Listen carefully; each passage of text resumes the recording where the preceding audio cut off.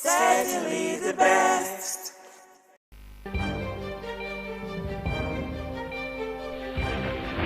This is ITV. Certainly the best.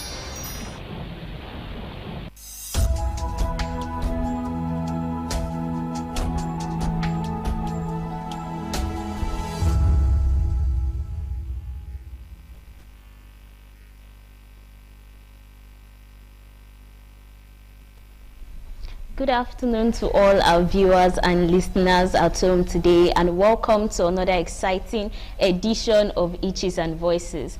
Itches and Voices is brought to you by NABVID, Network for the Advancement of People with Visible Disabilities, here in Edo State. We advocate for persons with disabilities, their rights, and everything that pertains to people and persons with disabilities. I am your host for today, and my name is Rebecca Mamedu. And for inclusion, which is something we always preach, we have our sign language interpreter, Cynthia Godwin Aya, to do justice to our hearing impaired community. Thank you very much, Ms. Cynthia. And before we dive right into the conversation and introduce our guest, we'd like to say this week has been one of celebration for the disability community, because our very own, the director of NABVID, was newly appointed as a permanent secretary in the Edo State Civil Service. This is a huge one for the disability community and one for the history books, because this is the first time a person with disability is appointed as a permanent secretary, and this is happening in no other time than under the administration of His Excellency Senator Monday Okpebholo. For now, I would like you to watch a short clip from his speech to see how it went.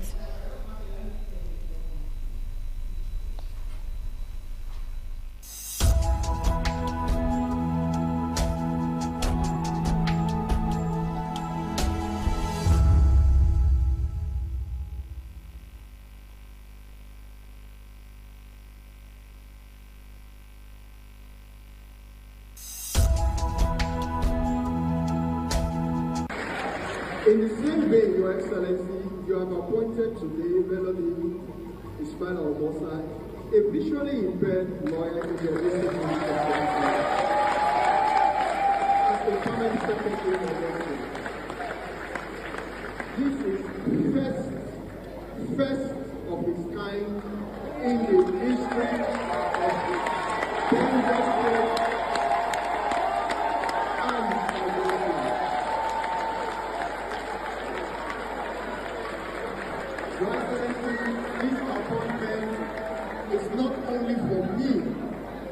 It is for the entire disability community and the constituency.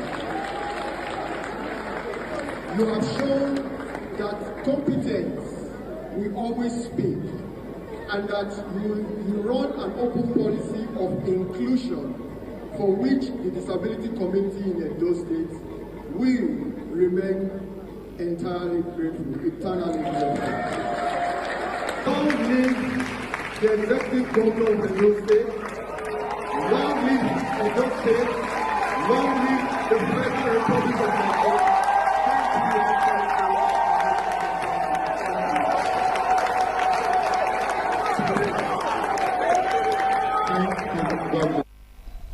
Welcome back. That was a very beautiful speech, if I should say that myself. Even His Excellency gave him a standing ovation. That was a very beautiful one, and it was on the lips on every single person that attended the swearing-in ceremony that day. So let's dive straight up into our conversation. During our last edition, we started a series where we talked about electoral inclusion, particularly about the current registration of PVCs for persons with disabilities. And still during our last edition, we brought an INEC official who is in charge of persons with disabilities and other groups. His name was Emmanuel Dedekuma.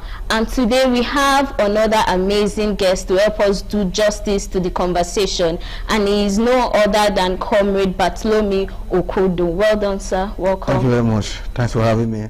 You're welcome. So, sir, we're going to dive right into the conversation. Sir, you're a very well-known personality in the disability community, but we believe that there might still be some of our audience who do not know you. So, please, sir, can you quickly introduce yourself to us and also tell us what role do you play in ensuring electoral participation?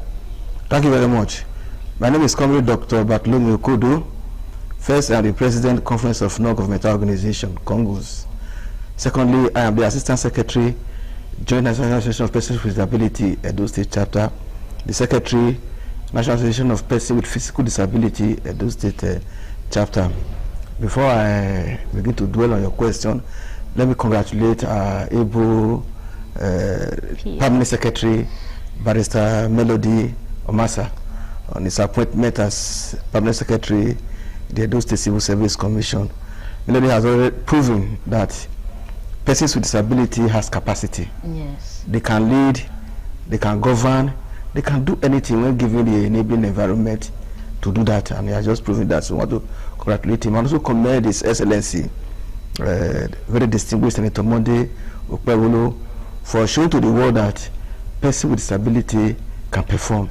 But there are a lot of persons he would have appointed Permanent Secretary, but he chose to appoint somebody with disability. So we commend him, and it's happening the first time in the history of Edo State Civil Service under his leadership. So we want to commend him, and we want to urge our new Permanent Secretary to keep the flag flying, to continue to make us proud. So congratulate him. Coming to the question of what role you play? Yes, the role that we play. We have been playing that role. We have been ensuring that over the years, since 1999, when democracy started, we have been ensuring that election is free and fair and transparent.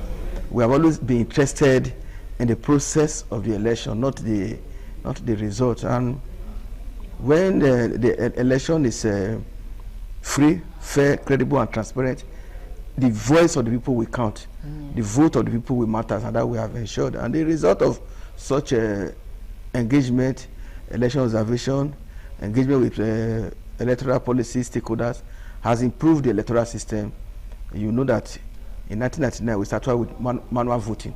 Yes. Manual voting that excluded persons with disability. Today we are now doing electronic voting or digital voting, where persons with disability are to a large extent included in the electoral process.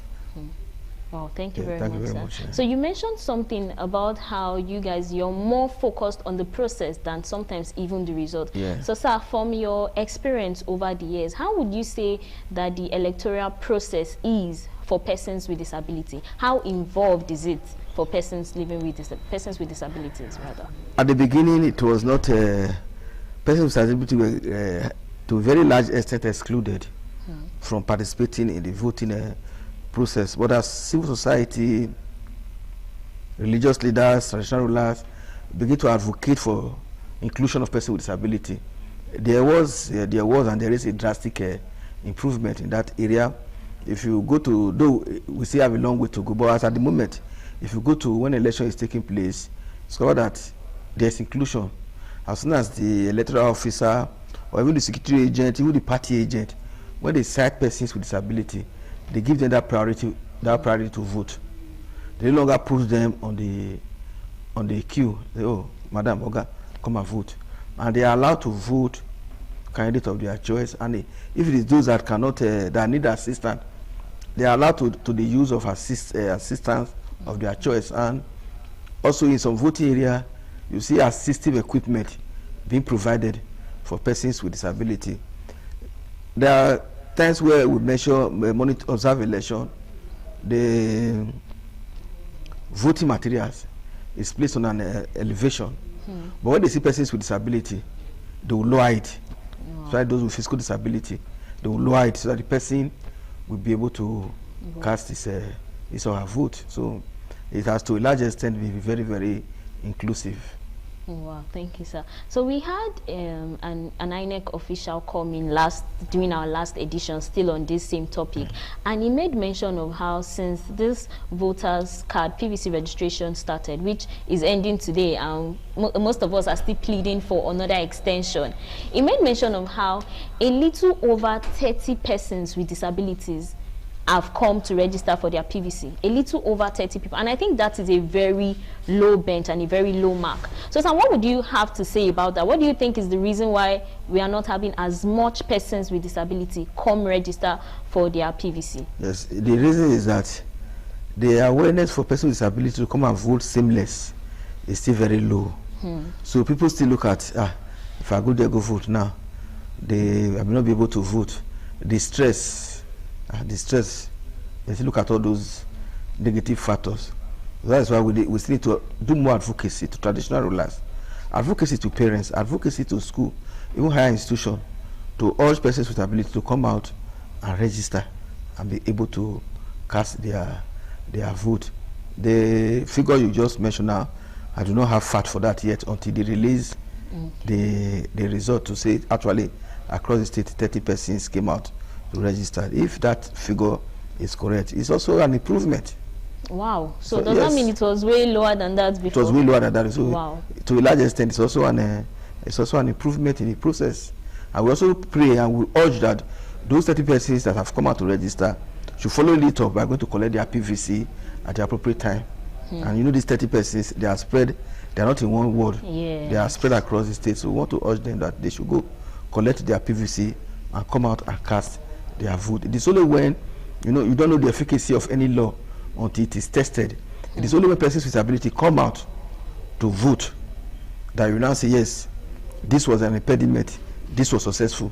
So when they come out to vote, we observe areas of impediment that needs improvement. We observe areas of success, and then we begin to advocate on those areas that needs improvement.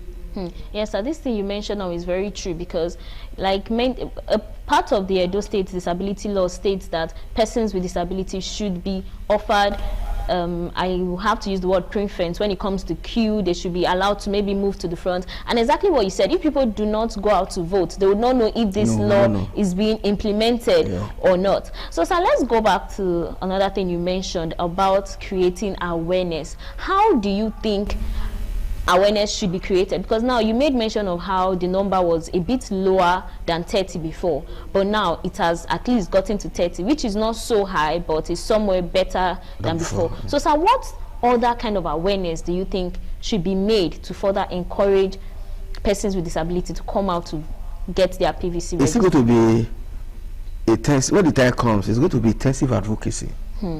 We'll still have to talk to the communities, the community health. We use also talk to the media to create enough awareness so that these persons will go and collect their PVC. It's going to be intensive campaign. It's not going to be, but we don't know them. Okay. If we know them, these 30 persons now, we just send persons to their various places, go and collect your PVC. We don't know them. So it's still going to be serious advocacy, serious campaign, not just for them to go and collect their PVC, but should also come out on the day of election and cast their vote. Because it's way beyond just registering for your PVC. If you register for it and you do not vote, there is no... So go and collect it, propose it for use in the bank, for you for identification. No. That error should stop. Collect your PVC, go and cast your vote. Some say vote will not count. It will count. Because if vote will not count, people will not be spending their money to campaign. If you believe the power of equipment will affect the equipment, they are campaigning. True. They are campaigning. So if they are campaigning, it means they need the vote. It doesn't matter how they are campaigning. Whether they are using Mama Kara process, anyway, but they are campaigning. In the last governorship election, even if it was a local government election controlled by those state government, we still see them campaigning. That shows that the vote will count because they need the vote. Yes. If they are campaigning, even if they are power of equipment, they are still campaigning, it means the vote will count. So your responsibility is to go out and cast your vote. Let those who are in charge of making the vote to count do their job. But if you don't vote, how do we go about saying your vote will count or not? Yes. So you must come out and cast your vote. And we're going to do a very intensive advocacy, very intensive campaign on the need for persons with disability and every other citizen to come out and cast their vote. First, your responsibility, cast your vote. Yes, sir. And I feel like if someone that doesn't cast their vote doesn't have any right to complain about Nigeria not working, because if you do not vote, then how are you expecting the vote in Nigeria to come? If you do not vote on election day, you have no moral justification to complain about bad governance. But who did you vote? Yes. Those that voted for bad governance. You go out, vote for the party, for the candidate of your choice. It is only when you have voted you can now say, yes, I voted. This is not happening. When you are not, when you didn't vote, the issue is that we talk about democracy. You can only exercise your power as a citizen on that day of election. Immediately after that day, your power, you have seconded it to another person. You have told that person, your rep, your senator, your House of Assembly member, you have told them, go exercise this power on my behalf. You no longer have a say in the government, but you have given them that power. Say, go exercise this power on my behalf. So to be able to allow people to exercise that power on your behalf, you must go and vote for them. So it's not a matter of collecting your PVC or registering for the purpose of taking it to bank, but for the purpose of actually voting.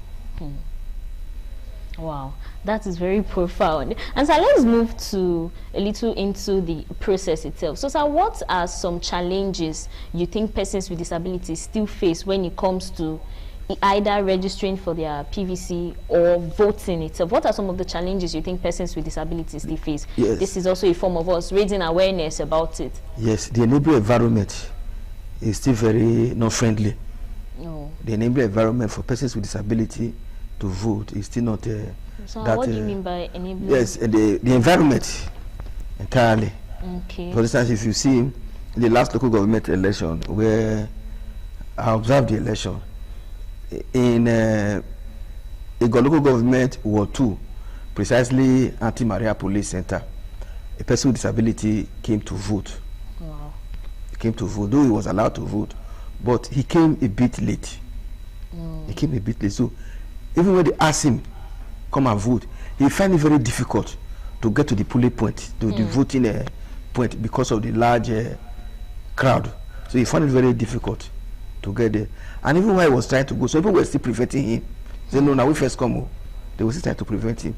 So that awareness is still not enough for them to give unhindered access to persons with disability.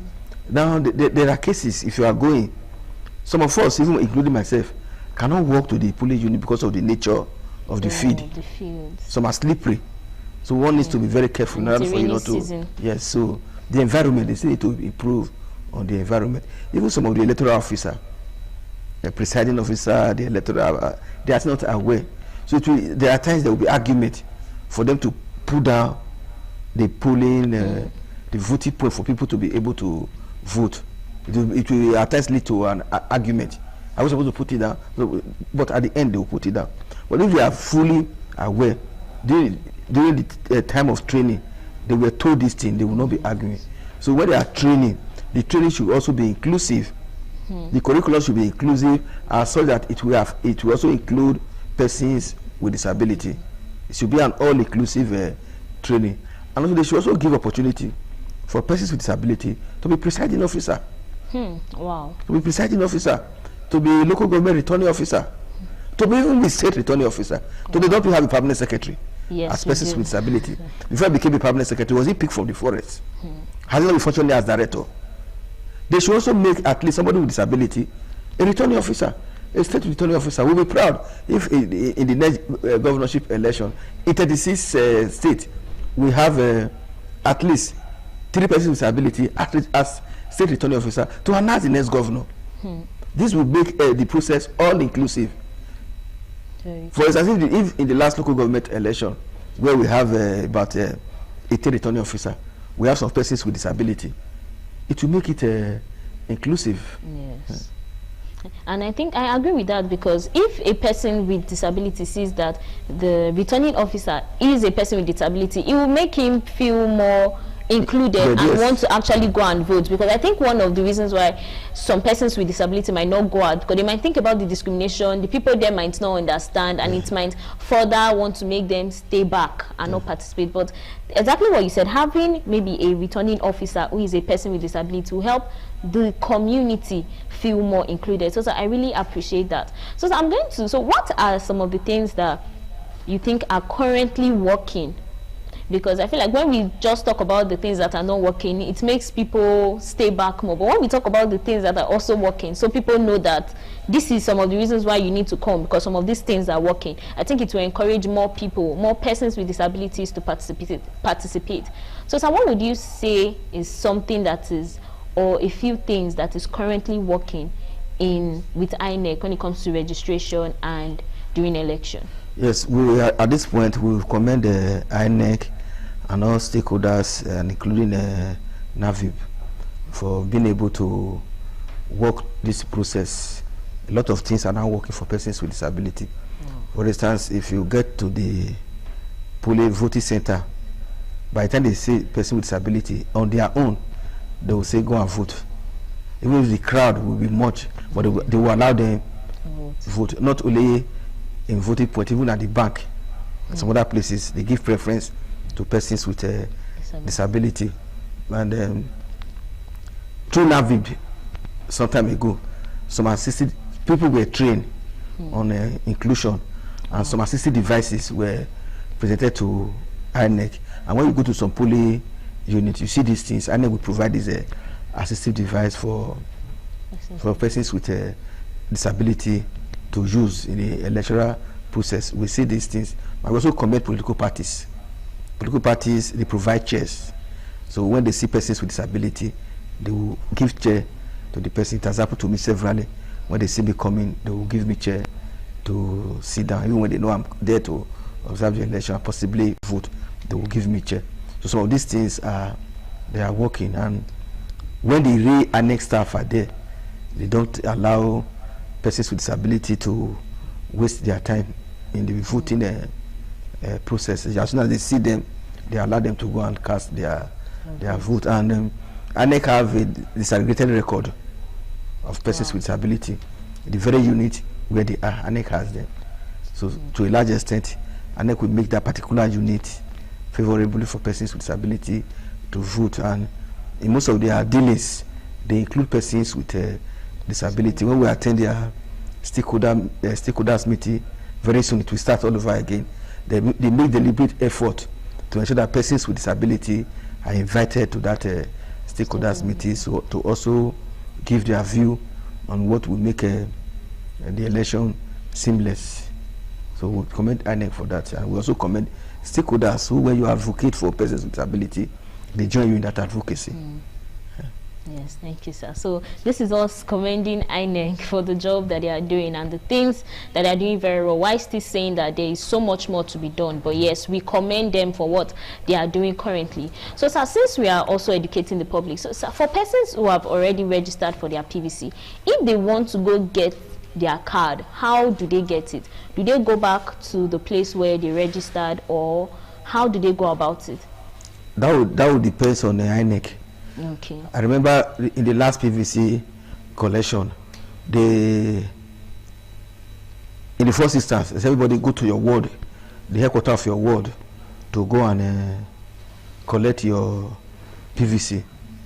Every particular ward has the headquarters, so the PVCs were available in the headquarters. So when you go there, you pick it up at the ward headquarters. After a given period, that windows have elapsed, they will ask you to go to your local government headquarters. For instance, while they were doing that, because I did a transfer from Oredo to Igwebe, so the people were collecting it at the ward level, I could not go to Igwebe. But when they were collecting it at the local government level, I went there. I was able to pick up my own. No. Okay. But so will there be like an announcement? Like how will people know it's time? And I do a lot of just the way they did publicity on the just about to be concluded voter registration, the same way they do publicity, and the same way we also do advocacy.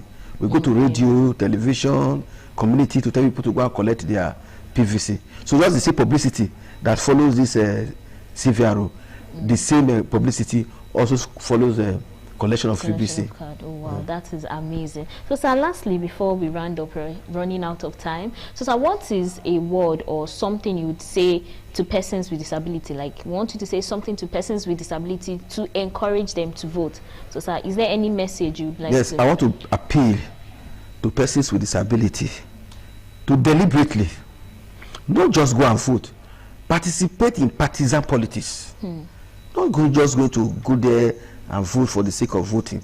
I want to say that I've read the constitution of some political party, at least 2 or 3, make provision that for persons with disability to be included in the executive council, or what they call ESCO, from world level to national level. And some of these positions are not filled from world level. It therefore means if Edo State has 192 ward, there should be 192 persons with disability in each of the ESCO of those political parties. Wow. There should be 18 persons in each of the ESCO of any of those parties, the 18 local government. Then there should be 1 at the state level, persons with disability. So we should, as persons with disability, make effort to participate in partisan policy, to have a say in what is happening, in the electoral process, to even come out and run for election. But the Melody have opened the way to say these things are possible. We want to see persons with disability contesting for House of Assembly, contesting for Senate, House of Rep, and just as they are talking about reserved seat for women, there should also be a reserved seat for persons with disability, because we have vulnerables. Not only the women, there should also be a reserved seat for persons with disability. That this particular seat, maybe 2 in Edo State, only persons with disability will contest it. There should be such thing. So that is what I'm praying for. Wow, thank you very much, sir. It has been an exciting time in the studio today. Thank you very much for joining us. Like he has already said, everybody needs to participate. Every person with disability needs to participate from every level in their state. Not just registering for your PVC, you also need to go get it once it is announced and cast your vote, because you cannot complain about a government if you are not voting. If you did not vote, it is not right. I remain your host, Mamedu Rebecca, and remember, this is Itches and Voices, and Itches and Voices is brought to you by NAPVID, Network for the Advancement of People with Visible Disability. Till I come your way again next week, remember, spot a itch and be a voice. Thank you.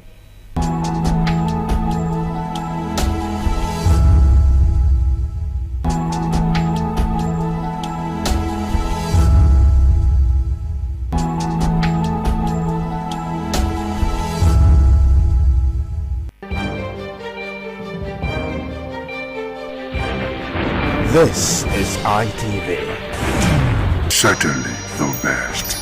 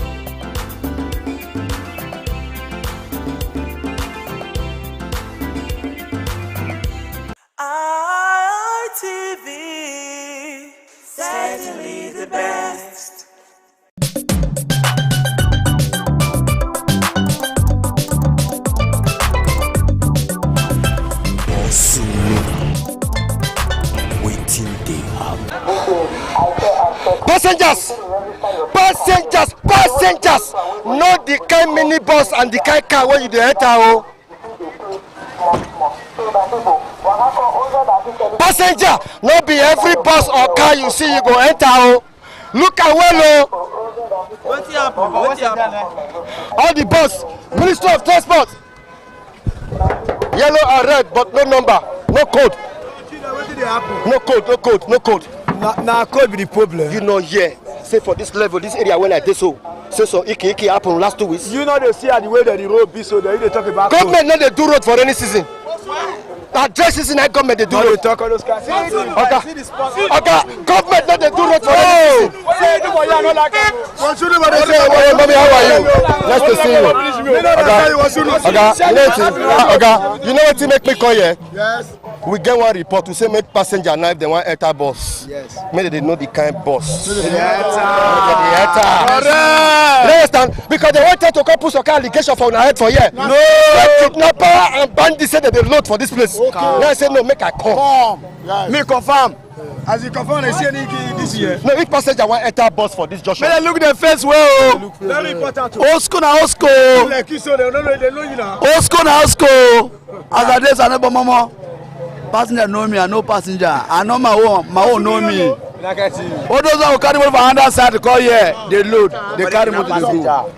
Other people they talk so. Other people that they work for dancing and you believe. For evening they come and they work for their route they don't get. And they carry apart for the kind of. No, you won't tell me say the people where they work here, the chairman, when people they organize here, they know the bus driver where they work here. Yes. See the list. See the list. All of you. Yes. The list all your number. I mean, but you know, yes, so iki happen here, you know, here. Yes. So let me hear they walk. Let me hear they walk. They walk here. Now they tell you so they walk here. They go carry to go back. They load for back. Yeah, let me our line. They carry to go for business. Last I go they load. Other than be dancing motor and new bini motor. And they call it load. If I won't go now, Uniben now. Yeah. Now tell us the boss now confirm. If you see me there, you say confirm. Because that mean that I mean the control yes. Make it fall for one chance. But you understand me, when boss go there online, they don't turn by turn. When the boss or they go work out about the boss or say they plan to where they go. No. They'll go from that side, that place, go enter motor for there.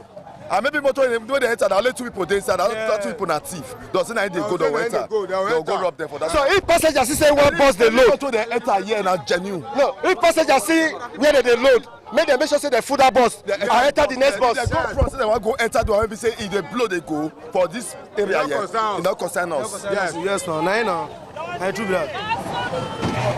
We dey agree. It don't tell. Respect. Greetings. Passenger why enter bus for this Ibiwe. Yes. I go to know the confirmatory bus because of something wey happened 2 weeks ago. We get packed. Now yes, that be our pack. Now they give us the motor they load. So that anyone may do load for back, they no load for our pack here. All those impatient drivers, all those armed robber, kidnapper, now back now they for the go they load. Now here be the pack where they give us the motor they load. If they forget things, they forget load. Now here they give them back. They come here, give them back. Yes, those people will be say that they do that thing. Now for first. you believe? That's an allegation, no. No, You don't fit to say na first mini bus now they call the office here. You know what you want to do one day, If not be say I not quit your cash, but that's why say he played no but not come day back, but he put for front and not see. When they don't push that girl to away, now they pass that wire road, they zoom past it. Now the girl come me say whether I know that motor. Now say oh, I don't see the plate number. I say this motor not be this route for the work. But why did they thief mini bus? Mini bus, yes, so this is God for our route here. No, they go a month. You don't get the motor you dey here, another side, not there. You get the motor now. Now here you dey walk. No, be at the walk. I come out road, but I'm going watch it for you. No, I come out road. You know that driver? No shaking, I park it. Oga, now you get this bus? Yes, sir. Are you the real driver of this bus? I'm the real driver now.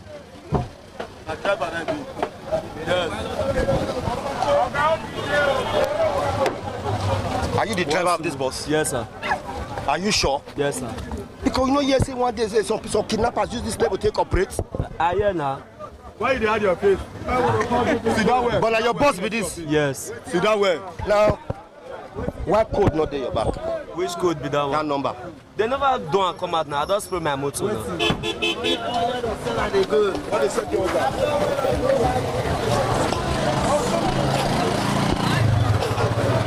Okay. Now they pursue all of them. Now they pursue all of them. They're not fit park here. No. Who park here? Know what you go see now. Don't say Martin, know what you go see. Who knows say get a makeup on here? Don't be talking about my makeup put on. You go know say Mini bus not fit load for you. You want that? You want that now? You go know say yes, kaki not be leather, makeup pack on. Dirty. Dirty. Dirty.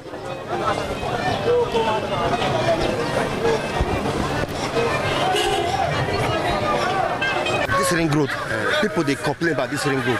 Now I don't go ask all those drivers whether the people, where all these drivers where they work here, whether they know them. You know, say one matter happened like 2 weeks ago when they say kidnapper can't use minibus load for here. That's what they talk. But I know since then, that's why all of Nana don't come. I make all of us day here, they watch, we wear uniform. Sunday we not still wear uniform. Sunday we not wear uniform. So once he look, make we see all those are one chance. You know when the first happen before, now we first pursue all of them. Yes. So now since they're not this side, they're not about the day before. Now they don't see come this side, we'll pursue them. We'll go hold them, no worry. What will be your advice for passengers? Because for passengers, now any bus they just enter, they just jump. The thing is that's why we always preach about this Central Park. Very important. You see, but if they take that place now, they're not going to see one chance more to enter. Because we not fit there all the time. I fit there here now, I go here, say hold up there, I go that side again. Because these people now, and the time when they come, they're not they come for daytime. Now in the evening, they come. Around that kind 4, 5. Now all those time, they'll look and say all those security agents, most of them don't close. The hair go down. They'll your come, they'll this, and all these people, they go get old man, they will get old woman, we go there inside the motor. And they go get old man, old woman inside the motor. So you now, if you want to enter, now you can't see old man. You see it the day, you see it your man, you go enter. And meanwhile, the people they want to perpetrate the evil now, they go there front. As they come up from where everybody there now, they will come do like say stop them, you go enter. The other go do like say stop them, go enter. Now so I tell the car, if now here we for the hold them. What if we catch anyone now? What will happen? If we catch anyone, I know 2 ways about it. The governor don't talk and now execution now for ring road. After that 2 weeks court now execution. So for me, you know say we catch at the right time, they will see good evidence, they prosecute them. That's it, you everywhere gallant. Any person went to anyhow. It's anyhow. Thank you, sir.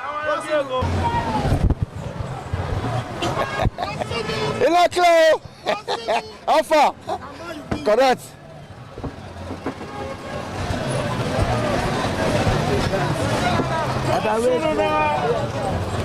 I don't suffer, not be small. Or say I get sense. Poverty not good at all. Oh. Now you make I join this business. However, Mona relax, no small, they'll soon be the finish. Mona relax. They'll soon be the finish. I don't suffer, not be small. I guess. Poverty not good at all. Oh. Now you make I join this business. 2000.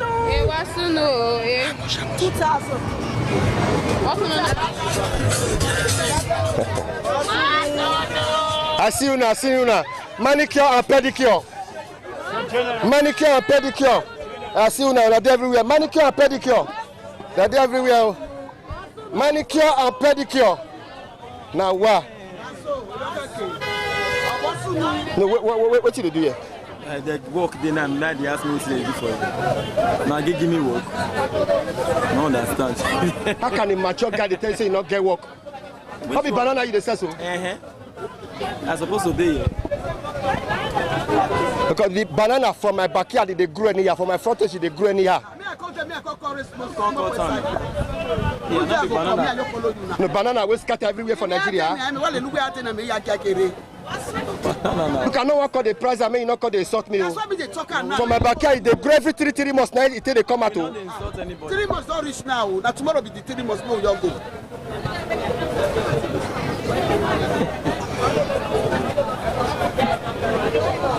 Not le person here, like how much this one? Only 2 million. That's 2,000. Only 2 million. That is the code. I give you West Alako. I give you West Alako. I give you West Alako. 2,000 naira. You know where you are there? That one where my backyard go Surat. You know Surat make something. What did they happen? Also know. But you know America. You okay? We never. I they see you all the time. They admire your program.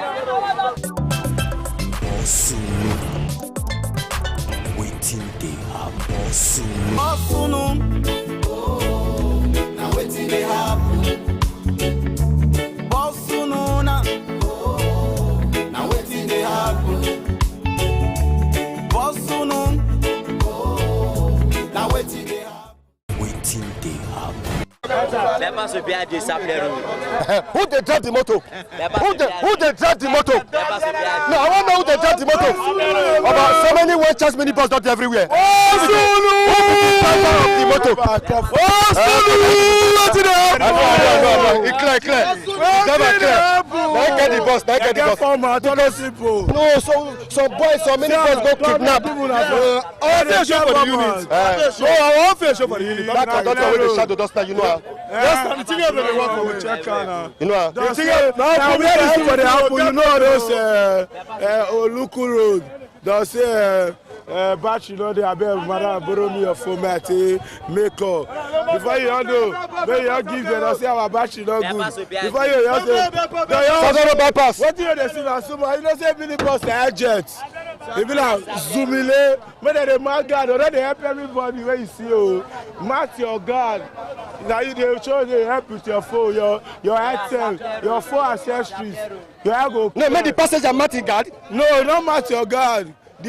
Not go let the hard way. Oh. Not go let the hard way. Passenger mark your guard. Oh. Passenger hold your outside. Passenger mark your guard. Oh. Do small.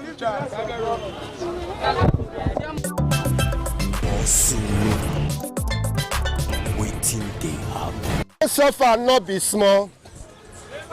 Or per se, I guess sense. Poverty not good at all. Oh. Are you the driver of this bus? No, I'm the conductor. Passenger, hold your guide. Passenger, hold your guide. Airport Ogba. With this man, when I see for this bus, my mind don't call down. Okay. Airport Ogba.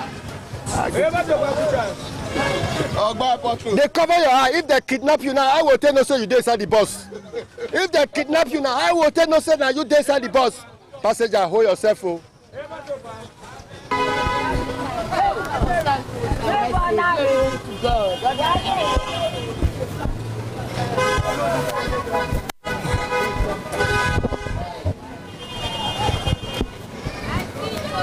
Huh? I think say you not see me. You never hear say federal government of Nigeria don't ban all this sachet. I never know why you not go stop company. It's supposed me fair go company now. Okay, no, you dey talk sense. Before NAFDAC go call the arrest you now. May they go arrest the company. The company and people may sell them for Mission Road. If they don't arrest some people, no see where take back, no buy again.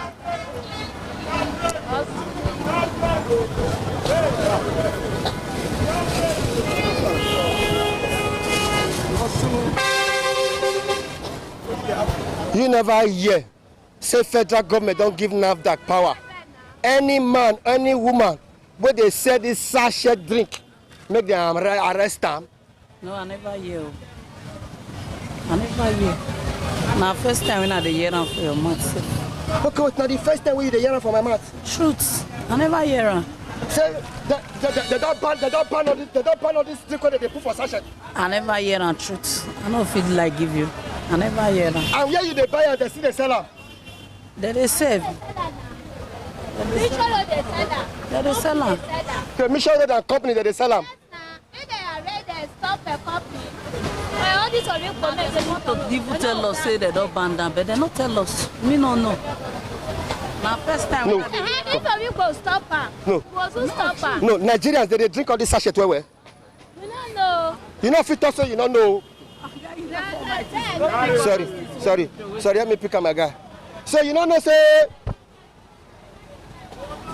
If they stop company, of you go start to dey buy for company. As of you go dey sell am, we go dey still sell for us. They don't fit talk say they don't sell for us. If of you go company say they want buy, company of it talk say no sell for them. If they stop company, of you go start to dey buy for company. That we now will still start to dey follow of you go dey buy for Mission Road. waiting these people when they sell them to the consumers they talk say if true federal government and NAFDAC ready, make the federal hold the company where they produce all these sachets. And the person wey suppose more arrest, don't be we. Now company and Igbo people shop. Now we dey fine. How we go take 6 months chop? Now we just dey fine. So if they go tell them say make they not do am again, we ourselves will not go sell. We'll find another thing we go do. Because this one now one that come 1 + 1 and 2. Now we take they manage, say they survive.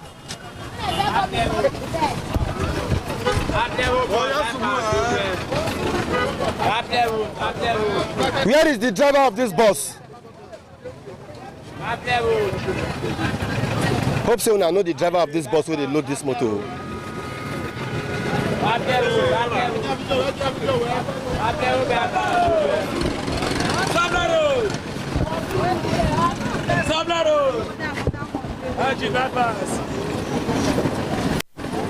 Now people take the enter one chance, so you say you don't go.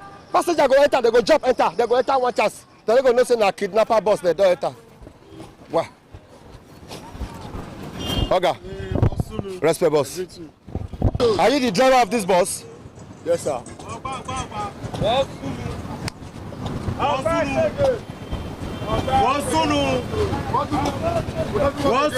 Are you the driver of this bus? No. Because we want to know who be the driver of the bus. We don't want to enter one chance. I know. Passenger, know the kind mini bus where you dey enter. Oh. Passenger, know the kind mini bus where you dey enter. Don't be like Oga. One chance, what is 1 kilo? Don't stop for don't say one chance. Okay, along. Not be park. Along. And that along, collect their purse, collect their phone. But if you enter for park, we'll give you what you lost. Person love iPhone. I carry I give him. You understand? But if you enter, then for yesterday, I enter here around 5. I can't tell that one man say, estate gate now 500. He said no, they carry 400. As he reach there, not reach 30 minutes, she dey cry come back. What happen? He said they don't collect before collect money, they push out away. Now say that one good for you. Enter bus, you say no. You want to go enter along. Now they thief for this road. Hey! And they tell you the truth. And the truth be that. If I say she entered this one that day, they for not thief am. What will they see? Yeah, United. Well, United, yeah. We don't know ourselves. Yes. Yeah. The person of you come from Kobai, come they load here. No, whatever. Except we don't see him. But a mini bus at the drive now. I don't carry my mini bus for a 2 hour load here. You not your general, your face show for the worldwide. Everybody know you. Understand? So that bus where they go now, this bus where they load now, we know. See the owner. All of us we know ourselves. So what be your advice for passengers now? What we advise? Make them enter motor for park. Make them dey find because 100 naira. Because 100 naira, maybe here na 300. You go dey find 200 naira how they go. Problem don't come. This way they forget for motor, go see another. As they forget another, they'll come meet her. As fast in a park. Anything where they forget for motor, they go see and all those things where they there. Like what they front. Passenger. Now person forget this one. You see now person forget your eyeglass. Now they will come meet time. Any year we take come. Now they will come meet time. Many passengers say that they enter one chance for this mini now bus. one chance now that they enter wow. Maybe they look face. Maybe they come back. If they come back, they load, no problem. But if they say, imagine say they go Lagos. Lagos now I think 20,000. Somebody say one carry you for 12,000. You enter. Now along the road. No, for instance, say now what they cause problem with that? So if they enter, may they forget say the money. If they enter for the normal place, no problem. Passenger! Passenger! Passenger!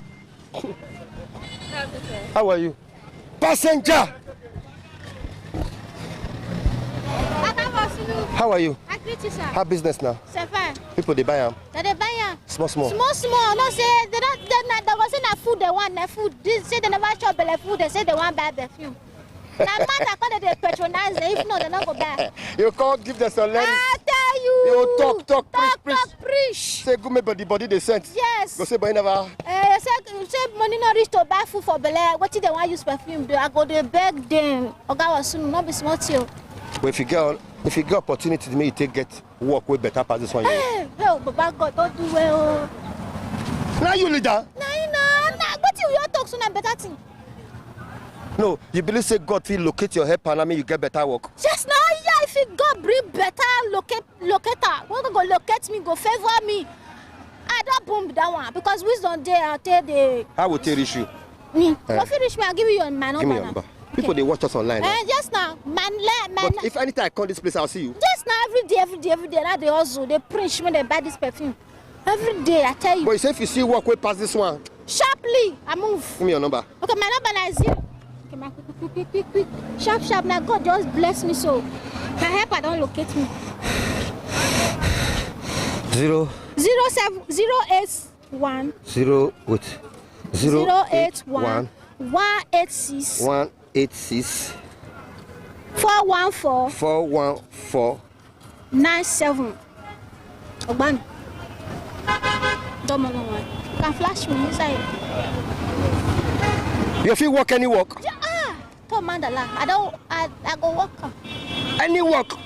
I say you not see us everywhere. Cause there's everywhere they hot. Any work even on a clear, even on a bouquet, I don't go. That's so. What do you want to use this money do? This money, if you reach me, but get small picky for us where I see they also go they feed. Money your corner, open business, also they. I be tell you, only say I don't see money to open shop. Now I can do also like this. I lay hand work. Stop this your number. Learn hand work. Yes, now. I like machine. You like me? You get machine, Abi? Yes, now. Machine. Hey, what be your name? My name is Faith. Or Nyeme. What you doing? We do pataki. Faith, right? Faith perfume. So you believe say through this talk when me they talk, so God will locate your helper for work. In fact, God already locates me. As I always say, so God already locates me. Any work you work. Yes. I don't go. Even though anyone will just give me now, I clean me and I sweep you, I don't go. But in fact, as me and you they talk, so God don't locate me. I thank God, and I thank God where I thank RTV. God go bless RTV. God go bless RTV. Nobody go feel bringing RTV down in Jesus' name. So you believe as you see me so? Every your mother don't show. I tell you, God don't bless. When I come here online, more come out for streets. Amen. She say any work she go work. Yes. Come on. I don't suffer, not be small. Upon say I get sense. Only God can do what no man can do. Unchangeable. Unchangeable God. Reliable God. Only God can do. Only God can do what no man can do. Yeah. God will locate you. Will locate you. Will locate you. Hey, wait. Waiting they happen. Now waiting they happen. Now waiting they happen. Now waiting they happen. Waiting they happen. His Excellency, you know say you tell me that they say you should bring out the boss. Who will bring her? Bring her come out. So that all this our conductor, our driver.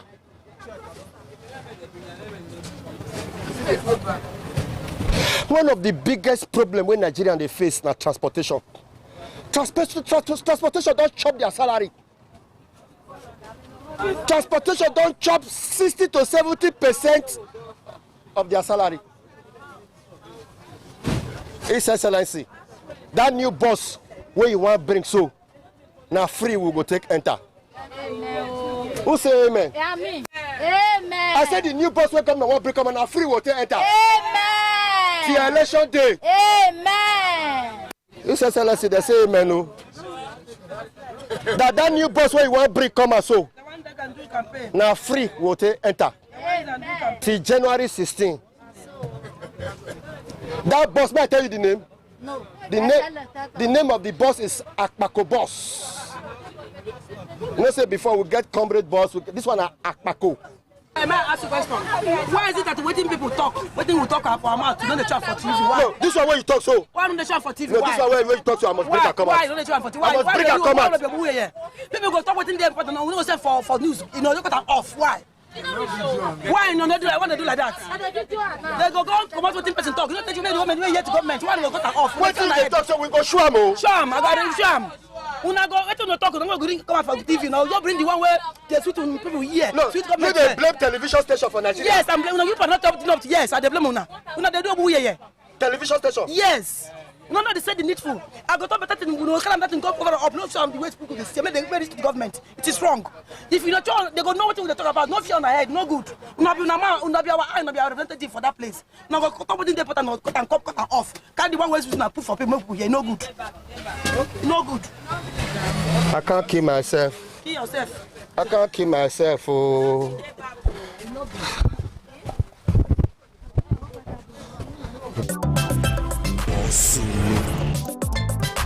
Waiting they happen. Okay, we're there for Benin City, Edo State, South Nigeria. And we're there for King Square. Hey! You know what's happened? I beg, I'm waiting at the top of this country now, man. We all know. I want to know now what did they happen for okay, what's your problem? What's your problem? The problem now, what did they happen for this country now? I want to know. How much you take back for today? For now, 1,350 for this country now. Me, I don't tell you. I don't tell you. No. I won't go Libya. I won't go Libya. This Libya now, I won't go now. I want to leave this country. When people they talk, say, Wakana, you say you want to go Libya. I say I won't go Libya. This country don't tire me. It don't tire me. It don't tire me. From that, tomorrow now, I go Libya. Tomorrow, I go Libya. Because I don't know as this country they be now. Every day, Tuesday, every day. You know, yesterday, using Sky Bus do kidnapping yesterday. For which state? You got a distribution number.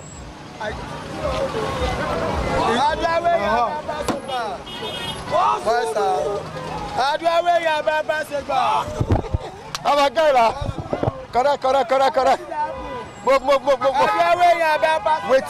Wetin happen? How much you take back for today? The fuel every time don't increase. Me no understand. I want 1,000, 3,000. You know, yesterday because of American Iran when they fight, you know, yeah. Because of American Iran they fight, that because they buy fuel high. They can't go just 1,150 just now. No. I won't buy fuel. They see 1,000, 3,000. My brother, you buy from me. Who be these people where you carry so? Now passenger now.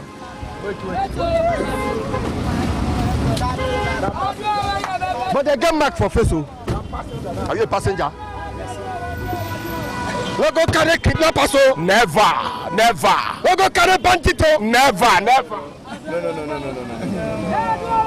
Yes. A businessman. Yes, sir. I don't know. Hey! But we don't see again now. Try to contact me now. My friend. Correct. You're not a barrister. Correct, my guy. You enter now? I've been a fake. No, you enter. I want enter. You enter. You don't already do TikTok, Facebook, everywhere. Hey, don't G. But Okpebolo not they collect money from Ola. No, that's senior brother. Okpebolo na senior brother. Ah yes, senior brother. We they say some people they collect money from Ola. They won't die.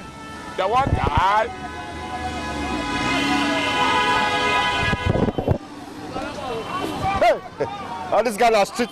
See ya. Na street they do. Don't G Abdullah. Now wetin dey happen? Bosununa. Now wetin dey happen?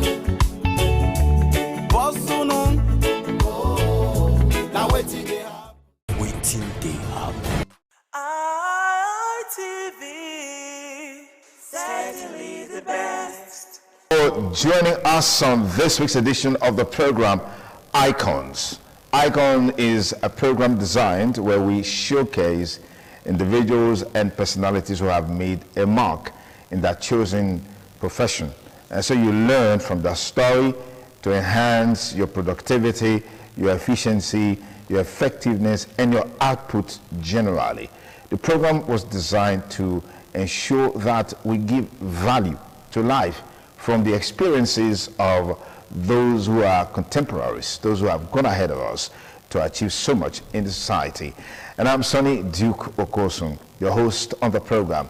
My guest is Chief Henry Iyobosa Legema, the iconic Legema, I must say. Good to have you on the program. Good to have you on the program. Yes, all right, let's look at how the industry has evolved over the years. What used to be in the days of yore, not happening anymore. But if you were to do a comparative analysis between what you used to have then and what we have today in terms of revenue streams, in terms of technology and all of that, what would be your key assessments points? There's been a drastic, I would say, improvement commercially. But there's been a deliberate drag back on professionalism, you know. But for who I am, it is not the monies that we can make that is my drive. My drive is my passion for the craft, you know. So I don't look at what we can make first. But there is no show without the business. That's what it's show business, isn't it? So comparing then and now, professionally it was better then. Financially it's better today. Now, you know, and people are beginning to realize that the act is not for dropouts or for, you know, the never do wells, you know, and I think we are beginning to get our opportunities when necessary and when it's important. How is the industry responding to technology, particularly streaming platforms, and then some of the latest innovations in terms of equipment quality and all of that? If you don't embrace it, you'll die. You know, so it's our oxygen. You know, that's what we have. That's why it was quickly embraced, and we're all, you know, actualizing, you know, the new things we're learning. You know, there are SEMP, for instance, organizing the relevance of AI to filmmaking, and AGN has done something like that. You know, all the kids they are doing, they're, you know, integrating and reorientating our people in the new terms for the craft. You know. So who would you say are your greatest motivators, your mentors in the industry, people you looked forward to both locally and on the international stage? I don't have anybody internationally. Is there a reason for that? I'm a complete Benin man, my brother. I'm 101% Benin man, and my craft is my craft, not Oyibo craft. If you see my style, my craft is not tainted by any influence, especially Oyibo influence. You know. I am first of all a Nigerian, and I try to, if I can't tell my story by myself, who will tell it for me? You know. So as for people I've looked at, my role models, so to speak, the first one will be Akin Keru, late Akin Keru. Yoruba man whose mother was Obamedu. One of the finest actors I have ever seen in my life. He was in that great Lagbodo. Was one of the artists here who represented our state in the team for, and I was in that same production, but as a page boy in 1977. Wow. You know, Akin Keru was one of the greatest actors Nigeria ever saw. Then of course Sam Loco, you know, and Ojeben, Cleophas Elegon, Amiwo's father in Port of Life. Okay. Those were thespians, my brother. They ate, drank, lived, slept drama. You know, even Felix Ogie, Kasma Suleiman, you know. Then in the nowadays, RMD, my contemporary, Another fine actor. It was here in Benin. My small cousin, Pedro Obaseki, was an inspiration. You know, he was the first person who made me play a clown, a village jester in The Prince. Somebody was the prince. And it was the first time I was playing that kind of role.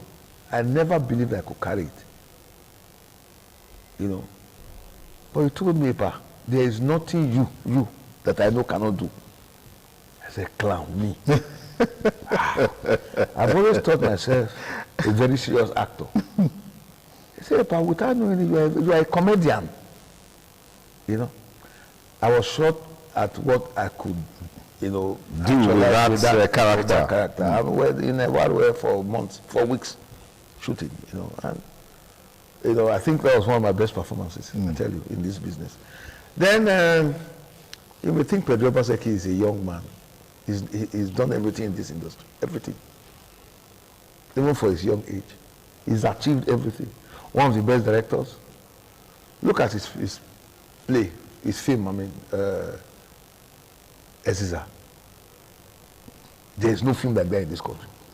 And there's never been, and I don't think there will still be. Only my film, Ataparapa, and Jerome, I'm sure those are the ones that can match that. If not better it. Okay. You know, with technology. With technology now, yes. Which is available now. Yes, you know.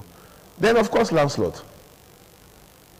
Boisterous young man, but he's a very together person. He loves his craft, and he does not shy away from talking about it and shouting from the highest mountains about it, you know. Otherwise, he's one of our best, and we have done well to support him. I think I've been in over 20 to 30 of his films. Wow. You know. Wow. And that is one way we can support ourselves. Absolutely. It's not the money. Yeah. It's not like me. I don't think, maybe one or two persons have paid me for acting for them. You know. I finish with you and walk away because I feel it's one way to encourage you. You know. It's not because I have too much, but it's one way. I didn't have anything to start this business. People also supported you back then. Yes, yes. So I don't see why I should stress or strain your pulse to make you achieve what you want to do. Okay.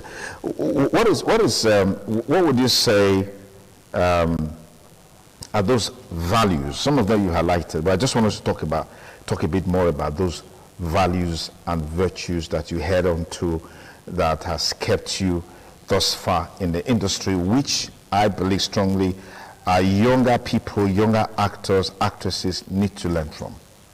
First thing first is know who you are and believe in you. That's one. It's like the foundation. Know the talent you have. Know, you know, the strength of your talent. Okay. Then hone it properly. Because it's you. There shouldn't be shortcuts or cutting corners to it. You must go through the mill. That's the only way you can actually be, you know, when they say wet your whistle, that's the only way you can actually clean your pipe. Or like cleaning your lungs for fresh and clean breath, you know. Then two, you must be dedicated to the craft. Otherwise it will leave you. It's like a guitarist who leaves his guitar for 1 month. The guitar craft will leave you. To start again, you will learn, you start to learn all over again. That's how the act is. You must practice it every day. Whether you are alone, whether you are in a production situation. And don't let money be your focus. Don't let the glitz, the glamour be your focus. Otherwise you'll be a flash in the pan. It's like fashion. It has its season. Yeah. That's how it is. But if you are in for the craft, and you are an absolute practitioner of the craft, you may not have that kind of fame, but you will be there. Consistently. You will just be a necessary evil there. I like that word. People will, anybody who's coming to shoot anywhere will say, where is that leg? Yeah. Well, because you have made yourself relevant. You know, and don't ever go on set and be a problem. What do you mean by that? You know, some people come and they come with all sorts of excuses, especially if they are collected monies. You know, he will know that he's having another shoot in 5 days' time. He will collect the money. He will collect the money, And 3 days to the 5th day, he starts to give you problem with, I'm not well, my mother is in the hospital. You know those kind of excuses, you know. You may get away with it first, second time. But you may not have another job from that city. Because that would be people's perception of you, and then they use it against you. So we try, you know, we follow that, our slogan that says the show must go on. Go on. You know, so whatever. I pulled a tooth. I pulled a tooth to go on the set. Wow. I was on set when my immediate elder brother died. I finished. I didn't talk. That's commitment, dedication to the contract, to the craft, just like you said. You know, and the minute you can have that dedication to the craft, the sky will just be your threshold. Okay. As we round up now quickly, what should we expect from you? What do you have? In the pipeline? Yes, in the pipeline. What are you doing? Do you still act? Do you still shoot? Do you still produce? Do you still direct? And when you look back, how many movies would you give credit to as your personal production? Whoa. Movies. Maybe like my personal movies. Maybe like 47, 48. Wow, that's huge. Then I produced for others about 50 something. That's huge. You know. Right now, we are starting a new phase of filmmaking. Why do you say new phase? Because it's not what we have been doing or what we did before now. It's completing the movie and then animating the movies. You know, it's a new deal we are starting with the Chinese. Okay. And we are starting with our own stories, epic stories. You know, Joromi, Kwase, what do you call it? Atakparakpa, Ise Nazoloa, then Nekidi, you know, all those movies are way back, yeah. You know, so that's what we are doing. All the scripts already. We are doing our creation of artists and dotting our eyes. Okay. By tomorrow, Pedi is starting his own, the cartoon version of Ikoka. Tomorrow. You know, and I'm playing with him, you know. Okay. So he's the director, I'm just an actor. Okay, that's it. But I'll be there tomorrow, and I'm thinking to take the whole of this week for that. Okay. You know. Okay. So that's where we are. So right now, I have 2 films to release in the next couple of days. Interesting. You know, Mother Dearest and A Woman of Virtue. You know, we're back to the theaters. I mean, the return of theaters. Yeah. How is that adding value to the industry? Well, it should add value because it's a plus. But it looks like it's not adding value from that. Because that's why I said we have no actors anymore. The crop of actors we have now don't know stage. And they are not interested because there's no glamour, there's no gliss. And according to them, no money. You know, so glamour, gliss, fashion, and money is their push. Okay. Only very few actors like myself, Toti Negiabi, Adjo Sawaru, Uniso Morigi, Cliffy Benovia, Sonny Duboy, and a few others. Elia Abaseki, Jennifer Abaseki, you know, those are the ones who have the, you know, the drive for, or the passion for stage, you know. And of course, what do you call this girl? Peace Usawayi. Call them anytime. They prefer the stage to movies. Ameze Okponu. Okay. You know, these are fantastic stage actors who are ready to work anytime. Okay, but we've seen a lot of movies going to theaters, not necessarily the stage kind of theater. We've seen that. I mean, for a while, it was more of the stage, but we're seeing movies going to theater, people going. How is that adding value to the system today? It's one of the distribution windows. Okay. For filmmaking. Okay. You know, and we have embraced that a long time. I have had 3 films that have gone to the cinemas and theater. So how do you see yourself in the next 5 years, 10 years? So maybe if I ask this, how old are you today? Or are you, I am near 60. I'm near 70 than 60. Wow, you don't look it more big. So what's the secret? Just mind your business. Wow. Don't interfere in other people's matter. Wow. No, if you tell somebody you're 50, I'm sure they'll believe you without even. Well, don't reduce my market value, so let's keep it like that. So where do I see myself in another 5 years? I think I'm slowing down on acting. I want to concentrate on producing and directing. Okay. You know, and I'm not getting any younger. So I will only be I'm selecting roles to play these days, you know. I can't be playing all that daga I used to do, you know. So I play king. No, you can still play level boy. I mean, with this look that you've got. Well, it will be a one-off thing. I can't be, nobody can call me a level boy anymore. Anyways, it was a delight having you here on the show. Thank you so much for coming. Thank you. My guest has been Chief Harry Yobosa Legema, veteran Nollywood actor, producer, director, script writer, everything Nollywood. Hall of Fame Nollywood. Legend Nollywood. Former president of Association of Movie Producers in Edo State. Oh, still chairman. Okay, interesting. Anyways, thank you so much for the impact that you've made. We wish you the very best as you look to the next decade of your craft. Thank you. And that's our package today on the program, Icons. We hope you had a great time watching. Be sure to join us and we'll bring you a fresh episode of the program. And I'm Sonny Duke Okosun, thanking you for staying with us. Bye for now.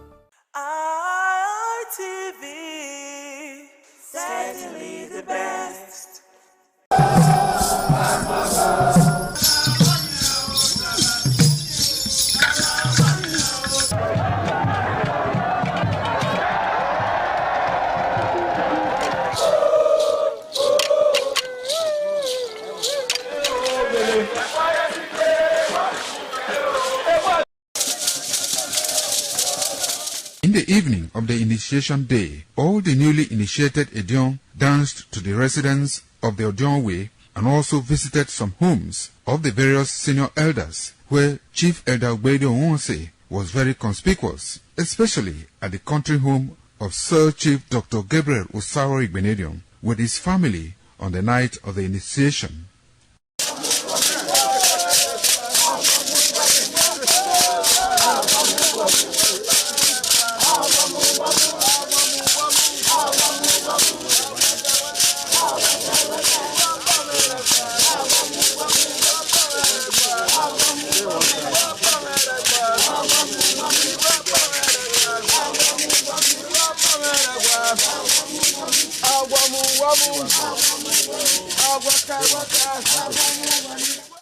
On the following morning, as part of the rite to be performed by the newly initiated Edion in Okada town, the initiates, led by Chief Elder Ogbede Onwonse, visited the Esama of Benin, Sir Chief Dr. Gabriel Osawo Igbenedion, at his Okada country home residence to pay homage and appreciate him for all he has done in the development of the community, which has placed Okada in world map. They also thanked him for his role in the success of their ceremony. They commended the Esama of Benin as a custodian of Benin cultural heritage and for revitalizing the age-long tradition of the age-grade ceremony.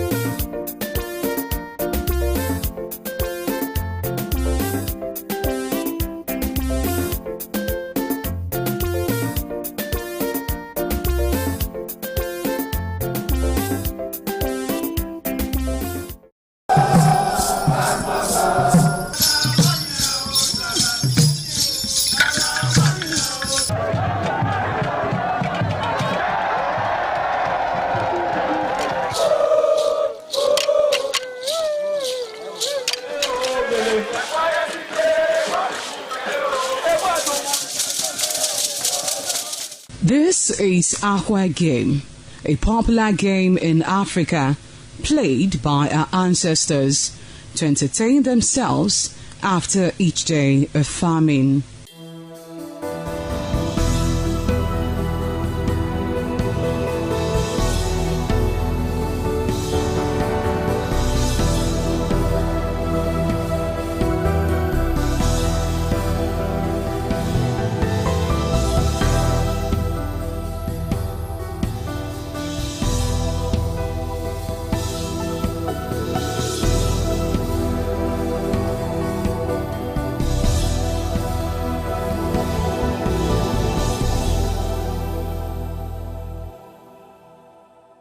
It is also relevant in our coronation in Africa.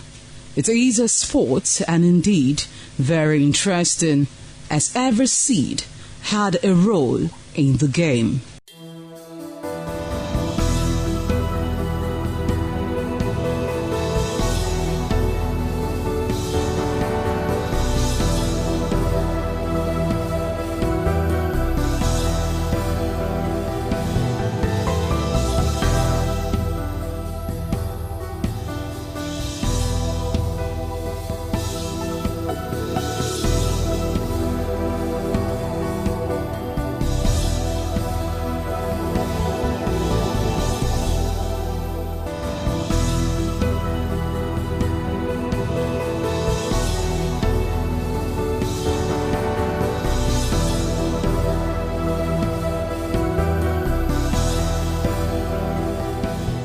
Playtime is 45 minutes per set. There is no age limit as long as you can spin Akwa seed. Ayo or Akwa game, known as the game of intellectual. This game requires a lot of mathematical skills. Akwa game is played with carved wooden box containing 12 holes.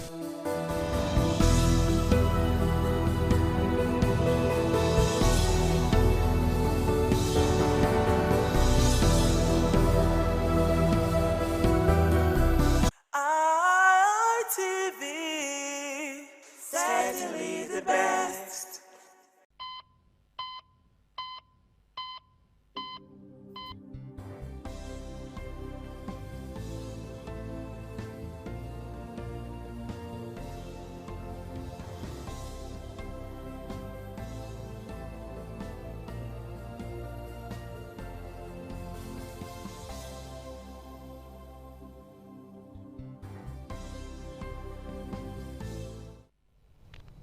Beautiful afternoon to you. It's always a pleasure to have you join us on the program Healthy Living with yours sincerely, Oluije Oikohai.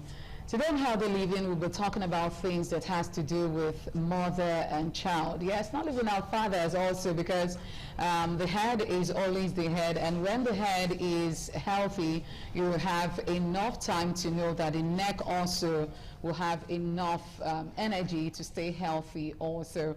All right, so today on Healthy Living, we will be talking about World Breastfeeding Week. Yes, it's a whole long week, yes, starting from, it has started already, started on August 1st down to August 7th. And to do justice to that with us is the person of Professor Ayebo Sado. She is Director, Institute of Child Health, UNIBEN, UBTH, consultant, pediatrician. We also have, good afternoon, ma'am. Good afternoon. Hello, viewers. And shall we have Dr. Aino Odigie? She is a consultant neonatologist, Institute of Child Health, UNIBEN, UBTH. Good afternoon, ma'am. Good afternoon. Thank you.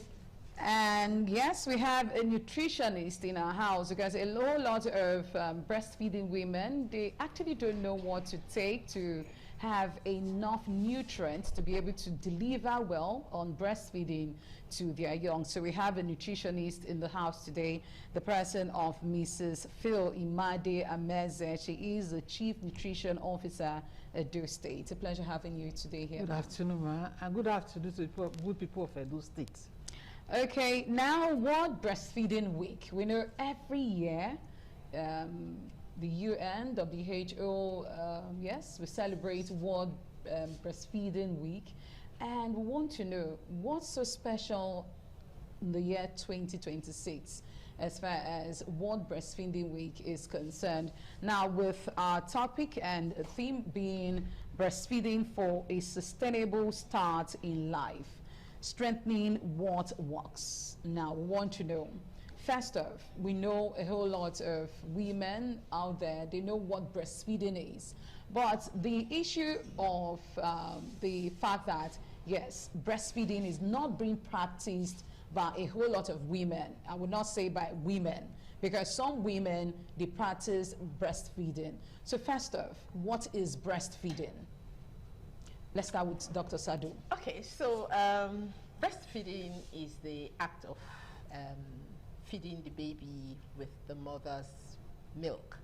And indeed, when God created all animals or living things, yes, He provided the food for each species. So a goat will feed the goat, the kid, its milk. The cow will feed its calf its milk. Yes. So for the human baby, they're supposed to take the mother's breast milk. So all mammals, that's animals that have breasts and they deliver their youngs live, yes, yes, they have breasts to feed their babies. So the human babies should be breastfed. Okay. Now, just like you said, most women will breastfeed, but it is the quality of the breastfeeding that we're talking about. In the human infant, we're supposed to exclusively breastfeed the baby for the first 6 months of life, and thereafter continue up to 2 years and beyond while adding on other foods. So that exclusive breastfeeding is very important, and indeed we should pay attention to it, because in Edo State, the statistics stands at 13.5% of mothers being the ones who practice exclusive breastfeeding. That means about 86.5% of mothers are not exclusively breastfeeding their infants, and that is a problem. Okay. I would like to ask Dr. Eino Odige, what's so special about this year's World Breastfeeding Week? Okay. But like you said, the theme for the year is breastfeeding for a sustainable start, strengthen what works. So it simply means that breastfeeding is the foundation for every child. It's, you know, when you want to build a house, you have to make a firm foundation to help the house stand. So that's what breastfeeding does for babies. It gives them that good beginning to help them in future. Like when the discussion goes along, you're going to see that we have several advantages, not just the short term, the long term advantages.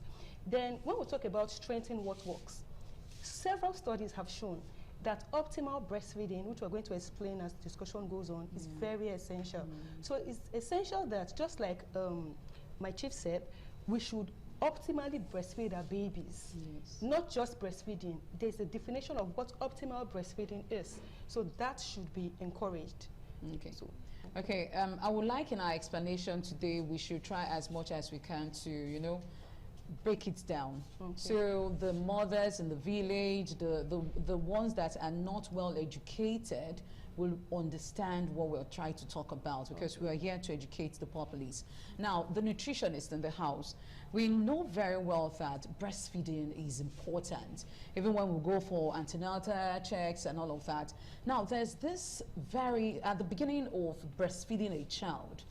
Now, what is the importance of that, you know, that milk to the life and health of the child? Thank you very much. When a baby is born, within the first 1 hour, the baby should be put to breast. Okay. You know, so why? The breast milk that comes out at that time has a yellowish substance, which most people, they will extract and they will throw it away. But that yellow substance contains immunity, contains antibodies, contains a lot of growth hormones that will help the child to grow properly. And it also have a laxative effect that will help the baby to cleanse the colon, to cleanse the intestine, to cleanse the digestive tract of that child, to make sure no remnants or anything that will affect that child. So that breast milk that child takes at that time is like the first immunity for the child. So within the first 1 hour, a baby should be put to breast. to take this very important yellowish substance, which is known as colostrum. That colostrum now, we have seen the benefit to that child. But not only that, when the child is born, they need fluids. Breast milk contains the right amount of nutrients, including water. That means till that baby is 6 months, no water, no any other supplements, or what our people call a agbo or formulas. It should be strictly on breast milk, because the importance is to make the baby prevent diseases. It will be for growth and proper development of that child, and it helps the baby's brain to grow properly. That's why they say for growth and development. And not only that, it also brings about bonding. Bonding between the baby and the mother, and also to the family. So the benefit of breast milk cannot be overemphasized, because one is beneficial to the baby, to the mother, to the family, to the community, and to the country at large. Okay, now Prof said something. She said the percentage of women breastfeeding their young has declined strategically. Yes. Now, we are from Edo State, you know, so we want to know the reason why. If enough, sensitization is not being done in Edo State. But first off, let's go back to Prof. Sado. Now, in all of this, having a long week, so what's the, what is the body as an institute doing to make sure that women have enough information to know how to carry out their duties? I love the way you explained breastfeeding. So if a mother out there knows that she, as a woman, she has an organ in herself to be able to breastfeed her young, I believe she should know that that is her sole responsibility when the child comes out into the world. To know that, yes, this is my responsibility for this child at a particular time of the child's life. So we want to know, how is this being practiced, and how can one actually know that, yes, this is my responsibility as a mother? Okay, so the preparation for breastfeeding starts a long time before the mother even gets pregnant. Okay. As a society, we must encourage breastfeeding. So in Nigeria, Africa generally, we are a breastfeeding society. So what has happened is that we have now started taking up cultures that are alien to us. So why do I say it's a long time? So society accepts that breastfeeding is how a baby should be fed. Yes. And therefore, when a mother gets pregnant, the older mothers should prepare the younger one on how to go about breastfeeding. And then even within the healthcare system, women attend antenatal clinics. So we also pass on that information to mothers. When your baby comes, breastfeeding is the best way to feed your baby. Not only that, we also examine each mother to ensure that there isn't any abnormality that may impair the act of breastfeeding. So for example, some women have flat nipples, some have inverted nipples. So if we detect that before the baby is born, there are things that we can do to ensure that breastfeeding is successful. And then when the baby is born, there are things that we do. We do skin to skin. So baby is born and put on the mother's skin even before you clean up.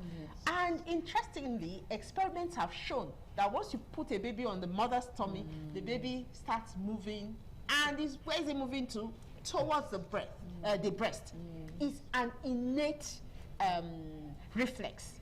And so we help a baby, put the baby on the breast, the baby begins to suckle.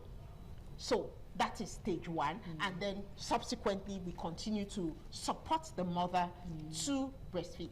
Now, all of these stages have benefits, not just for the mother, but also for the baby. So, for example, that breastfeeding at the time that the baby is just born helps the placenta to come out.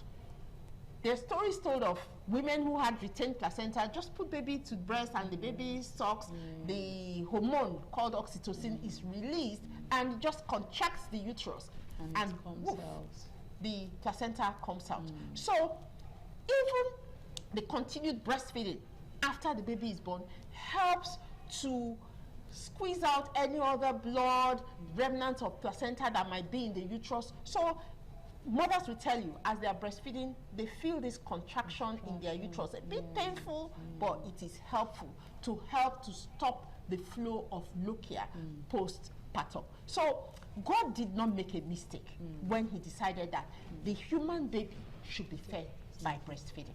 And so we talk to mothers antenatally and then postnatally when they come for immunization in the Institute of Child Health. So when you come for your first immunization, which should be at birth, we help you, show you how to position your baby, how to get the baby to attach properly, and then we follow you on subsequently to ensure that that breastfeeding experience continues up till 6 months and beyond. Okay.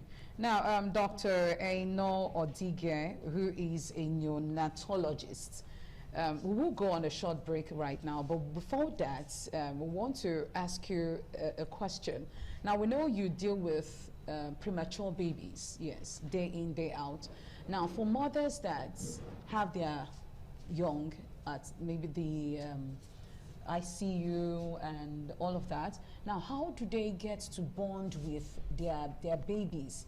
How do they have that bonding, you know, that spirit, that bonding time with their babies? And also, why don't we have, you know, mothers? You know, we usually see them outside, you know, when it's time they are being called in, and some aren't able to go see their young. So a whole lot of women are wondering why does this actually happen?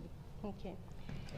First of all, know that for preterm babies, there are babies that didn't get up to the gestational age for delivery. That's 37 completed weeks of gestation. So it shows that they are still very immature. And this immaturity spans from immaturity from their respiratory system. They can't breathe properly, they can't fight infections, they can't digest food adequately. So it just goes all the way from head down. So the first thing that we do when the mother delivers a preterm is that we ensure that this baby is in an incubator. Incubator helps with the temperature control because they are still very young. They can't control their temperature, cold and warm and all that, so it helps them.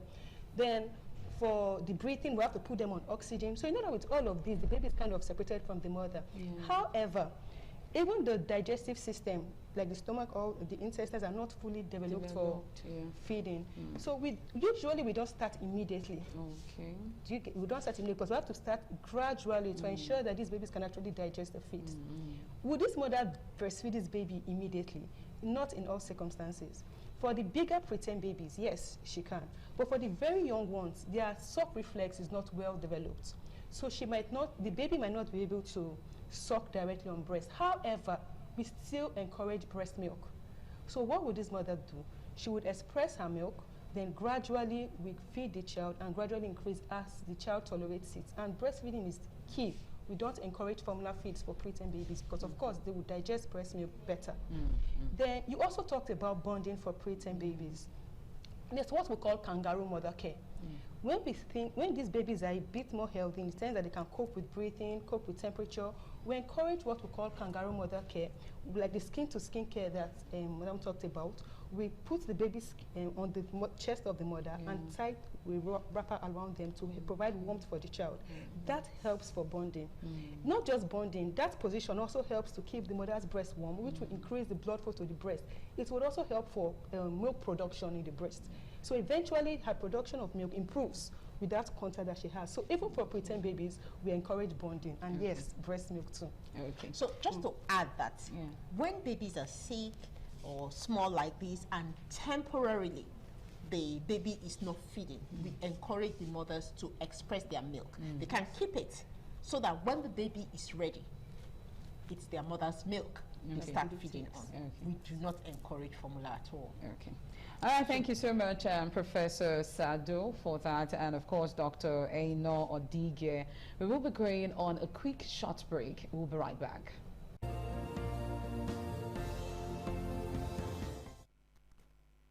Many thanks for rejoining us on the program Healthy Living, and sure, we're talking about breastfeeding. It is World Breastfeeding Week. All right, let's go to our nutritionist quickly right now. A whole lot of, you know, we've talked about the statistics and all of that, how the declining rate of mothers breastfeeding their young. Now, we want to know, as a nutritionist, What are mothers expected to do before and after? Before they put to bed and after they put to bed. And we also know of the fact that some women already, even before they put to bed, you hear them say, oh, I have started lactating already. So we want to know, what's that woman doing differently that the other woman is not doing that, you know, helps in lactation? From what Prof said earlier on concerning the statistics of breastfeeding in Edo State as being 13.3%, that's for breastfeeding. But for early initiation, we are having 45%, which means that still a pass mark. Let's go ahead. 45% is not yes, pass mark. listen, which is we now discover that, just like you said, so women are already lactating even before they give birth to. So by the time they give birth to their babies, they start breastfeeding. That means it is already established. That's why we are having 45%. But you can see continuity is not there. That's why we're having 13.3% for those that are not exclusive breastfeed their baby. The exclusive breastfeed their baby for the first 6 months, 13.3%. So now, what are we looking at? That before that woman gives birth, even before she becomes pregnant, later is orientation, teaching them that breastfeeding, the benefit of breastfeeding, the knowledge. Say knowledge is power. Say blessed is he that read it. So if you expose them as they come to, once they are pregnant, go for antenatal. In our antenatal clinic in Edo State, they have been taught. Most women, they don't go for antenatal. It's when they want to deliver that you see them. So those ones, it will be very, very difficult for them to get that knowledge. But once a woman is pregnant, that's one of the reasons we are here. We want to sensitize the public, the importance of breast milk, that if you register on time, the knowledge will be there. People are there to help you. When you get information that will make you exclusively breastfeed your baby, so that 13.3% in Edo State can change. So they need sensitization and advocacy to our key leaders in our community, our imam, our pastors, traditional youth leaders. That's why at times we sensitize them. During this breastfeeding week now, we are going to sensitize the public. We are going to have meetings with the traditional leader. We are churches, mosques, to sensitize on the benefit of breast milk and the knowledge of breast milk, the importance of breast milk. We are going to go into it. That's so that these indices for Edo can change. All right, Dr. Ino. In addition to that, another reason for the decline is the myths associated with breastfeeding. You hear mothers say, my breast milk is not enough. The breast milk is enough. The more you breastfeed your child, the more the body produces. It's ask and demand. So the more you empty the breast, the more your baby sucks. If you introduce formula, you would reduce the production because the baby now sucks less. So production will be less. So the more you give, the more your body produces. Yes. Then another myth too that most of them feel is that formula is the same thing as breast milk. It is not the same thing. It is not. I don't even regard it as a substitute because there are several things in the breast milk that are lacking in the formulas. The protein in breast milk is easily digestible, so it's very different from formulas. Then, like the fat also is an essential fat that the body produces. That is totally absent in formula. So those means these beliefs to also contribute to this decline. Okay, we also see some mothers, they have excess, excess milk and all of that. They store it. Now, the storage, is it healthy for mothers to store their breast milk? And how long can this last for? Prof? So that's a very important question. And it actually dovetails into what you said about how can a mother prepare. Yes. So you need to tell yourself before you put to bed that I am going to exclusively breastfeed my baby and that I can. And one of the major challenges is work. Women who have to work outside of their homes. So how can they cope? Now, when the baby is born initially and the mother starts to lactate, they produce much more milk than the baby can take. So that is the point where you start storing your milk for the future, for the period when you will step out of your home. So you can refrigerate. Refrigerating, putting it in the deep freezer, it can last for up to 6 months. And then you can put in the fridge. That stays about 24, 48 hours. And then you can put, that is express now, put inside a bottle, put inside a plate of cold water, just ordinary water, room temperature, and that can last for 6 to 8 hours. So even if NEPA has decided to be your enemy, you can still express in the morning, leave it enough for the child to take in the afternoon before you come back. So that planning, most mothers don't have it, and so when they just come in, I'm resuming work, or what am I going to do? The next thing they think about is, but if you have planned from the beginning, you would have stored your milk from when the baby was very young. And then another thing is that more milk comes at night. So you can do your expressing in the night, preparatory for what the baby will eat during the day when you are not going to be around. So breastfeeding can be very rewarding when you see the babies.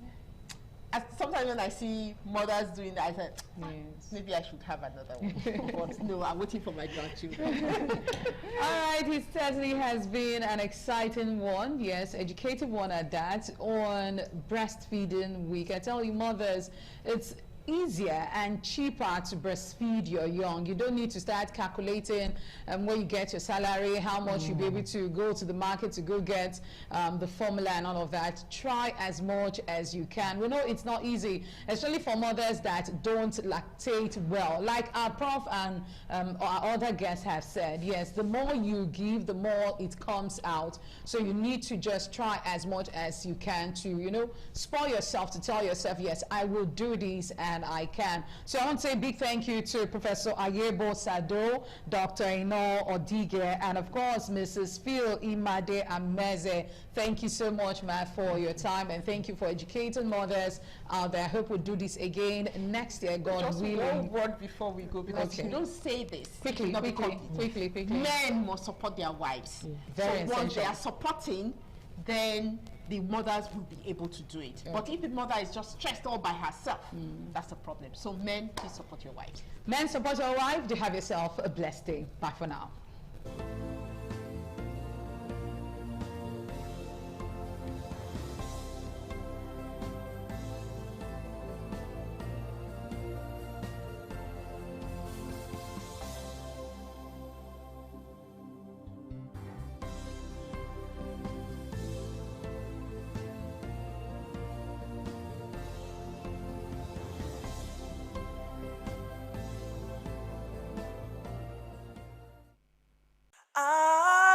ITV, certainly the best.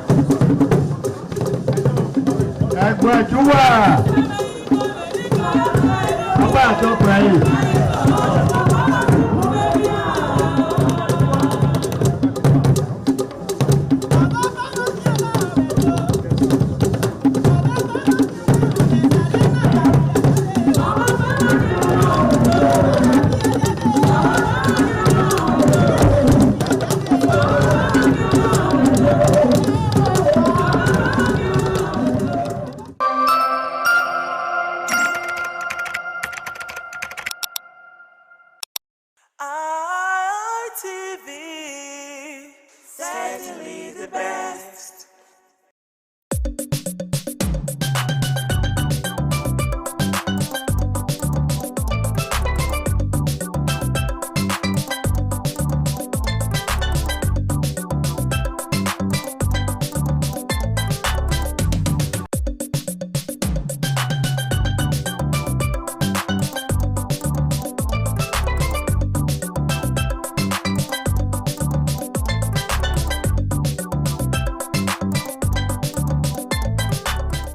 Viewers, once again, we welcome you to Message of Islam, reaching you from Independent Television Benin. I'm your uncle Al-Aji Al-Amin Alao. Inshallah, today we have another very relevant to discuss. The country has been a country that has a lot of security challenges, and the security challenges are on the rise to the extent that every now and then human beings are being kidnapped, ransom demanded. Sometimes the victims are killed, sometimes they are named, sometimes they are raped. Now I want to look at the topic, importance of saving lives, because we have people who take steps to rescue the victims, sometimes at the expense of their own life. So we are looking at the topic, importance of saving lives in Islam. It's not limited to kidnap victims. How about the medical doctors who save lives? To take a better topic, I have with me in the studio, close to me is Ustaz Sani Abdulafiz. Assalamu alaikum, welcome to the program. Alaikum assalam wa rahmatullahi wa barakatuh. Thank you. And we also have in the studio this evening Al-Aji Professor Bunyami Adi. Assalamu alaikum, welcome to the program. Wa alaikum salam wa rahmatullahi wa barakatuh. Viewers at home, peace be unto you all. Alhamdulillah. So we want to look at this topic, the importance of saving lives in Islam. Particularly, we discovered that the last rescue mission that was successful, the Orire students and teachers that were abducted, those who went to save lives, some of them lost their lives. We want to look at, is it really worth it? What are the rewards you get when you rescue someone, to save someone's life, even if you die in the course? So important of living lives in Islam. Now, what is life, and why is life important? Let me start with you. Alhamdulillah, we give praise to the Almighty Allah. We ask for Allah's peace and blessings upon our Prophet Muhammad sallallahu alaihi wasallam. Every life in Islam is sacred.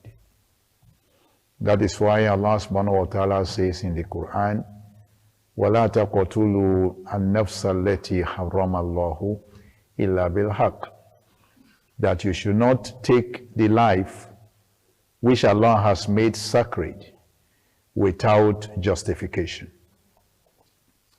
Every life is sacred, and so as such must be protected. Life must not be taken for no just cause. Allah says in the Quran that because of the incidents, after giving the account of how one of the sons of Adam alayhi salam killed the other, Allah gave a general injunction that we have made it a decree upon the children of Israel that whoever takes a single life, whoever kills a single person, it will be reckoned for the person as though they have killed the entirety of humanity. And whoever saves a single life, it will be reckoned to the person like they have saved the entirety of humanity. This is to say that every life matters. No life is less sacred than another. to the extent the Prophet ﷺ said it to the governors of the provinces in his time, that if you take the life of even a non-Muslim who is under the protection, who is under the covenant with the Islamic State, then this person is not going to smell the fragrance of the paradise. To tell you that every life matters. Islam respects institution. Islam believes that every way life is going to be dealt with must be according to the instituted, constituted authorities. No one is free to do what they like, to the extent that even when I am attacked, may Allah protect all of us, and I have the powers in my hand to do away with the life of another person, Islam does not permit me to take another person's life. The authorities, the government are in charge. But like the reference you are making about kidnapping and armed robbers, and then as well our medical doctors in the hospital, you know, these are people on the two opposite sides. The ones that want to take life and the one that is there to save life. But at all of the ends, the kidnappers, they have taken into their hands that which Allah Ta'ala has prohibited. Don't take another person's life. Whether it's because you want money from them, whether it's because there is some position you are dragging with them, and you think that they are going to outsmart you, and because of that you want to do away with their life. It is not allowed to take the life of another person in Islam. That's why Islam prescribes that if a person takes somebody's life for no justification, if they are apprehended, they must face justice.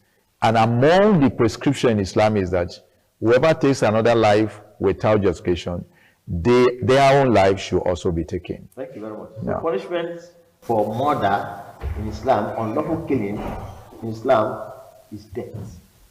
We have countries where death penalty has been abolished, even in cases of murder.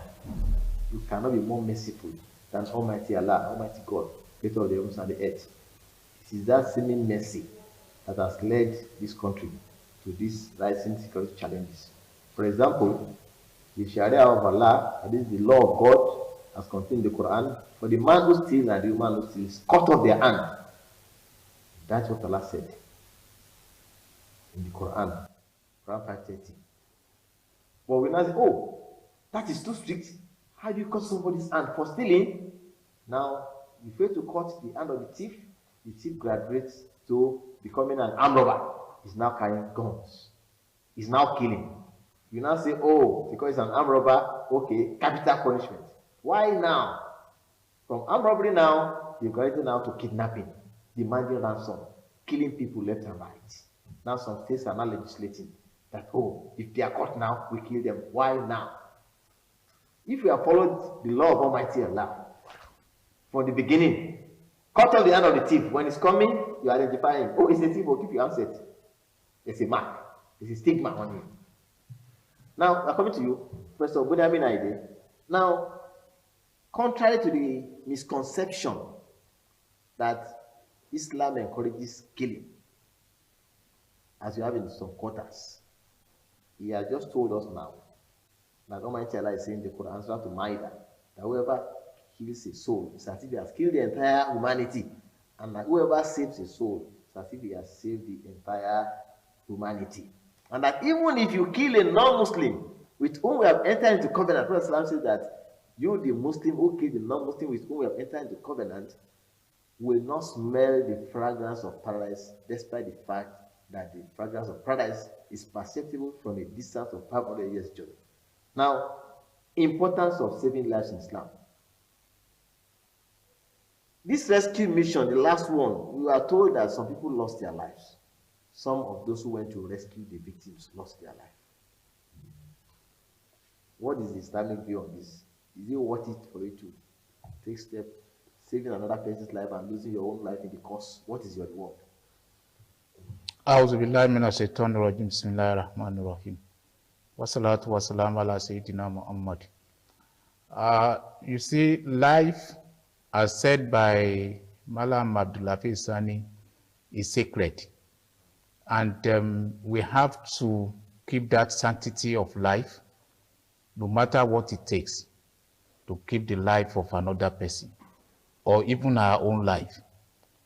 Because God Almighty, when He created us, He did not call anyone to assist Him in the creation. And the same way as we do tell one another, when it is time for one to leave, God will not at any time seek the consent of someone to say this is the time this person will die. So as such, we have to leave God to do what he does, to do its work.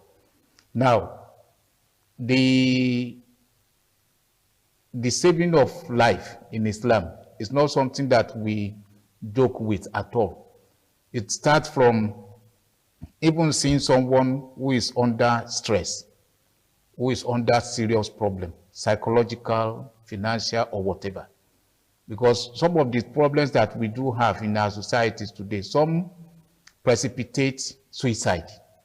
When you see someone that is gravitating towards that, it is your responsibility as an individual to find a way to assist such individual. That is one.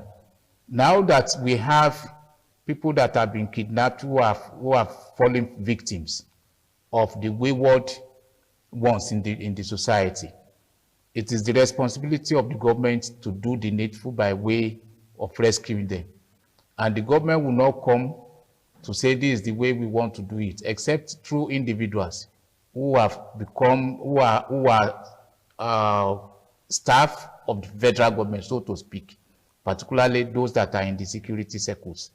And when one does that, when one gets engaged in that, the only reward for him will remain with God, because of the fact that it is not something that we human beings can quantify. Of course, in Islam, we know that when you do certain things, God always, as stated in the Quran, when you do one good deed, God will give you a reward of 10 for some, and there are some that attract the reward of 70, the reward of 700, and so on and so forth. But saving the life of another person is not something that you can quantify. You cannot quantify it in the sense of within the context of the Quran, because just as he mentioned, we don't know the extent of number of human beings that God created before us. We don't know the extent of human beings that He will create after us. So if God, in His infinite mercy, now says that whoever saves a life, it's like saving the lives of the entire generality of mankind. So it's not something that you can quantify. And the same way, if you harm a life, particularly pushing the person to extinction, automatically your reward also is not something. Even when they kill such individual, it doesn't take that killing him. It doesn't equate to what God already wrote for him, and that is why at all times we must not be object of precipitation of suicide thoughts to another person, either physical or psychological. Thank you. Now, viewers, if you are just joining us, the topic we are looking at is importance of saving lives in Islam. I'm coming to you again to start Sani Abdulafiz. We do hear of martyrdom. For Islam says that the martyr is forgiven all his sins except the debt he owes. Somebody who died as a martyr because of God. And the listed categories of people, the way you can die as martyr. Provided the person is a believer in the oneness of God. If those who went on that rescue mission and lost their life, assuming they are believers in the oneness of God, and they died in that cause, have you not attained martyrdom? Please tell us more. Importance of saving life in Islam, or life in Islam.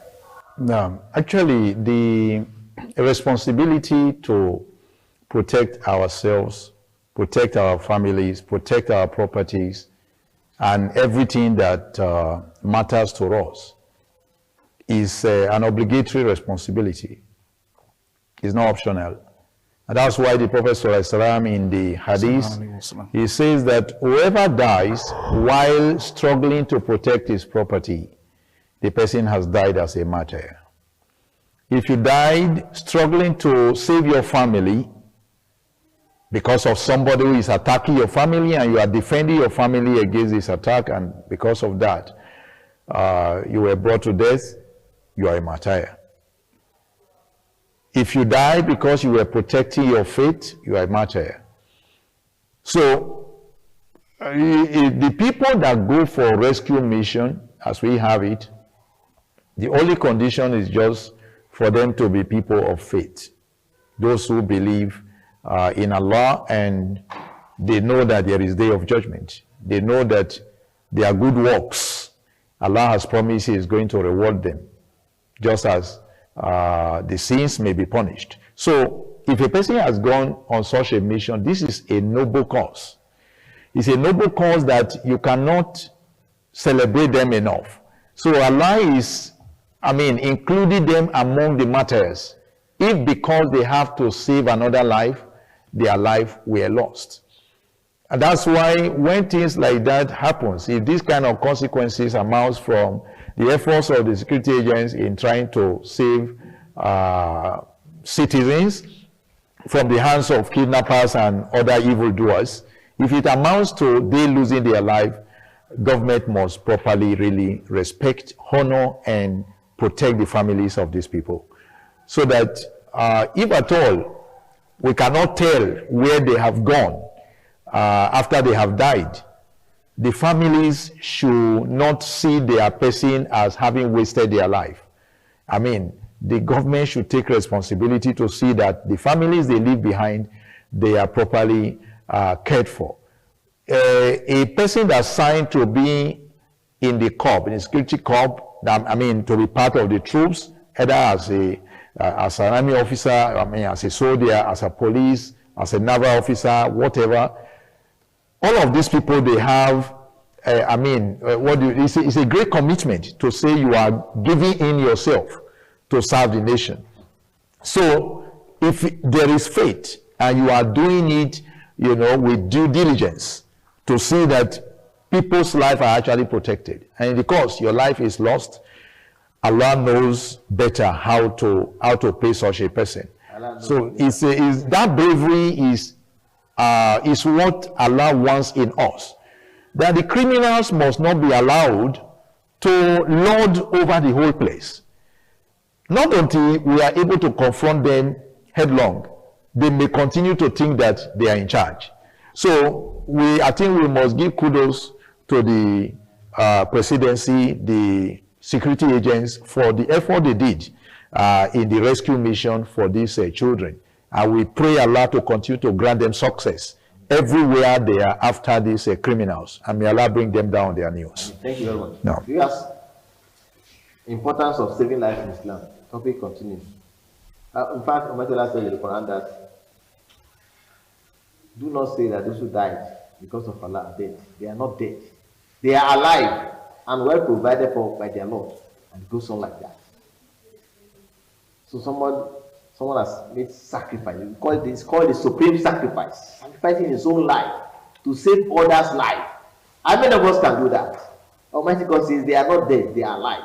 Provided you believe in the oneness of God. You do not ascribe partners to God. Because when you commit shirk, you ascribe partners to God, it's a sin that God will never forgive you. And you abode, your eternal abode eventually will be hellfire. But if you are able to believe in one God, and then you make that sacrifice, you lost your life in the cost of saving another's life. Of course, the reward with Almighty God is so great. I'm coming to you again, Professor Bunamina again. This incident, what are the lessons we can really derive from it? The rescue of these children. We are told that no ransom was paid, and we believed. Because if there was no exchange of fire, the rescuers wouldn't have lost their lives. We are told that some of the kidnappers were neutralized, that is killed, and while some were arrested alive. What are the lessons we can learn from this single incident? Well, there are a lot of things to learn.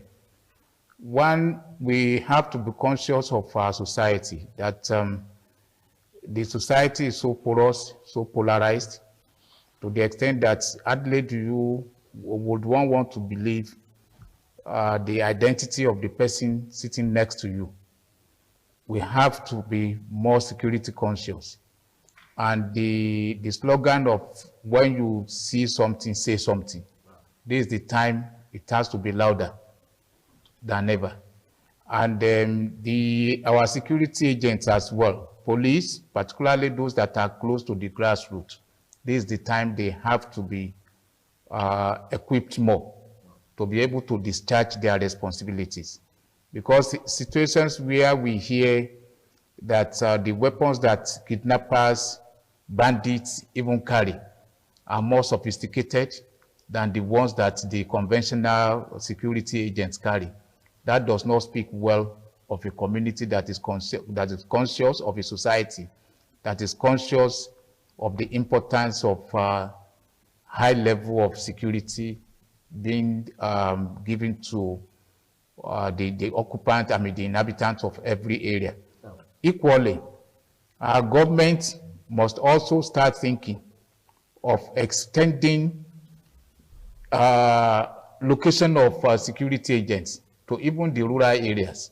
A situation whereby we just say we put it on ratio, maybe 1 policeman to 4,000 persons. That will not work in this kind of situation again. If there is need for us to recruit more hands into the system, the government should be able to do that.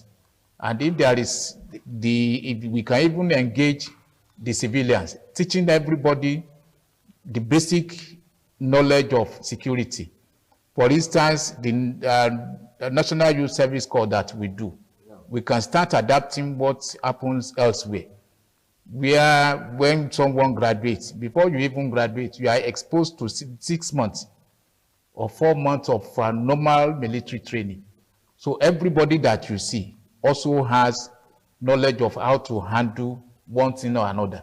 That, in a way, will also curb the activities of these criminals amongst us, because they will know that if they carry gun, another person, that the people that they are going to meet, there will be substantial number of persons who also know how to handle one thing or another. So it will be like preparing for them.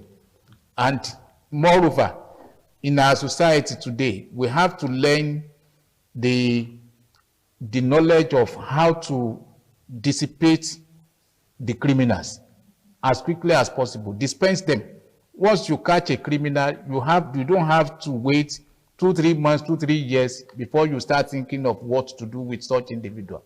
In other societies, in less than 48 hours, they neutralize the person. But here we are. The moment some of them are caught alive, lawyers will come, other human rights will come to start saying that, no, you cannot do this, you cannot do that. Where are they? Where were they? Where were these people when these persons were perpetrating evil? So in my own view, I feel that it's part of the things that our government have to do as much as possible, even when you say you will not, like the state police that they are saying they want to establish now. In each state, anywhere you see a criminal, as long as it is well established that this one is a kidnapper, is a bandit, neutralize the person and let people have peace. The court of law have been empowered to decide, and that explains why it is also necessary to avoid extrajudicial killings. So that in as much as we are eager to neutralize the criminals and the bandits and the kidnappers, one has to be careful so that an innocent person is not also neutralized or killed. So I will take your view on that to start standing up like this. Importance of saving lives in this. How about, apart from saving the lives of those who are in the kidnapped den, how about you were driving, you saw a pedestrian knocked down the road in the pool of blood, and you take him in your car to the hospital? Is that recommended in Islam? Now, just like my prof mentioned, that just like somebody you see that from the kind of things he's seeing, is almost like about to take his life. Anything you can do to help them, do that. So if you see somebody hit down by a vehicle and they're in a pool of blood, These are just examples. Anywhere you see that life is at stake, whatever you can do to save the life is a duty on you. That's why when people have paid zakah, we always cite this example, and they still have enough wealth to be of help to people that are in some very critical situation. They must not say we have given zakah, and so it's not our responsibility. Allah has endowed you. You have to do whatever you can do to save the life of these people. So whether it's in your neighborhood, wherever is along the road you are meeting this person, whatever you can do to save any life, this is from what Allah Ta'ala has commanded. It's part of saving life. You save that life, it's like you have saved the entirety of humanity. Is to say that there should be this sympathy, there should be this empathy, there should be this pity. I mean, when you see another person on the ground, just imagine that I could have been the one. It could be me, or it could be my brother, it could be anybody close to me. So that the same way you would have loved to be helped, that is how you help out. So that at the end of the day, the glory goes to you. Allah knows better how to reward you. So don't see a life going and you can do something about it and fail to do so. Don't see a life going, about to depart this world, about to die. You can do something, please do something about it. And that brings us to a technical question. Is it a duty or it's a voluntary act? Someone is about to die and you are the only person in that environment who can save that life. Possibly was knocked down, others have no car, you are the only one with a car. And you say, okay, after all, it's not my person. I'm busy, I have a important place going. Is it a duty that you must perform or is a voluntary act? Prof, can you help us on that? It is a duty. Because in Islam, we have duty that you perform, that the one we call the Faridul Kifaya and Faridul Ain. The one that, the kind of duty that is compulsory for you to do. And also a kind of duty that once another person does it, the person has already taken care of the entire responsibility. So it is your duty to save another life. Time is not our friend. You have been told that you have the right to defend yourself, to defend your property, and to defend your family. Prophet says in one tradition, the companion asked him, if a thief attacks me, how about if he kills me? Prophet says, if he kills you, you go to paradise. He says, how about if I defend myself and I kill him? Prophet says, if you kill him, he goes to hellfire. You ask, is all you can take on this edition, importance of saving lives in Islam, you endeavor to always save lives. Thanks for coming. Al-Aji Professor Budami Aide and Ustaz Sani Abdul Hafiz. May your uncle Al-Aji Al-Amin Allah. Let us always endeavor to save lives. It's a duty. And if you lose your life in the cause, of course, paradise awaits you. Assalamu alaikum wa rahmatullahi wa barakatuh. Alaikum assalam wa rahmatullahi wa barakatuh.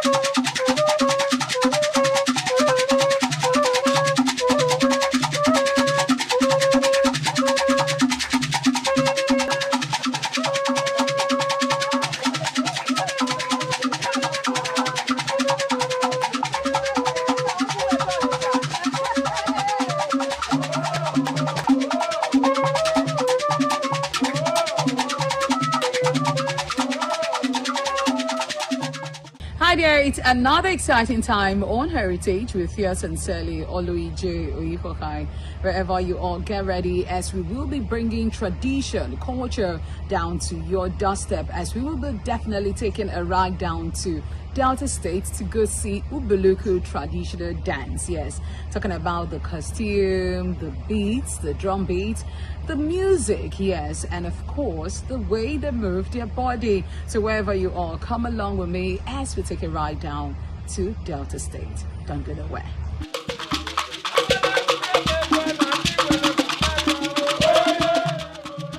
Ubuluku traditional performed by the women, and the dance is specifically associated with the history, culture, and the spiritual traditions of the Ubuluku Kingdom in Aniocha South, Delta State.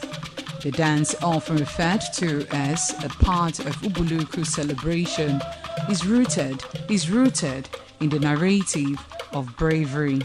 The Ubuluku traditional dances are believed to have begun when a great ancestor, often recognized as Ezenu, a renowned hunter and healer, and his children celebrated a victory over a potential conflict. This is the root of these dance steps. However, the dance is described as a dance that celebrates bravery and the wisdom to lead the people.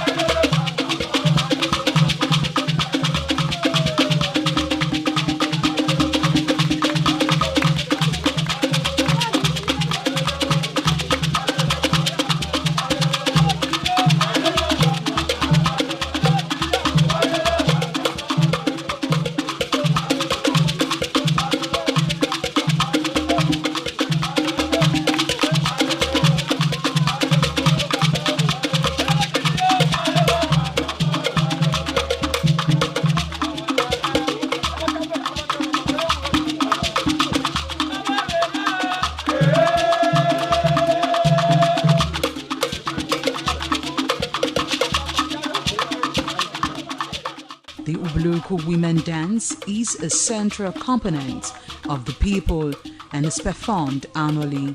The dance is spiritual and rituals to cleanse the land. The dance serves to promote unity, cultural pride, and to celebrate the community heritage.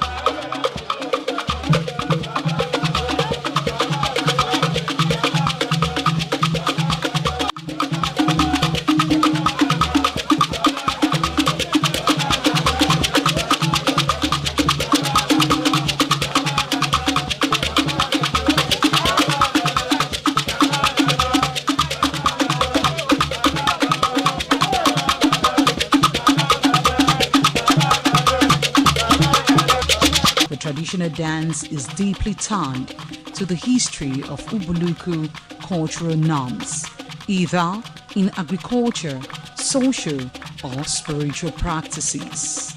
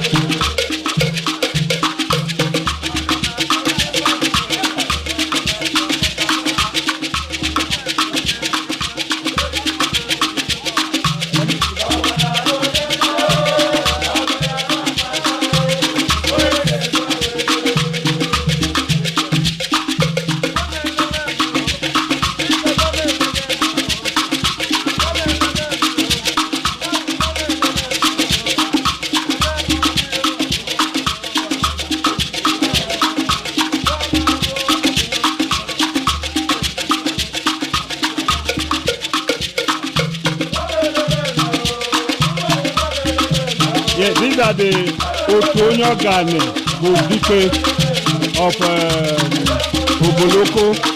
They are here to train us. That's the third group. They are here to train us with their performances. Please watch and enjoy.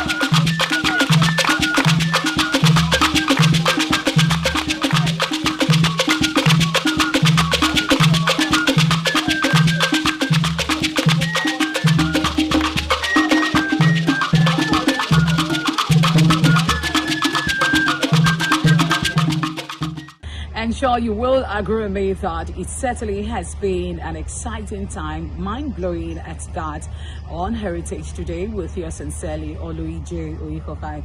We did take a look at Ubuluku traditional dance, yes. So we'll be seeing again next week for another exciting time. Do have yourself a blessed day. Bye for now.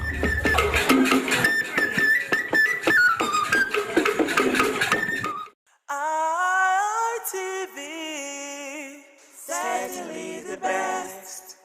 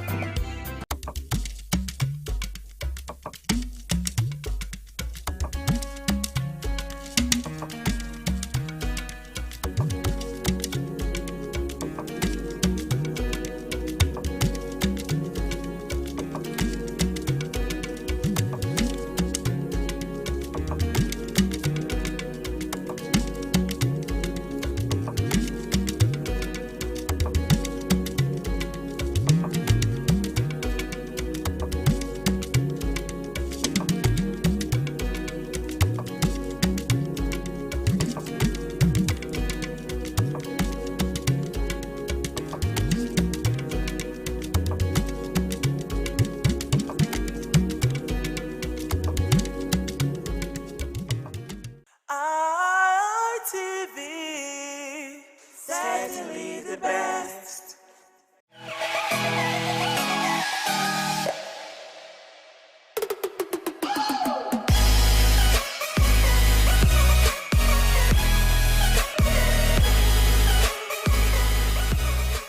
All right, beautiful people, it's another lovely episode of your favorite Men's Rendezvous on television, and it is none other than the Guys Hangout Show on independent television, broadcasting live from the city of Bronze. Yep, it is that city where the king is truly king. Now, for the first timers out there, the Guys Hangout Show is one show that encourages young people to prioritize their lives, put themselves first. You know, we live in a society where little or no attention is given to the needs of men. Why is that? Only God knows. But hey, if you don't put yourself first, who's going to put you first? So that's basically what this show exists for, okay? So we encourage young men, basically, you know, to prioritize themselves and prioritize their needs. It's only when they put themselves first and invest in themselves that they can have to give to others. Just like the adage says, you can't give what you don't have. My name is Harry Aigboje, and of course, it's my pleasure to have you join us on this beautiful episode of the show. Now, like you already know, I'm never alone. I've got some amazing gentlemen in the house with me, and together we're going to be taking a look at a very interesting topic that we have to discuss tonight. Now, to my far left is a very amazing person. He is a social analyst, and of course, he's also an educationist. He goes by the name of Ramsey Uwaila Abu. Good to have you, Ramsey. Thank you very much, Mr. Harry.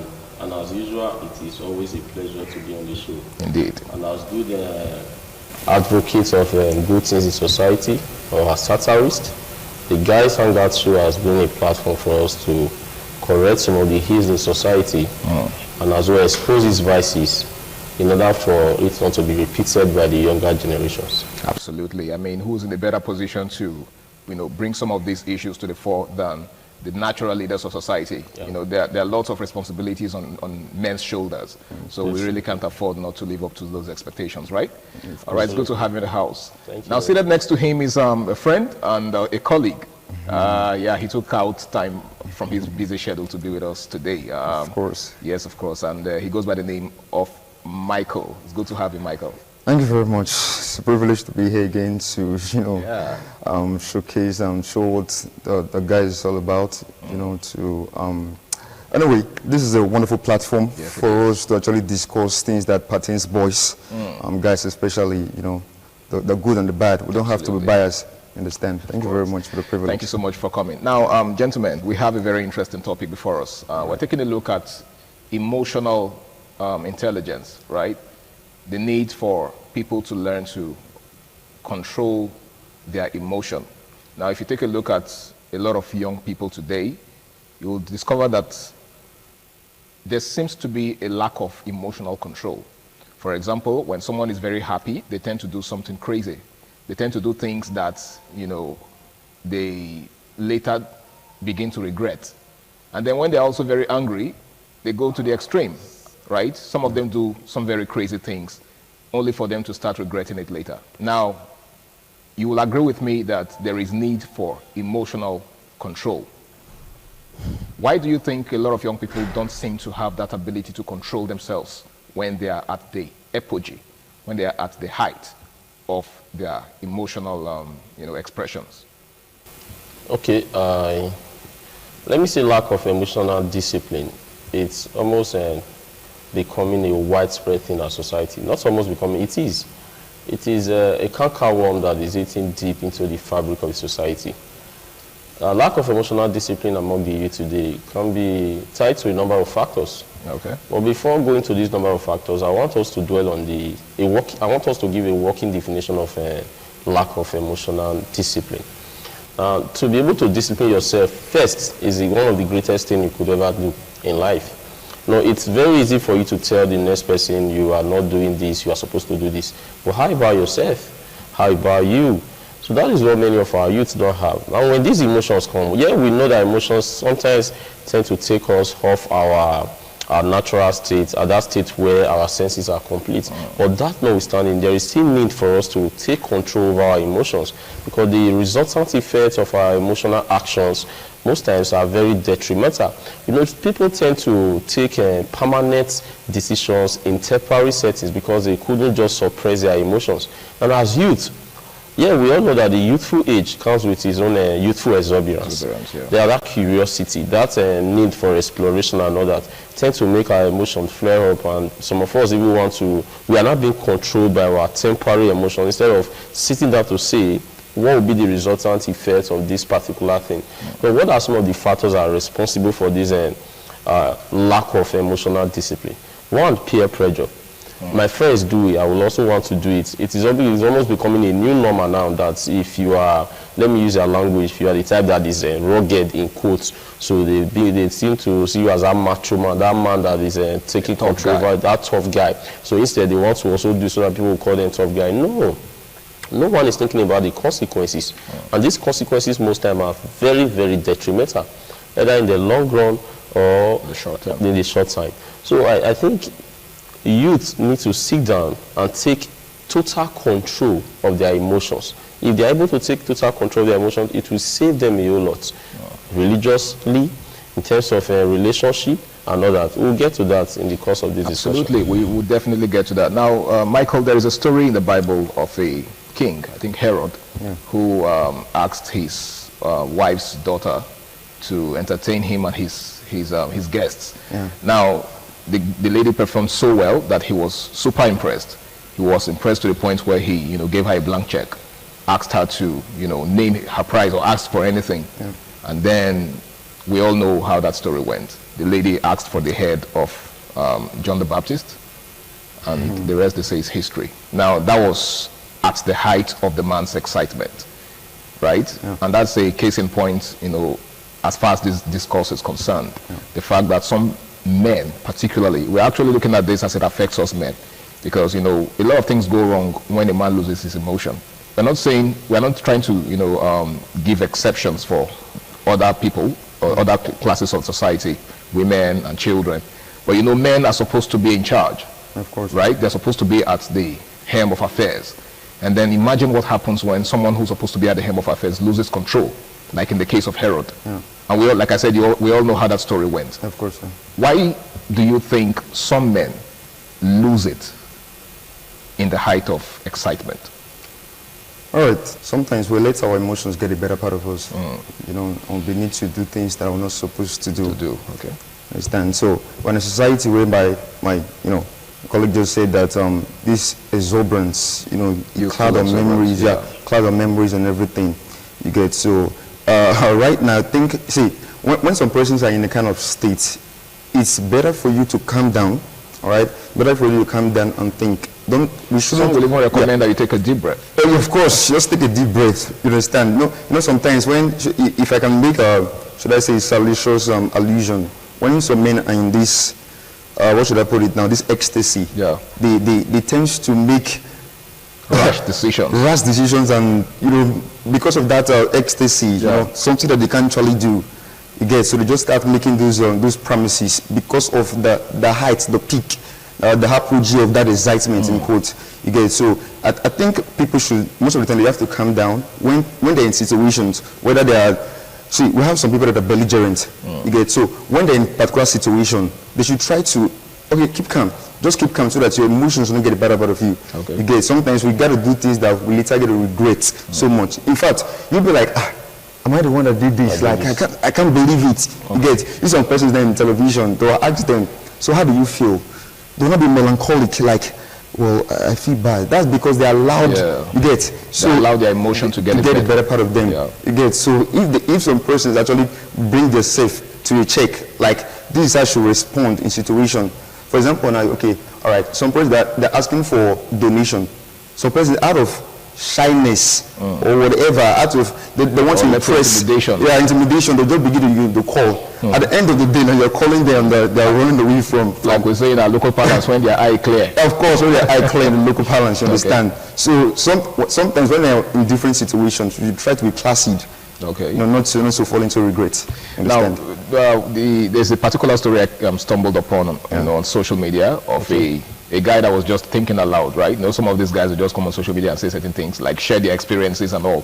So dude was talking about an experience he had with his, with a lady, right? He said that he used to, every time he comes on social media and sees people talking about PS5, that he remembers a certain experience he had with a lady, how that he used to play PS5 a lot, and then at some point, a certain girl he was dating at the time got fed up with the fact that he was getting too addicted to the game. And then she came, seized the PS5 and then soaked it in water, right? And that was how he lost his PS5. And ever since, every time he hears people talking about PS5, that experience just, comes rushing back into his mind. Now, this, to a very large extent, has affected lots of relationships, right? We have men who just tend to lose their emotion or lose their senses the moment they are angry, for example. Lots of cases of DV, domestic violence, are born out of this, lack of emotional discipline. You're angry, someone offended you. Now, just like Michael just said, one of the measures that people usually recommend whenever someone is angry is that they take a walk, right? Take a walk away from the scene. But that doesn't seem to be the case anymore. Now, that singular act by that lady was born out of a lack of emotional discipline. Now, how much damage do you think this could, do to society if it is not checked? Well, definitely, it will increase the number of inmates we have in our prison. It will encourage more violence, as people will tend to learn from the wrong people. It will cause a lot of breakup. It will increase divorce. It will increase the rates of crime. When we're talking about emotions, it all starts from the mind. People should learn to put their mind in check. Well, before you act, definitely these things have been conceived on the mind. You tend to brood on it on the mind. You tend to ruminate on it on the mind. If you are able to keep those things, those negative things on your mind in check, it will not result to emotional outburst. You're saying it all begins with meditation. Meditation, premeditation. You see some of these things that people do out of, I call it emotional outburst. They've conceived it on their mind for some time. Though some persons are short-tempered, but that notwithstanding, you still have to do with something of the mind. They ruminated on it on the mind before they will say, okay, let's take this action. So these things should be discouraged. If it is not discouraged, we'll have so many ladies who will later regret their actions in relationship And going to the case you just cited, sir, concerning the young lady that decided to soak the PS5 of her boyfriend and immerse it in water and all that, that's because she couldn't just keep her emotions in check.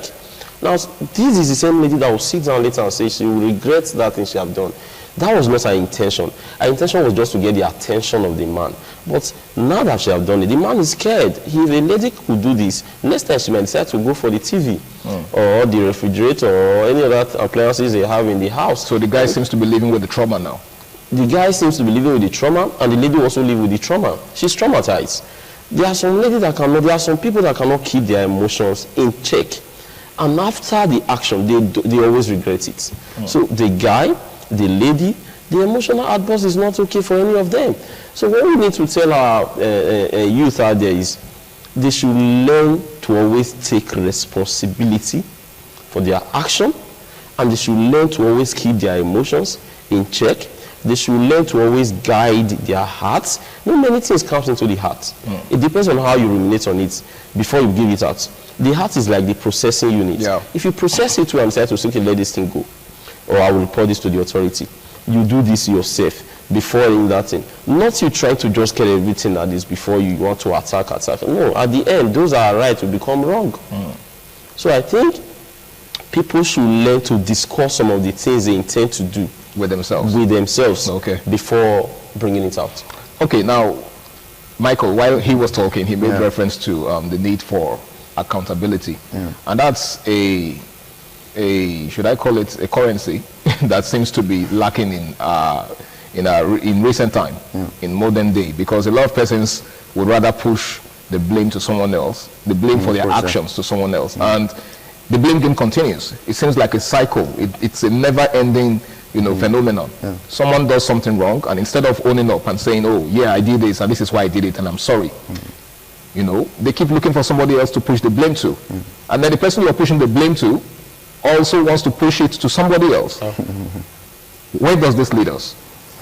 All right. There is this cliche which Nigerians always use, is the devil's work. Okay. All right. It's not the devil's work. It's imbued. It's in you. You need to be cultured. You need to be disciplined. Sometimes you don't have to let it out. There are sometimes you just need to calm down. You just need to calm down, and that thing you want to, there's this thing that, should I call it the super ego, is pushing you to say it. You don't have, sometimes hold it down. You don't have to let it go, because when it goes out, it causes damage, sometimes we need to be, not sometimes, all the time, we need to be disciplined. Like you rightfully said, see, these things, they are inbuilt. If you want to, okay, let's assume we're in a particular place right now, all right? And some things are happening. I think the mind is one of the fastest system in the body. Processors. Yeah, one of the fastest processors you get. So you need to process some of the things you want to see. Is it going to affect this person? Is it going to affect me later? What's going to be the common pants for this thing if I let it go? So sometimes you just need to think, process everything, and before you see everything will be copacetic. You understand? So sometimes we just need to let things go. Okay. I myself now, some persons do complain about me some certain times. They'll say, "Why don't you get angry?" Because I know what's going to happen if I get angry. I can't go to prison because of you. I can't spend the rest of my life because of you. So all I have this particular method. Either I keep quiet, or I start singing, or I leave. You get? So we just need to have. Those are your personal measures. Yeah. So I have this particular modus operandi. That's the way I operate it. So whether I start singing, maybe infuriate you, but I don't care. You get? So for peace to reign, for peace to reign, I just need to be placid. Before you, everything will be cool. All right, guys, in case you just joining us, it's still the Guys Hangout Show on Independent Television, and tonight we're taking a look at the need for emotional discipline. Now, emotional discipline seems to be lacking in our day, because a lot of persons just allow themselves go when they are at the height of their emotional expression. There's absolutely nothing wrong in being yourself and expressing yourself, but it's very important that you learn to put a check on your emotion, else you do things that you will regret, either good or bad. Now, Ramsey, let's take a look at the attendance effect of these things, right? Now, while Michael was talking, he made reference to the fact that sometimes the effects of these things are long-term. Yeah, they are. And so, for example, the things you say cannot be taken back. Words are like eggs, and when broken, you can't retrieve them. And that is why you must mind your words, you must mind your actions. You must not throw stones at every dogs that barks at you. A man that is focused will not always want to attend to distractions. Some of these things these people do, they are distractions. If you are on the moving bicycle, then there is no need to stop. Have you seen anybody that is sleeping on a bicycle? Of course not. No, if you want to get to your destination, you keep moving. Now, definitely the people will get on your nerves. People will want to say things that will distract you. But like I always told my students, you don't throw stones at every dog that barks at you. That is a way of keeping your emotions intact. Now, you see, the effects of emotional outburst, most times they outweighs the benefit of it. So if you check some of the things that you will do when you get angry, then you keep your anger in check. And let's not forget, anger is just a letter different from danger. If a man is very hungry, it will lead the man to a dangerous place that the man did not even expect. So with that, I expect everyone these days to say, I won't get angry. Instead, I will report to the authority, or I will do this later. You must sit here and start looking at the resultant effects of what this thing will be. A wise man once told me, he said, we know how fight starts, but we don't know how it ends. So if you know you don't know how a fight is going to end, then don't start the fight. Start the fight, okay. So it's time for us to sit down and say, this is not the time we allow emotions to get over us. Rather, this is the time for us to keep our emotions in check. And most times you find out that you will be very happy later if you are able to keep your emotions in check. Because when you see the resultant effect of most things that will occur when you are not keeping your emotions in check, you find out that it's so detrimental. It outweighs the positive aspect of it.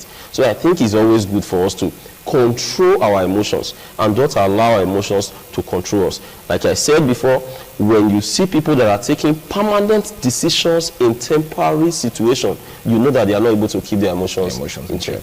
Now, there's a school of thought that it's better to express yourself than to allow your emotions to accumulate. Because when you allow that to happen, it will get to a certain point where, you know, there will be an explosion. And once that explosion takes place, you know, a lot of things go wrong. Do you share that opinion? Yeah.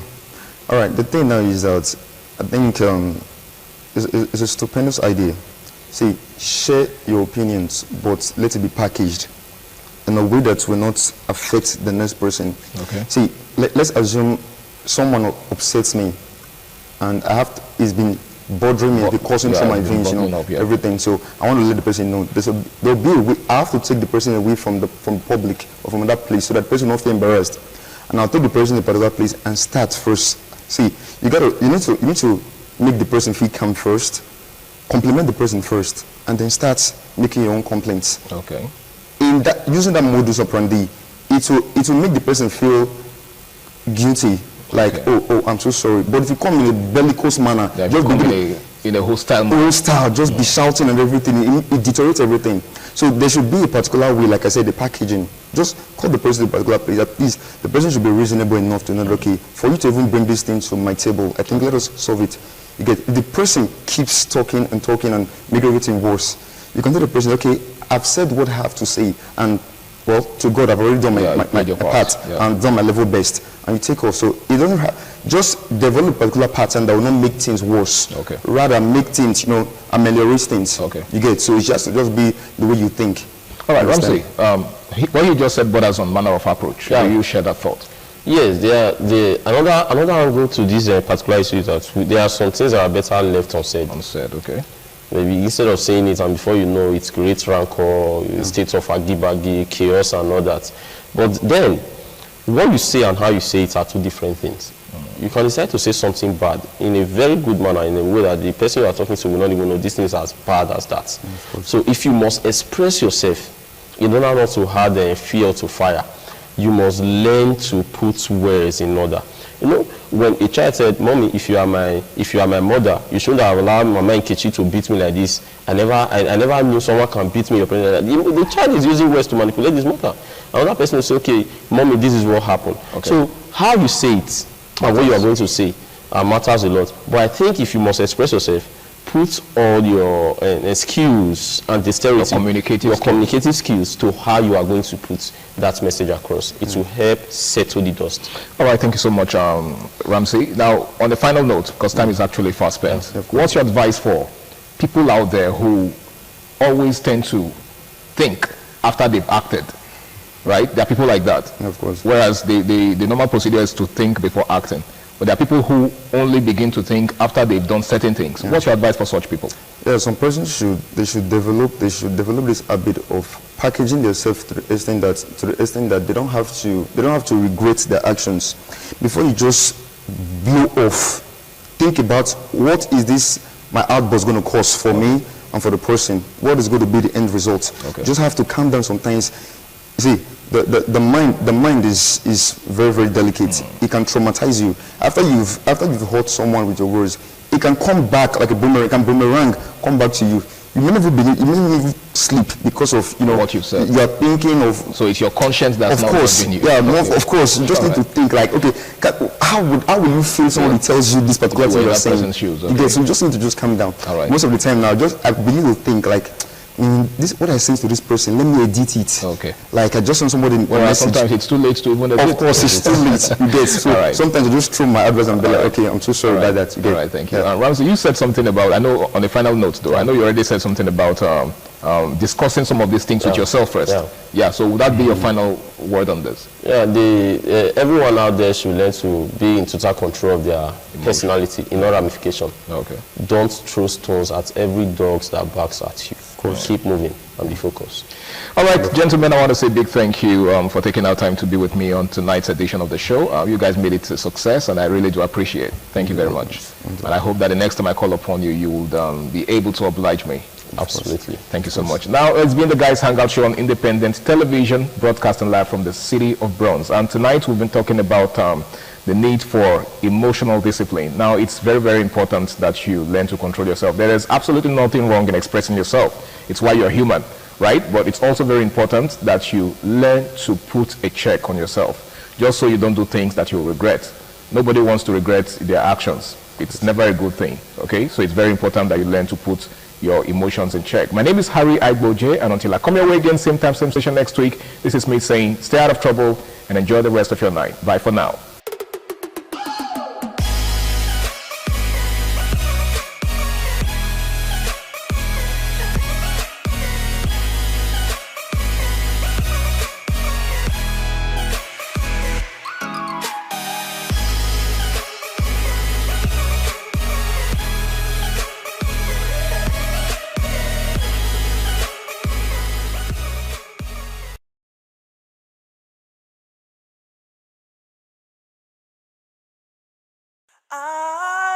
ITV, certainly the best.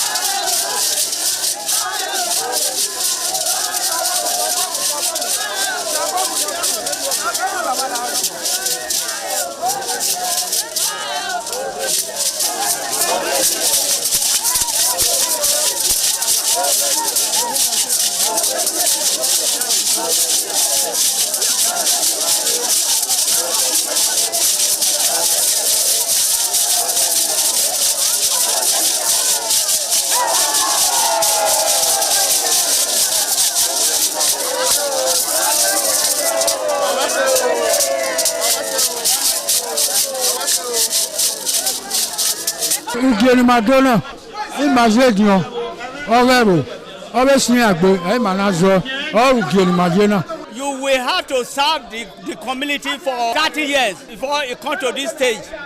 They will ordain you of your title. Then by then you are one of the elder. This year now, we don't read the year, so that's why we can do this year. Historically, joining the Elders' Council, an individual must have reached a certain age and must have made significant contributions to the community through leadership, service, or other meaningful ways. There was jubilation in the community as sons and daughters of Okada, both at home and in the diaspora, trooped out to be part of the ceremony with various homes of the initiates agog with festivities. Friends and well-wishers of those initiated into the Elders' Council jubilated at the Ogwedion after performing all traditional rites. The elders, known as Edion, in company with their loved ones, danced to their various homes where guests and family members were entertained.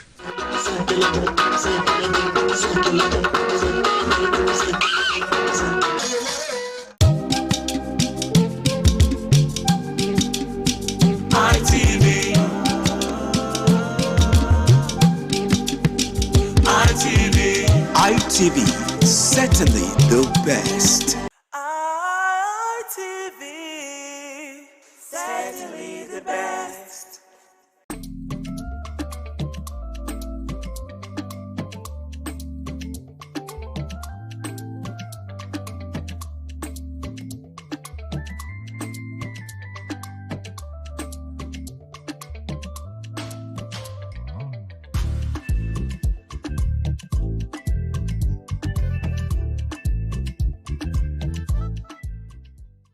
Hello, it's Women in Conversation again, a table where we discuss things pertaining women. Let's not go further. Let me introduce myself before we continue to let you know what Women in Conversation is, WIC in short, like we call. I am Patricia Urum Gabriels, and I am the anchor of Women in Conversation. This is a table where we come to talk everything family, everything women, everything positive, everything negative, everything. In the other room, we discuss that too. Anything you want us to talk about, we'll talk about here in Women in Conversation. And of course, I have in the house with me to do all of this talking. On my far left is Miss Bola Ige Oyebade. Miss Bola Ige Oyebade is an artist and a real estate consultant. Let me let you know what kind of music she sings. She's a gospel artist. So I think by the end of this program today, she's going to give us just a few minutes clip of her song. You're welcome, Bola Ige. Thank you. And usually I ask her, is it the same Bola Ige we know? And she says, no, this is the female version of Bola Ige. Yes, it Bola is. Ige Oyebade. Thank you for joining us. Thank you for having me. Good day, viewers. And I have also my pretty Oluwatoyin Sani. Let me let you know who Oluwatoyin is. Oluwatoyin is the founder of House of Refuge Foundation. Founder of House of Refuge Foundation. And she doesn't do only that. I don't know why she's hiding her skills. She also makes beautiful outfits for beautiful people. Wow. She made what I'm putting on. Wow. Thank you so much. So I caught you off guard. You knew I was going to say that. I caught you off guard. Thank you so much for making me this beautiful this afternoon. Thank you. And then to my right is Gift Furera Onozo. So the way you pronounce this name as if you were there the day they were so nice. Because I love the name. I haven't heard this name before. Each time I have to call that name, it gives me joy because of the meaning of the name. And to also tell you that Gift is an executive chef who came all the way from the north to marry an able man. Thank you for Yeah. having us here. Thank you. Thank you. We're talking about love. What love is doing. We're talking about love and love brought her all the way from the north to marry an able man that she's always singing his praises. Anyway, this today we're going to be looking at intimacy in marriage. Let's begin with you, Tommy. What do you understand when we say intimacy in marriage? God, intimacy in marriage. I want all of us to know that intimacy is the bedrock of all marriages. And the intimacy go beyond the sex. Go beyond. Because any marriage that there is no intimacy can't even see the son of the next day. That's just it. And why I say it goes beyond sex, because to all of us, we always think when we hear the word intimacy, it means the man and woman doing what they are doing in the other room. But goes beyond that. Intimacy goes with spiritual being, emotionally. Your body, soul, and spirit has to be together. Has to be together. You have to have time for communication. And you should be able to communicate about anything, everything, at every convenient time. That will make the intimacy solid. Intimacy. Even you have to pray together. You have to be there for each other, to solve problems together, to laugh together, to cry together. And to extend to the other family too. It's not where you see, that is my mother-in-law. Your mother-in-law is automatically your mom. True. Your father-in-law is automatically your father. My sister-in-law, they are your family. It is all these things. This is not my like my husband's car. This is not my husband's house. Everything has to be ours. That high has to turn to we. That's us. That is what intimacy is to me. Not just going and sleeping, dining together. It goes beyond time. Intimacy in every aspect. We must be, when we are talking to Mr. Ajayi, now Mr. and Mrs. Ajayi is here, we now interview Mr. Ajayi without Mrs. Ajayi in attendance. Intimacy is what we make Mr. Ajayi answer some question for Mrs. Ajayi without her knowing that they've asked the husband, and they will give the same response because of intimacy. They are gelled together in the body, soul, and spirit. And that is what makes them look alike later in the year, because they bond together, they gel together, they go through everything together. They solve problems together, they laugh together, they dance together, they cry together. When they have surplus, they are together. When there is none at all, they were there. You see that one go beyond sex. True. So that is the intimate. And any marriage, they have that intimacy. Perfect marriage. Okay. You have explained what intimacy means to you. What does intimacy in marriage mean? Okay, I will go in line with what she just said, because like the name, layman's word is intimacy is sex and the like. Yeah, I was going to come back. Yeah, so it's not, like she said, it goes beyond sex, it goes beyond maybe having romance and, like that. So it's like she said, you having to, communication actually brings intimacy. You communicate your pain, your joy, your laughter, everything about you, your struggles, your fears, your insecurity. You communicate it to your spouse. So and for that you, brings intimacy is communication. Yes, that's for you. Yes. For you, what's your take on or what's your idea of intimacy in marriage? Intimacy in marriage goes beyond physical closeness. Is I'm going to use the Holy Scripture to give to illustrate. When the man, when God created the man, the woman was hidden inside, and that was actually the original plan of God. So to me, I would say that he didn't know how to bring the woman out. because her inside the man is how he wants to explain the oneness he wants them to be. You understand? But along the way, the woman had to come out from the man so that she can be an entity of her own. She can be a human being, okay, on her own, and then they relate in that manner. And we could see also in the Bible also that God was describing the unity of the people, you know, when they were building the tower. He said the people is one. So I normally say, did God speak bad English? No. You know, he's trying to explain how he wants this oneness to be, this togetherness to be.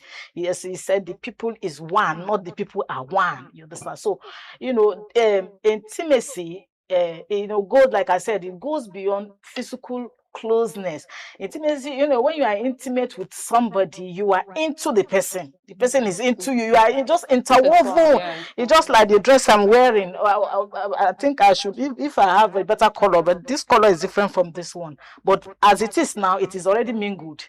You cannot separate it. You understand? That is how it is, you know, the intimacy we are talking about. And then, you know, intimacy between husband and wife, when you see an intimacy between husband and wife, you see them doing stupid things and they are not offended on each other. Yes, they can say stupid things. They can say, you know, they are not really offended, but in some cases that there's no intimacy, there are what you say, that word will cause wahala in the house that day. You understand? There will be problem, there will be, you know, chaos. For me, what you're saying, I want to look at it I want to see it as love. Okay. When there's love, you could actually behave like children amongst yourselves. Be vulnerable to yourself. So let's bring this intimacy down to the proper English that 95% of humans would want to see intimacy. You have seen intimacy in different ways. But I let you know that a lot of people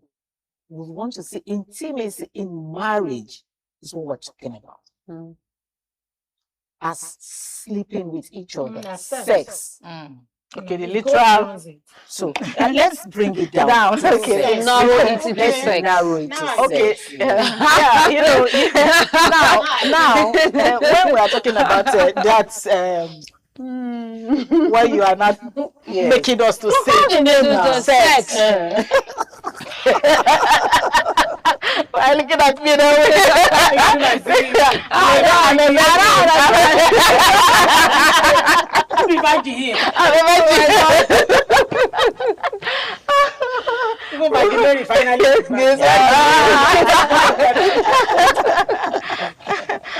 Okay, so let's narrow it down. You know, when there's an intimacy between husband and wife, sex is not a burden. Sex is something that is yearned for, you know, because the way the woman is wired is not the same as the man. So, and then sometimes the man could be the one that needs more, or the woman too needs more. You understand? But if there's this intimacy, which is love, the other party that needs more and the other one is on the reserve area will be able to tolerate the one that needs more, so that she or he can be able to meet up that need 247, 3 times a day. You understand? They go work.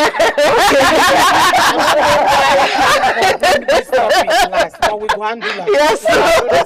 Because it's very important. And now I want to talk to my gender. On a more serious note, what breaks marriage most is the lack of sex. Men, majority of men, sex is food. Of course. Sex is project. That is where they are wired. Sex is business. They will concentrate and do it well. Because that is what gives them energy. That's what makes some men men. That's why you see when they wake up and that thing is not standing again. I have a half brother that died.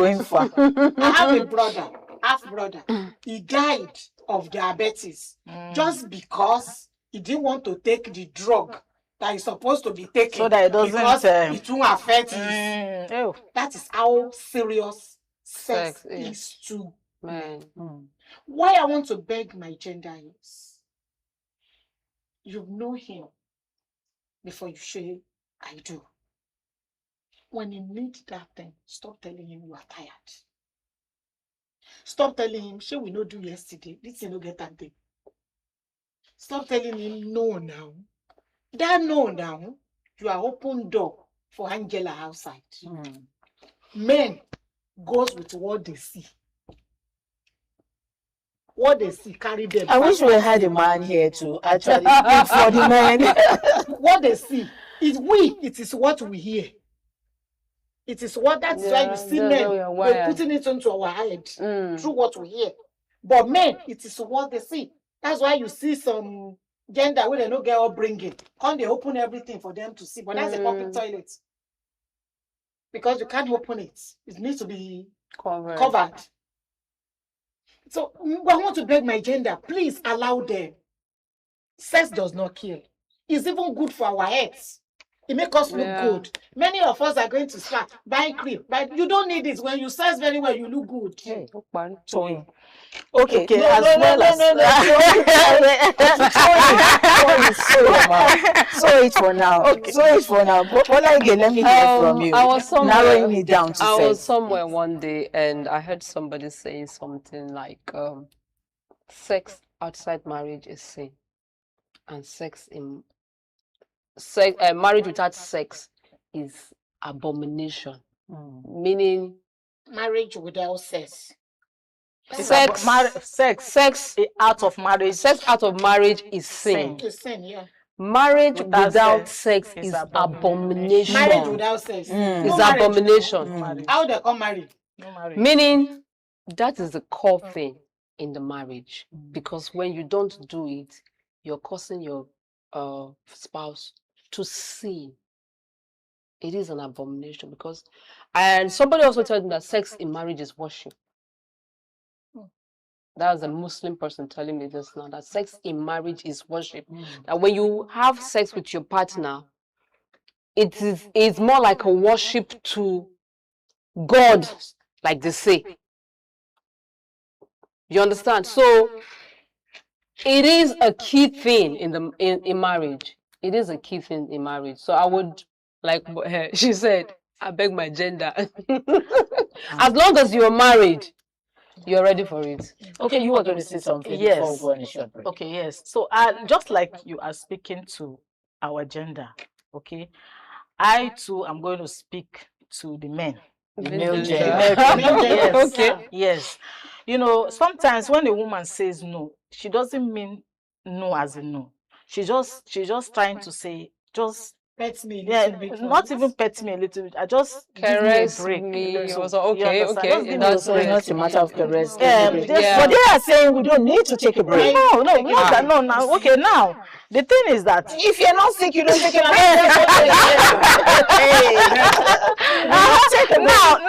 Now the truth is, even the scripture said, deal with them with understanding. The women with understanding. That's why when I started saying, I said the women are not wired the same way like the men. Now, how can you reconcile that? Just like we discussed earlier, when probably the woman is the one taking care of everything in the family. She goes to work, the man is still at home, you understand, doing nothing, and she comes back in that manner and then does everything, you understand, and then later on you want the whole thing. Now, but the point is not even wanting the whole thing, but that is the sex. The package. Not even demanding for sex. Because there's a way you make the woman ready before the time. Put her in the mood. If you make her ready, even when she will be yearning for the time. But you are not. You didn't make her ready. We come back to talk about that getting ready for the time. We come back to talk about how to put a woman in the mood to get ready. Yes. Let's go for a short break, and when we come back, we'll talk about the readiness. Please sit.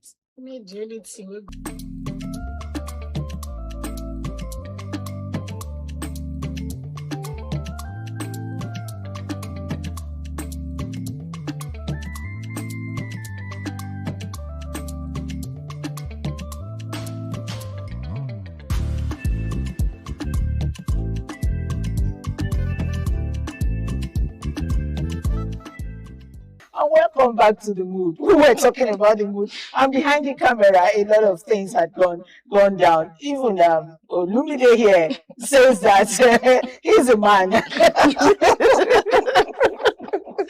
Anyway, welcome back. We're going to be talking about how to put a woman in the mood. But before we go to that, let's quickly, because we don't have time, let's quickly go to this question and advise someone on the social media was advising and asking for our advice. She says, my husband no longer insists when I say no to him on bed, or rather in bed, and he turns around and falls into a deep sleep. What does that mean? Does it mean someone is helping me out there? Yes, someone is helping. Taking up your job. Someone is helping, and because it has been her custom. It has been her custom to say no. To deny him. Yes, to deny him, and So then the man has locked up. so that yes, he has locked up. He has faced another place. Of course. Okay, Yes. so let's talk about putting us in the mood. Well, to me, putting a woman in the mood starts with talking. Because because the way the woman is wired, she's configured with words. The first thing she had when she was made, it was words from the man.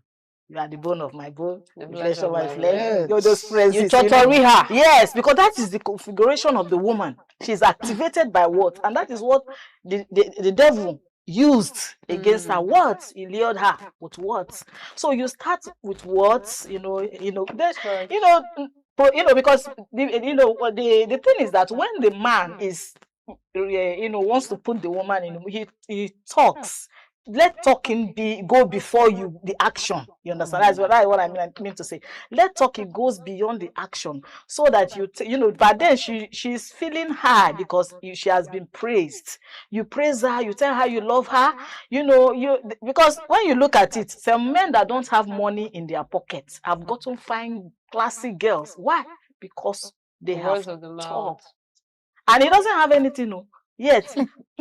Through talking, he has gotten her, and she has fallen, and she's following. With Matt, he has taken her to Dubai. With Matt, he has taken her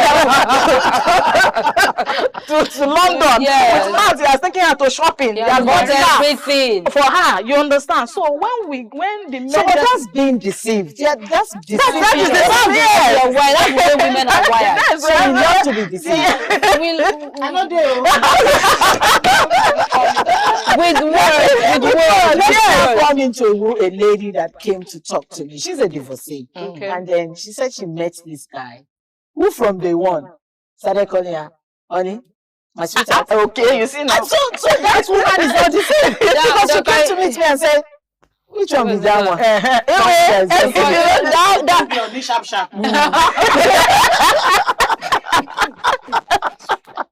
So what's your take on that? See, I love your idea. Okay. Truly, we are moved by the words. But those are the day of evil. Okay, I now. no be evil. All right. Words go catch me reach one level. Wetin go catch me? Motivation. Wait for you. Na alert.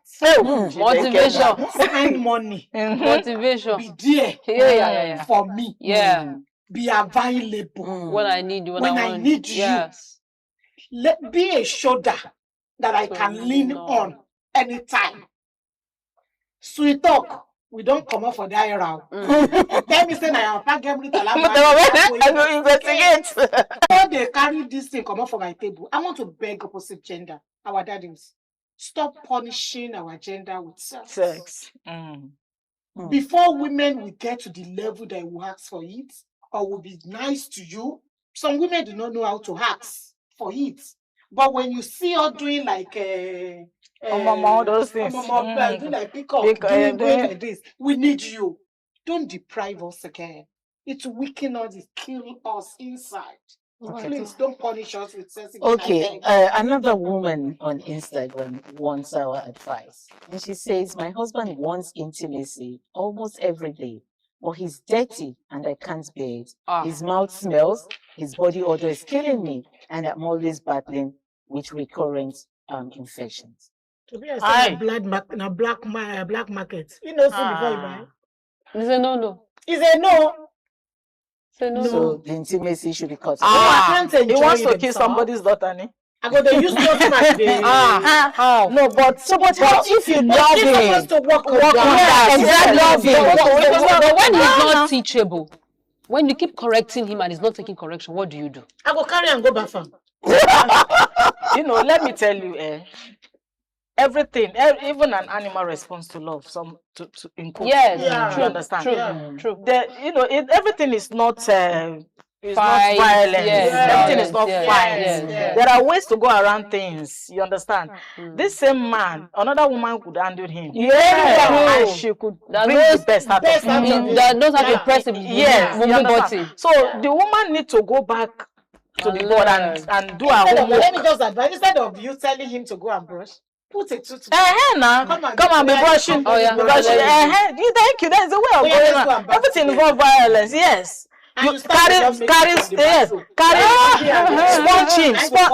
sponge all the area that shave all the shavings. Yes. Thank you. You shave all the shavings. Yes. You know, make sure you monitor what he wears. Yes, exactly. You use that boss yesterday, don't go with him. Exactly. Let's do that. Exactly, because I want to beat like you are my and I would say touch. You know, touch. Okay. Okay, so you're coming back to putting us in the mood. Touch, yes, putting us because we were the mood. Touch. Okay. Rainy season we do.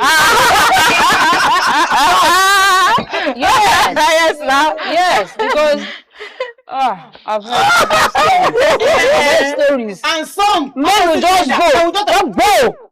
Whether they want to, it's not a bullet. I don't understand. And the thing is, you will be the only one to enjoy it. The woman will not. And the truth is that, and you keep when you're talking about intimacy, that's like I said, and I will keep saying it. The man is wired differently. The woman is before the woman can. Before it takes time. It takes level by level. It's like a ladder. You climb it. You're climbing a ladder. It takes time. Enjoy sex. Yes, true. I went somewhere with one minister, one woman of God, a pastor's wife, who went for a conference. After the conference, what we heard in that conference, she came out and she called me. She said, "This thing I'm hearing is the problem that I'm having in my home right now." He said, my husband does not care. He does not even know if this thing I enjoy it. He doesn't want to. The moment he come, he doesn't. The other doesn't care. Oh my good God! I was just looking at her. That's okay. You know, okay. Let's talk about what you have just said. The men just come in, get in, and hang out. How do we women help them also? Because probably they also want to be in the mood. Talk. Communication. On bed? No. Before bed. You could take him on a dinner. Yeah. I have something to tell you. You talk. On this part of it, because you have to discuss your sex life. Yeah. But don't you also think that they also deserve to be put in the mood while we're in bed? If it's to is it forbidden for women to also caress their husband? It's not forbidden, but it's more on the women. It's more on the women. We are even talking about men. Some women go lay like logo. Now don't a man just seeing a woman naked will get, will just yes. Yeah? If they didn't enjoy it and they've complained like twice in playfully, and you turn it to argument, you nag about it, they won't want problem. They will just go and get what they want outside. She was making a point that I really like to hear. You were making a point. You forgot? Yes, I forgot my thought of mine. Yes, you said it's easier for women. It's easier for a man to get to the mood because even just seeing a woman's body, it's aroused. But a woman is not wired that way. You have to put her in the mood. Sometimes she could be in the kitchen, just go and touch her. Something, maybe just the neck, just the hand. You're looking good. Just compliment. Come home with gifts. Come home with gifts. No matter how small. Yes. Why are you coming close to me now? Husband and wife, that they are just cohabiting. Yes, they are just roommate. Roommate. Yes, they are roommates. Married but living single. Yes, enduring marriage. And sex could be happening, but not in the sweeter version of it. The man could just say, open. That's That's the describing punishment. This one is mommy and daddy style. It's mommy and daddy style. Come and do. Wasu. Well, that's all. That's crazy. okay. So on the lighter mode to round off this program, what would you say to a woman out there who's probably not being put in the mood to, understand and know how to manage and to treat it? Turn your women on, give them gifts, romance them on the bed. Yes, you can learn from this and make your marriage very enjoyable when you eventually get married. I remain your host, Patricia Urun-Gabriel. Thank you for joining us.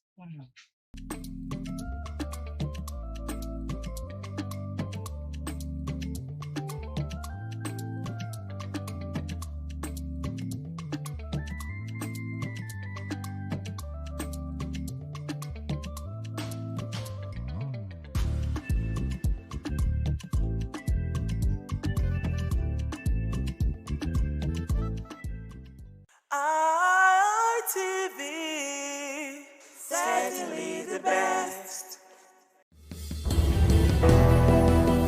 Welcome to Viewpoint, and I'm going to say I am pretty sure you've been having a wonderful time watching ITV.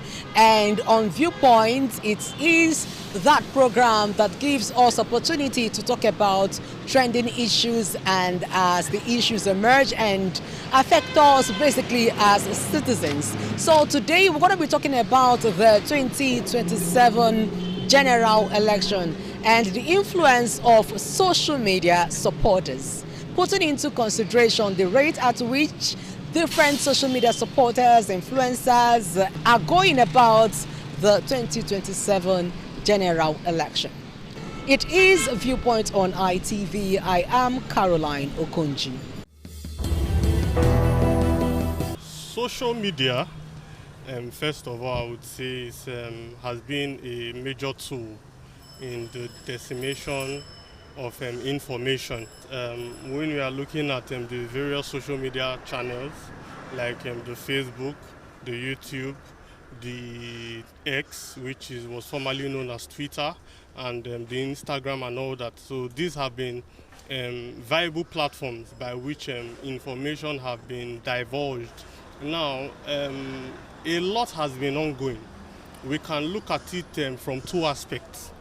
Now, the first aspect is the positive use of the social media handles or social media platforms concerning the 2027 general elections. Now, for the positive effects, social media has largely helped, like I said before, in the dissemination of information. Political parties have been using it as a major tool to push for their propaganda concerning what they would do in the forthcoming general elections. Yes, candidates are now largely known, and there has been it has now gone from the crude way of campaigning to the political parties now campaigning through their social media handles. Yes, allowing people to actually know their candidate easily and all that. So that is for the positive effect of social media. But now, if you look at the negative effect of what this social media platform has done, now there has been a rise in hate speech. Someone somewhere can just sit at home that has a phone and can be able to buy data. He starts saying all manner of things online and talking about the other candidates in a very bad light. It has formed a large ground for hate speech concerning the 2027 general election, where one person from nowhere will just start speaking ill of another candidate, yes, because definitely that is not the candidate the person is supporting. So that is one. Also, these social media influencers, most of them largely engage in this influence or in that they are act because of the money that is involved. Yes, some of them are paid to do the social media influencing, so they go there just to drive home their aim, not for the betterment of the masses as it's supposed to be. Yes, so what I would say is social media, yes, it is good in a way, but it will not reach the market woman that is selling okpa.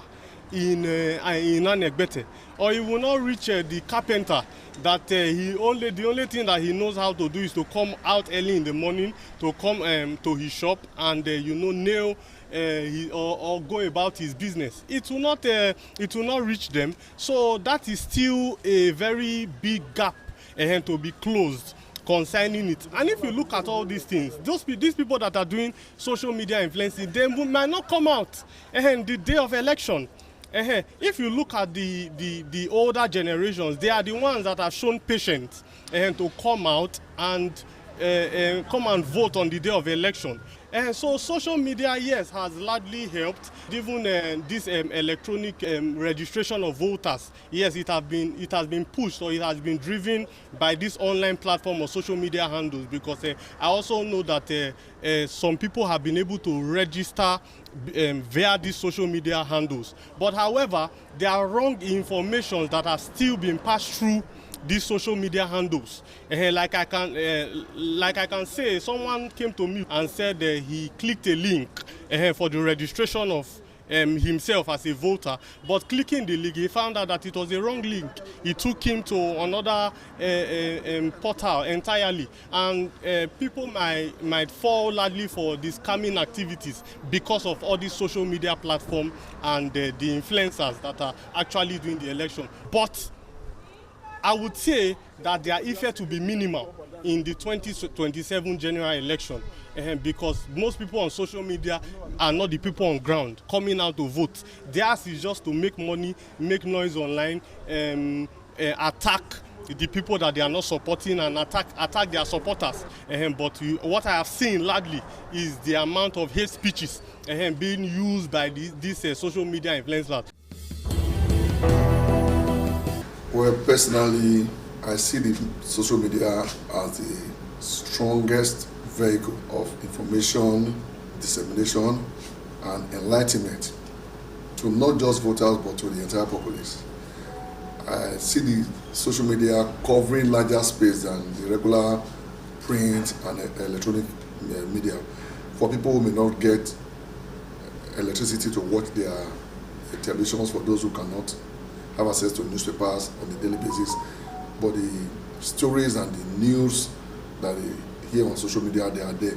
Even when it is old, they can always go back to it and look at it. So I see the social media as a very, very strong and positive influence on the outcome of votes, voters' choice in decision making, and I believe that it has both its positive and its negative sides.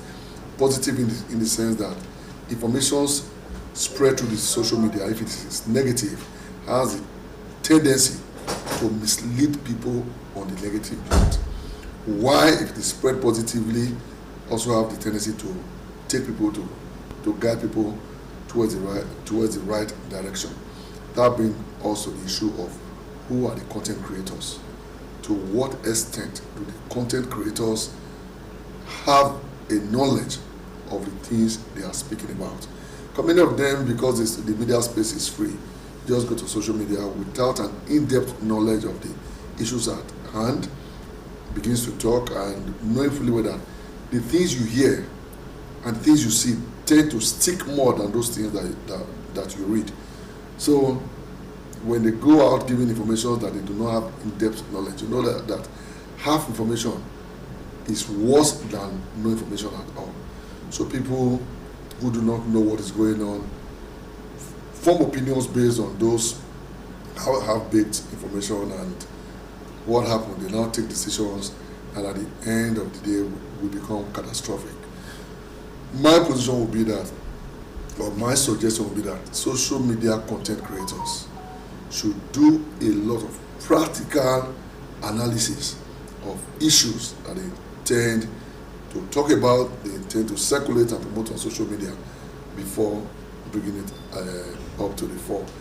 Because, like I said, if the information is half-baked, if the information is wrong, the tendency is that the influence of the activity of that content creator will be misleading as against building up something. Because as it is today, we can no longer downplay the very strong influence of the social media both in our political space, even in the business world and everything that we do. A lot of people, you see people buying things even online.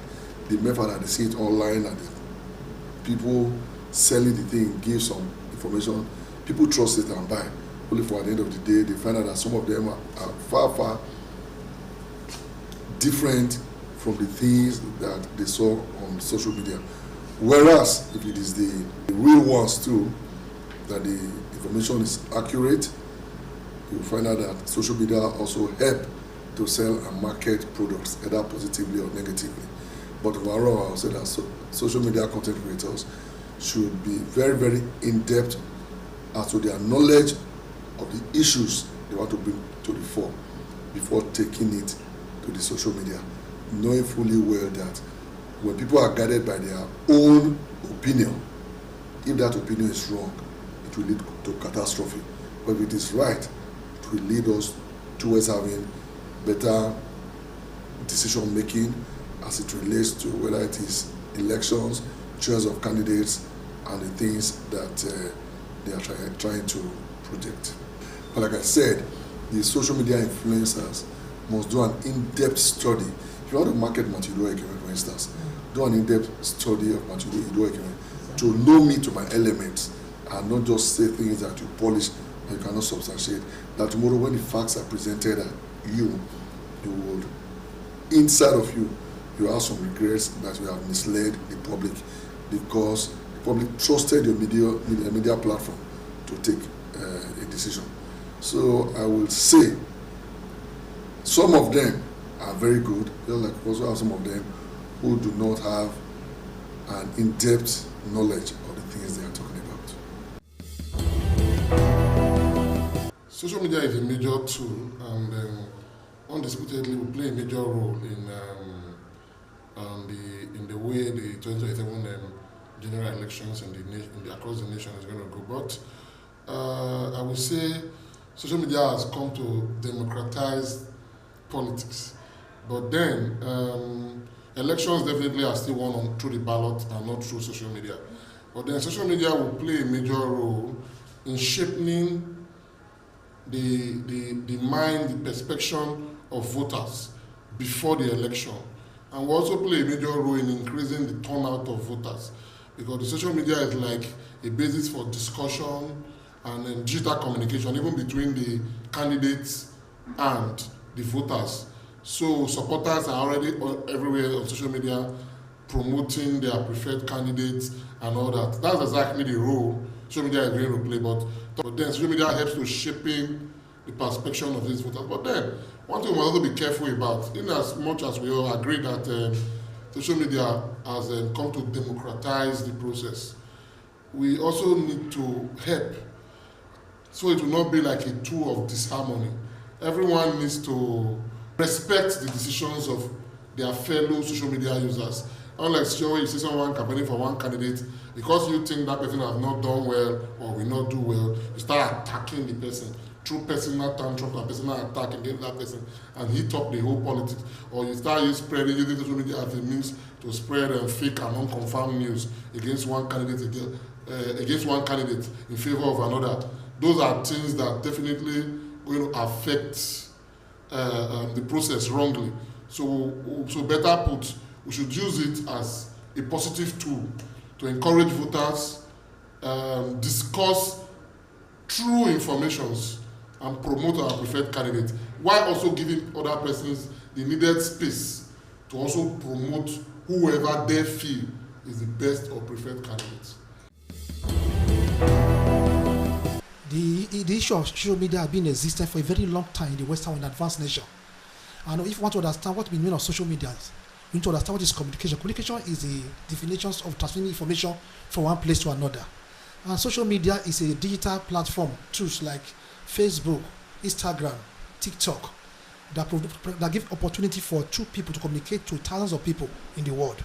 As you will know, you understand that the world itself, the statistics of the world population, is about 7.2 billion of people.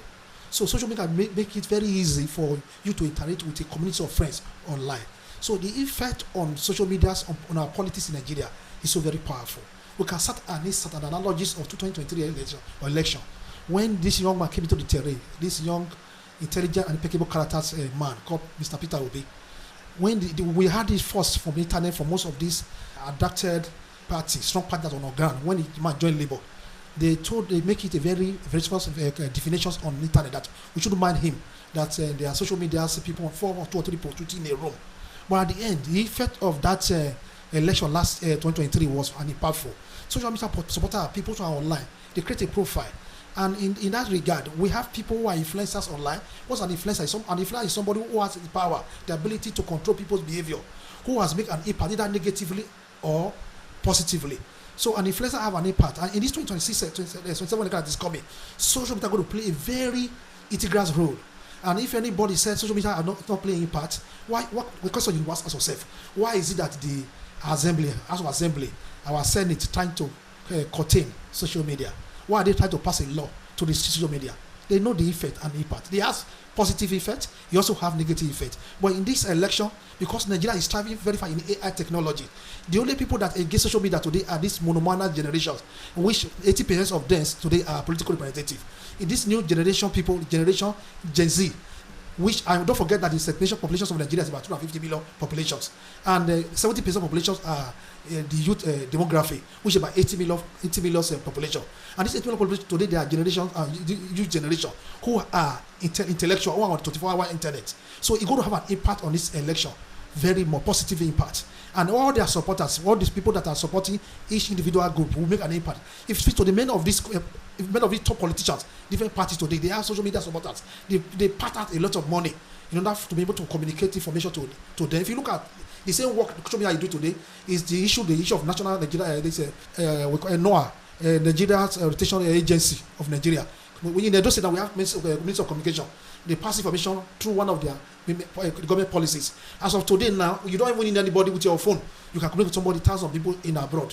So people, social media people, they already build a network community. So have 10,000 million followers. And people believe in them because of their characters and their impeccable character. Whatever their opinions count. So social media are going to play a vital role in this election. I'm a supporter of any candidate too in this election, although I'm not a politician. So I'm a supporter for a candidate in this election who have an impeccable character. We want a better Nigeria. And if we want a better Nigeria, we must give a support to social media, even though it can be contained. Though it has negative, it has positive impact. But the positive effect on social media in our politics is at least about 99%. So you're going to take a lot of integral part in this election. The issue around social media and political development, there are issues that we need to talk about.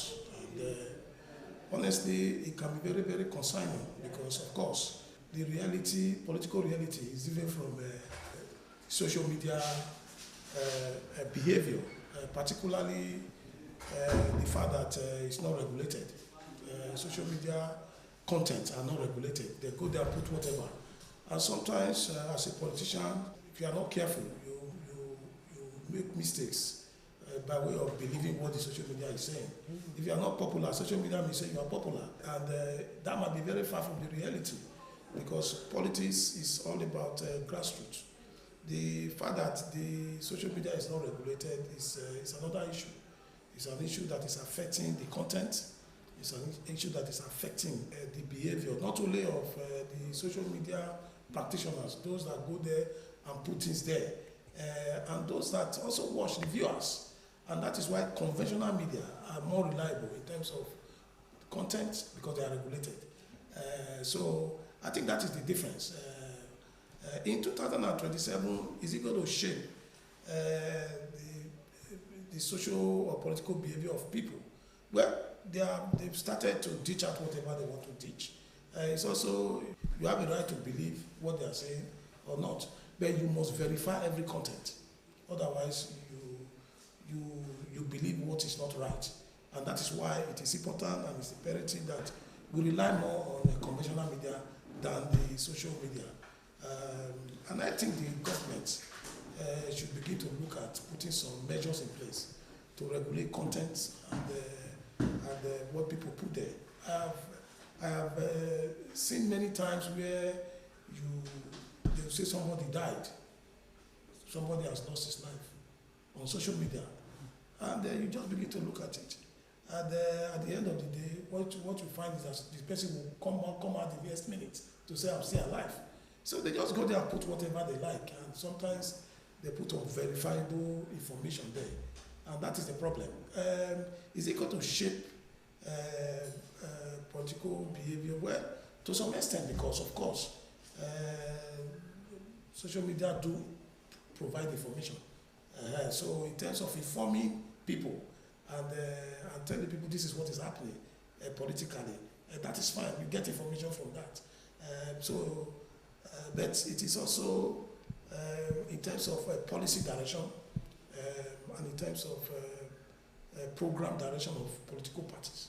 Yes, you can also see that there, because there are some facts that social media can also put there, and you will know that this is a fact.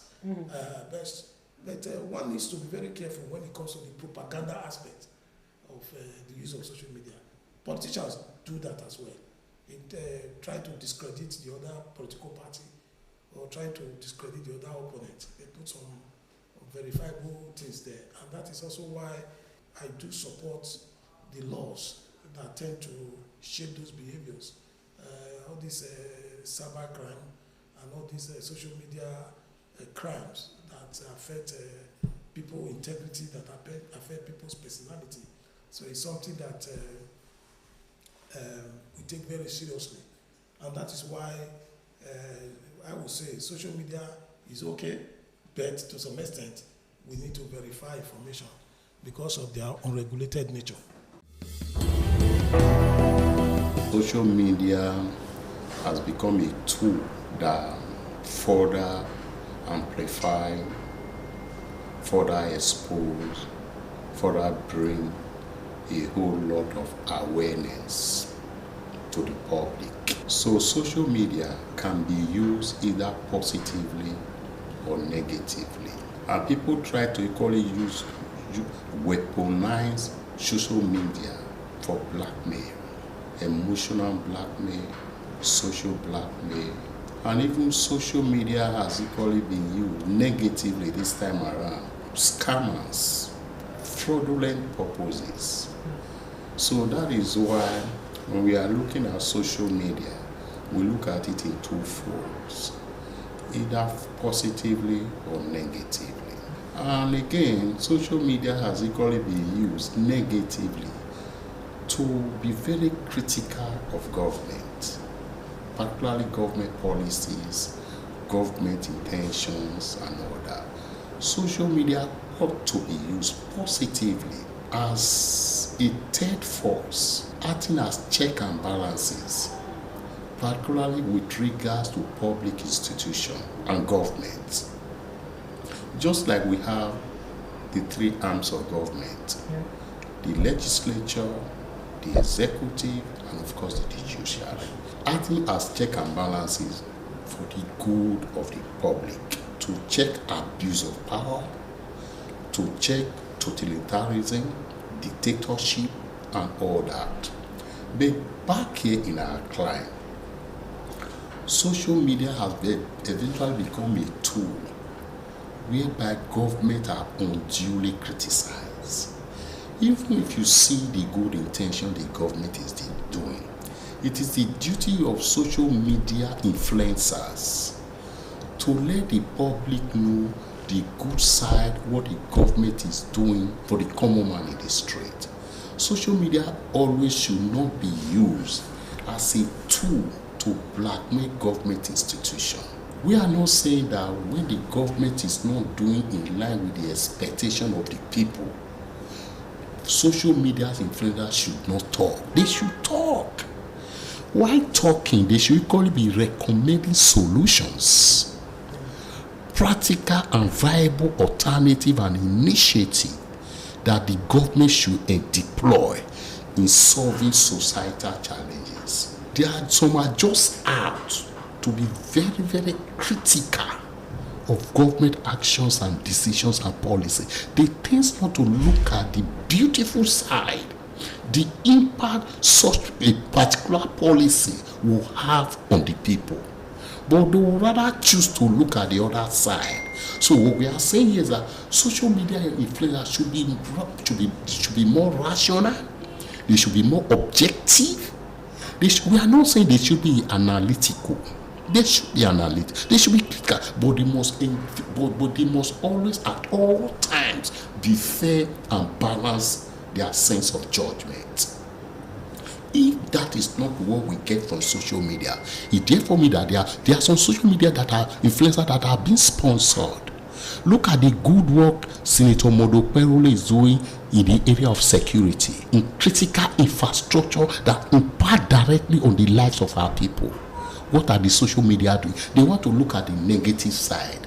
None is perfect. When there are area of commendation, commend him. Social media influencer must do well to interrogate issues they are even talking about. When you are giving live information, you must verify, you must authenticate the veracity of the information you are passing. Thank God now there's this new cybercrime law. You understand? Some people use social media to bully. You understand? Raise issues that are non-existent. But I dare say that it is the good side of the social media that will benefit more, that have lasting and enduring impact on this larger society.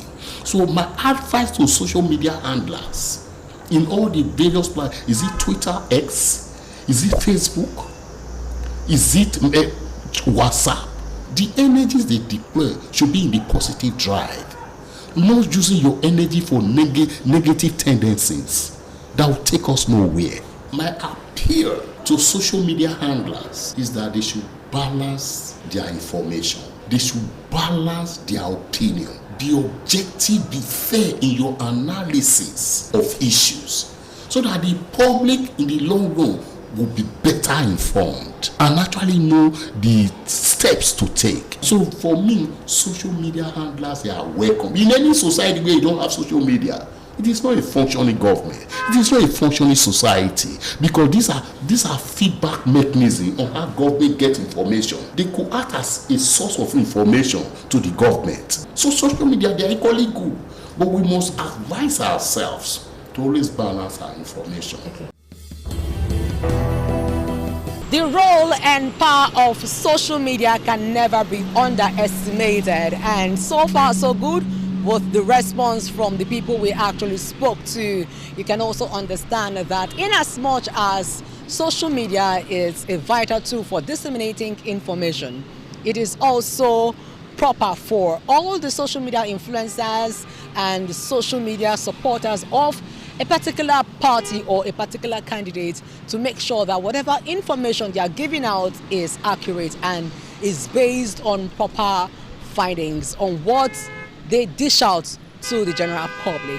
And then again, we're also using this opportunity to tell people out there who use social media that in as much as you want to criticize or talk about other people, criticism is something that is part of us, and it is a welcome development. So for you to criticize and talk about other people in order to also make sure you deliver and drive home your point, you should do it based on proper information that you must have about a particular candidate and or about a particular party, and not just to come out and give a random information based on your personal observations and personal experience. It is the Viewpoint on ITV. I am Caroline Okonji. Let's do well as social media influencers, as social media supporters, to give out accurate information. Our social media is a vital and very important tool in disseminating information. It could be on the positive side or on the negative side, but whatever information you're giving out, you must make sure that you have critically analyzed it, think about it, done a proper research to make sure that information you're giving out is accurate. Many thanks for watching. Bye for now. ITV, certainly the best.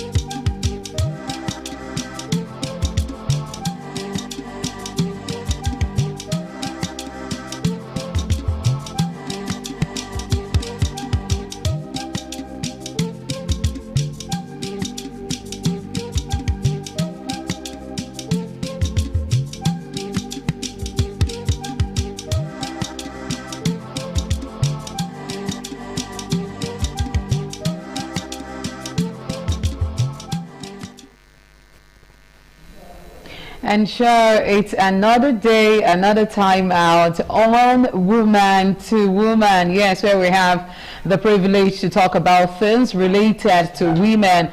And you get to find a lot of women saying in the society, yes, they have more issues as regards, when it comes to the home front and all of that. All right, today on Woman to Woman, it's with yours sincerely, Oloije Oikokai. And we're all urging all women out there to come close to their TV set, because they will definitely be, getting knowledge as far as Woman to Woman is concerned today.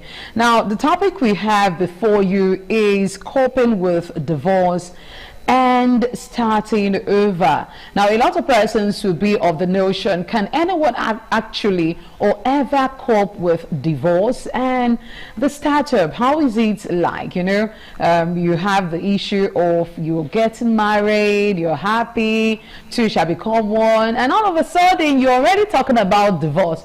Anyway, let's not go in properly right now. Let's introduce our guest today, and we have the person of Abigail Akobayi. She is a social welfare officer. Good afternoon, ma'am. Good afternoon. Good afternoon, viewers. Okay, now we're talking about coping with divorce and starting over. And in my own head, can anyone actually, overcome the issue of, we got married, to both families coming together, celebrating the union and everything, and all of a sudden, a year after, sometimes months after the celebration, yes, you get them talking about divorce and all of that. Now, bearing in mind that I think last month we had an issue of a woman that got separated from her husband just because of rights.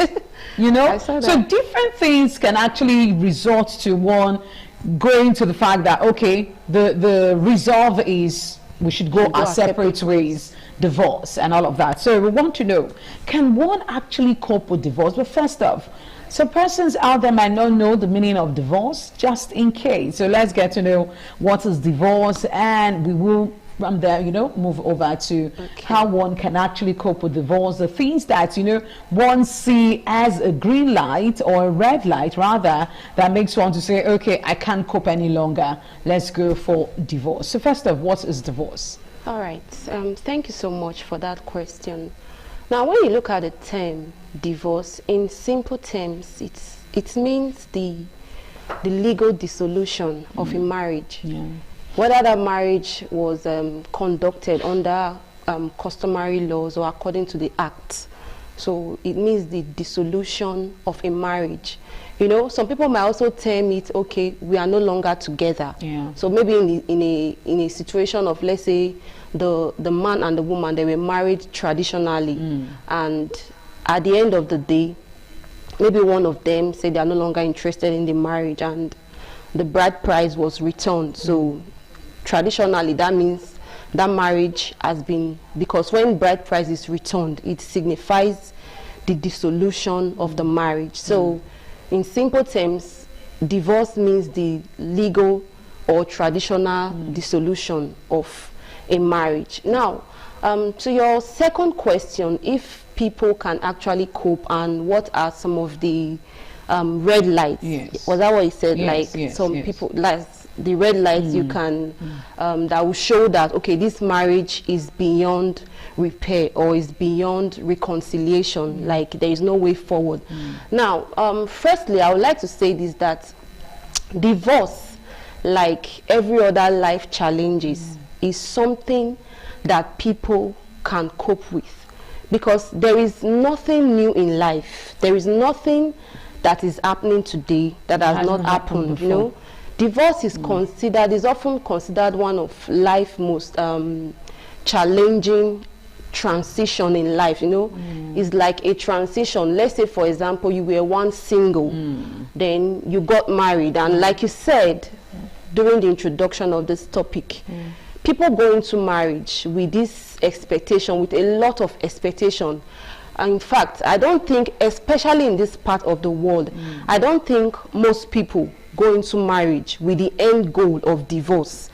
In fact, maybe at the inception, like even when they are getting married, they may have this feeling like there may be some kind of red flags, like there are some things they are seeing in the other person that they know they might not be able to cope with. But most people have this belief that once I'm there, once I'm there, everything will become better. They just have this belief that things will get better along the line. So most people don't go into marriage with that notion that, oh, one day I will end up as a divorced woman or a divorced man. Most people don't go into marriage with that mindset, especially in this part of the world. So people can actually cope with divorce, but it's a process. It's a process. It's just like when you lose your job, but I think divorce is more, is more traumatic than that.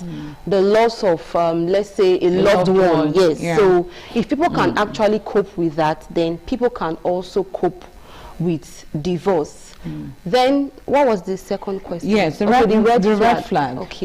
Okay, I would say that in marriage, it's not everything. It's not every little thing, like the example you gave, the couple, it was even on their wedding day started because of rice.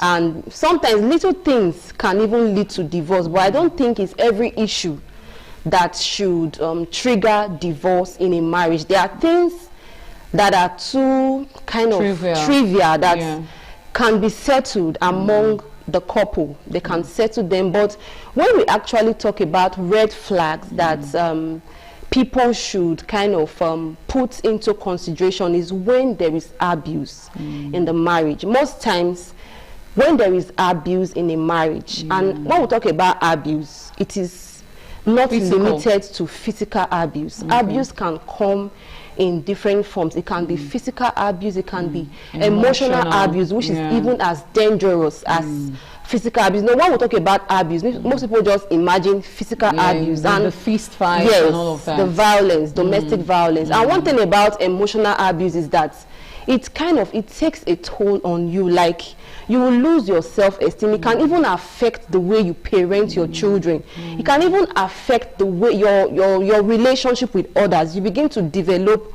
low self-esteem. So emotional abuse is as bad as physical abuse. Then it can also be financial abuse. It can also even be in the form of sexual abuse in marriage. Yes, it can happen. There are things that are happening in the society, and sometimes you'll be shocked, you'll be amazed, like, oh, can a woman, someone you are married, or do something like this to you? Or can your spouse that you are legally married, that you have agreed to do life with forever, do something like this to you?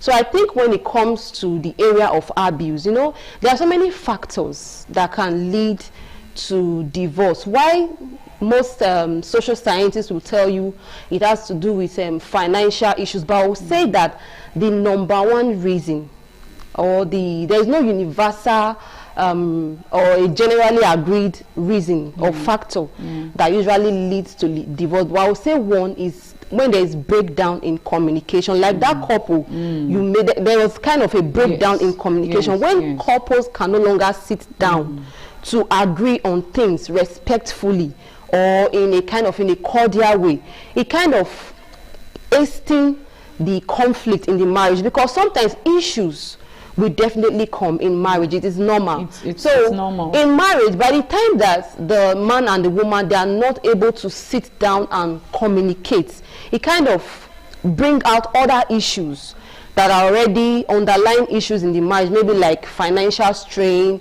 infidelity, or unmet expectations. But even at times when they are having conflicts, they are able to sit down as husband and wife and discuss it accordingly. Communication is the life wire of every relationship, but I believe when there is communication, they will be able to resolve issues. But when there is a breakdown in communication, most often than not, sometimes divorce will become inevitable. Okay. All right. Thank you so much, Mrs. Abigail. So let's dive into coping with divorce. So as a woman, how would you, encourage women that are in the process of divorce, especially when they have children? Yes. As parents, they will have to sit their children down to start explaining and all of that. But before you get into how the mother can actually sit the child down to tell the child, oh, this is what the phase we are going through and all of that. But first off, your advice to, you know, to women? How can they cope with this divorce? We see a whole lot of them, they never saw it coming, but because of the emotional abuse, the physical abuse, something that they cannot tolerate any longer, you know, friends, relatives come around and say, oh, manage because of the children. But still, they are saying to themselves, this man is doing this man is doing that. I can't cope with this any longer. Divorce is the only solution. Now, after the divorce has been done, what should the woman do in order for her to be able to stand on her 2 feet and tell herself, this next phase is something I can actually do, and come out of the emotional, you know, pressure, yes, that came out of the divorce? So what are the steps a woman can take? Okay, to answer your question, firstly, I would like to say this, like the trauma, the pain, the emotional pain that comes with divorce or separation is not something that only the woman feels. It goes both ways. In fact, I think we don't really talk about the effects of divorce. We don't talk about it much on the aspect of men. I don't know, maybe it's because most times women are more expressive than men. You know, in our society, there is this kind of burden on men to keep things to themselves. But in my field of work, men also feel it just the same way women feel it. Okay. So, yes, men, we know men also feel this pain also. But in the regards that it's the man's fault. Okay. What will a woman do? Okay. That is the question I'm posing before you. Okay. It is woman to woman. So we want you to advise a woman out there that, you know, went into a relationship with a man and this is not the man she fell in love with. Okay. All of a sudden the man has battered her, you know, done different things, and she has gone for counseling and all of that, and there is still no resolve. So what should the woman do after this divorce has been done with? Now the emotions, the you know, this man that she saw as the love of her life, as someone that she's going to do life with, as someone that has turned out to become a lion, so we want to know, what should this person do in order for her to come out of her shell, you know, and gain her self-worth again? Okay, you know, there is no specific timeline for a woman going through divorce to heal or come out of the emotional pain. But healing is a process. Coping with the after effects is a process. So first off, I would like to advise any woman going through that phase to, first of all, accept the reality of the divorce. You need to accept that, okay, this is the stage that we are in. And most times, before a couple end up dissolving their marriage, I think they would have exhausted every other option. Maybe they have met with their religious leaders, they have gone for legal advice, couples counseling, and this is the final stage, and it is like, it is what it is inevitable. So I will first of all advise that woman to accept the reality of the divorce. Then it is perfectly okay for her to feel sad or even cry, feel disappointed, or even at times she might even feel relieved. Yes, there are times, because emotions is not something that you have control over, so she might actually feel relieved. So she should allow herself to go through the emotions. It's part of the healing process. Trying to suppress your emotions or trying to pretend that, oh, it didn't happen, or I want to keep up appearances, I want to show to people that, okay, I don't feel what is happening to me, or I'm not sad, or I'm not traumatized. It doesn't help. So the woman should acknowledge her feelings, she should acknowledge her emotions. Then secondly, I would advise such a woman to kind of forgive herself. You know, there are so many emotions that come with being divorced. Sometimes, while some women may blame the man, like the man is at fault, you know, grieving comes in different stages. If you have ever lost somebody, there are times you're like, oh, why did this person do this thing that led to, you understand? At times it's like, okay, it's my fault. It's because of something I did. You know, there are times she might begin to feel like it's our fault. Maybe there is something she would have done differently. So she needs to forgive herself. She needs to forgive herself. Then she needs to also kind of rediscover herself. And there are several ways you can rediscover yourself as a woman. You can learn some courses, you can begin to read books, you can learn new skills, in fact, pick up a new hobby or an hobby you used to have that you abandoned. You know, sometimes, most especially we women, sometimes when we get married, we tend to kind of lose ourselves. Not all women. There are some women that, but it's more common among females. They put their career on hold, their business on hold, because they want to take care, concentrate on their own. They want to take care of the children. So the divorce, after the divorce, is now also a time for you to rediscover yourself, things you love to do. Maybe you were once excelling in your career. Maybe it's time to kind of dust up your credentials and maybe go back to the workplace. That can also help you to remove your mind from the pain that you are feeling. So in a nutshell, you're saying it's important for the woman to get herself busy. Yes, it's very important. You know, though sometimes some people will feel like, okay, why was the woman not doing all this in the marriage? So that's the reason why I said sometimes in marriage, because you have so many things going on. In fact, abuse can even make some women lose themselves. Okay, you know what, Abigail, I will pause you there. Let's go on a quick short break. Remember, we're all talking about coping with divorce. Don't go nowhere.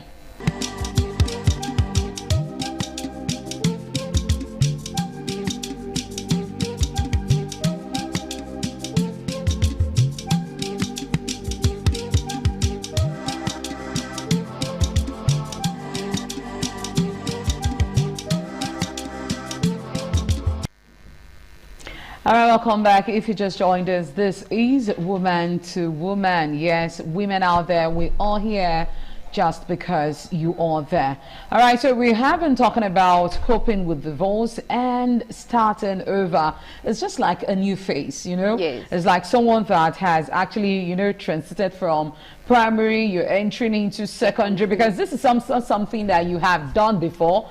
And to some women, they have actually, you know, gone through that line, but some others, they haven't. So Mrs. Abigail has been talking about how you can actually cope with divorce, but I don't think, is this something we can actually cope with? Is this something that in a long run you can forget you ever was in a relationship with that particular man? Why not? Yes. Okay. In the long run, sometimes even when you find love again, you know, sometimes, so it's easy. Not that easy, but I think along the line, you know, there are some times you just find joy, yes, just find a way to you know, relieve yourself of that experience. Sometimes when you experience a traumatic event, you might think, oh, this is the end of my life, I will never regain myself. But sometimes over the years, sometimes you begin to ask yourself, was I the one that was crying over that thing at that time? You understand? So most times I think time sometimes help us to heal over the time. Okay. All right, so for parents, women that, you know, in the marriage, they have children, so how can they actually, you know, sit their children down and explain this part of their life to the children, especially when the children has come of age? When they've come of age, I think it's far easier when they're of age. All right. Okay. One thing I would like to say is that the fact that a marriage has ended in divorce, it doesn't mean that both parents will not have continuous relationship. Some don't. Some yes, don't. Yes, I know that. But it's very important because the children are not the reason for the divorce. They are not, even if, you know, sometimes, because we need to, I'm also a teens coach, so we need to put into consideration the feelings of the children. Some children, especially those that are more matured, like you said, at times they may feel, okay, maybe there is something I am doing that's resulted to my parents separating. Maybe especially if that child is one that is kind of problematic or has been giving the parents issues, they might think, okay, maybe I'm the cause or I'm the source of, I'm the kind of foundation of the issues that my parents are having. So I think it falls on both parents to give the children a proper understanding of what is happening. Firstly, I will say that it is very important for parents to be honest with their children. You know, honesty should be your watchword as a parent. I don't believe in hiding things from children, but because you want to be honest about the true reality of things, it doesn't mean that you should go into every detail. In depth. Yes, you don't need to go in depth. Then you also need to put into consideration the age of the child. So like you said, for children who are older, but I think children who are older, let's say from 11, 12, they might be more understanding compared to younger children. How do you explain to a toddler that mommy and daddy are no longer together? In fact, I don't really, most of them will not even understand. In fact, I think they will even feel it more than the older children, because by the time you have teenagers, sometimes that teenage stage, yes, is a transition period. They are just like mini adults. Some of them like there's no big deal. They may even have friends in their class that have experienced something like that. So it may not be too difficult for them, but for younger children, they may feel it. So I will encourage parents, any woman that is going through maybe a separation or a divorce and they have to move away from the home, or the parents are not living apart, they need to explain it to the children in a way that they will understand, in a kind of an age appropriate way. But in the process, that doesn't mean you begin to demonize your spouse or your ex to them, because it can lead to confusion. It can kind of bring about instability in the family dynamics. Okay.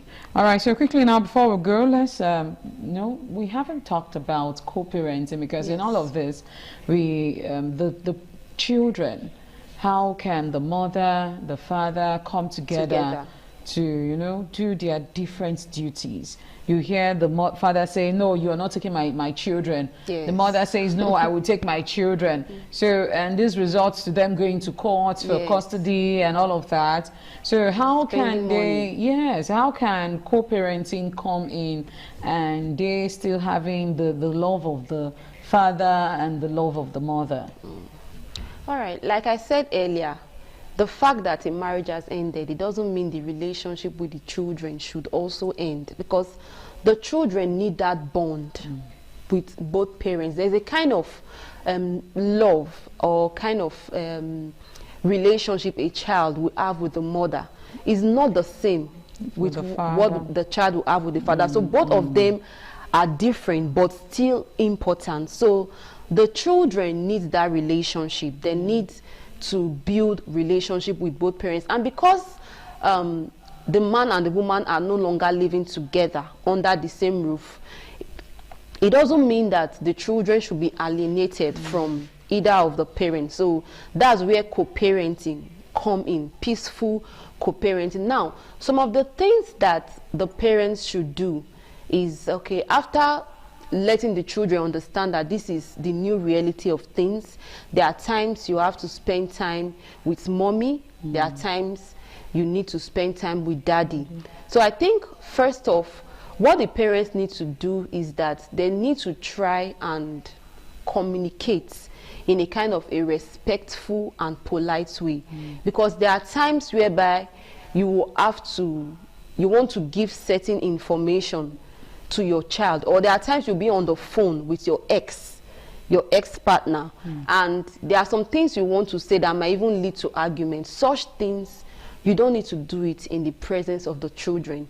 Depends on who is the primary custodian. If the mother is the primary, maybe they've gone to court and the court has awarded custody to the mother. Most times, women usually wins custody of the children, especially if they are minors, if they are little. So if the woman is the primary custodian, the woman should make sure she keeps up with the agreed visitation access.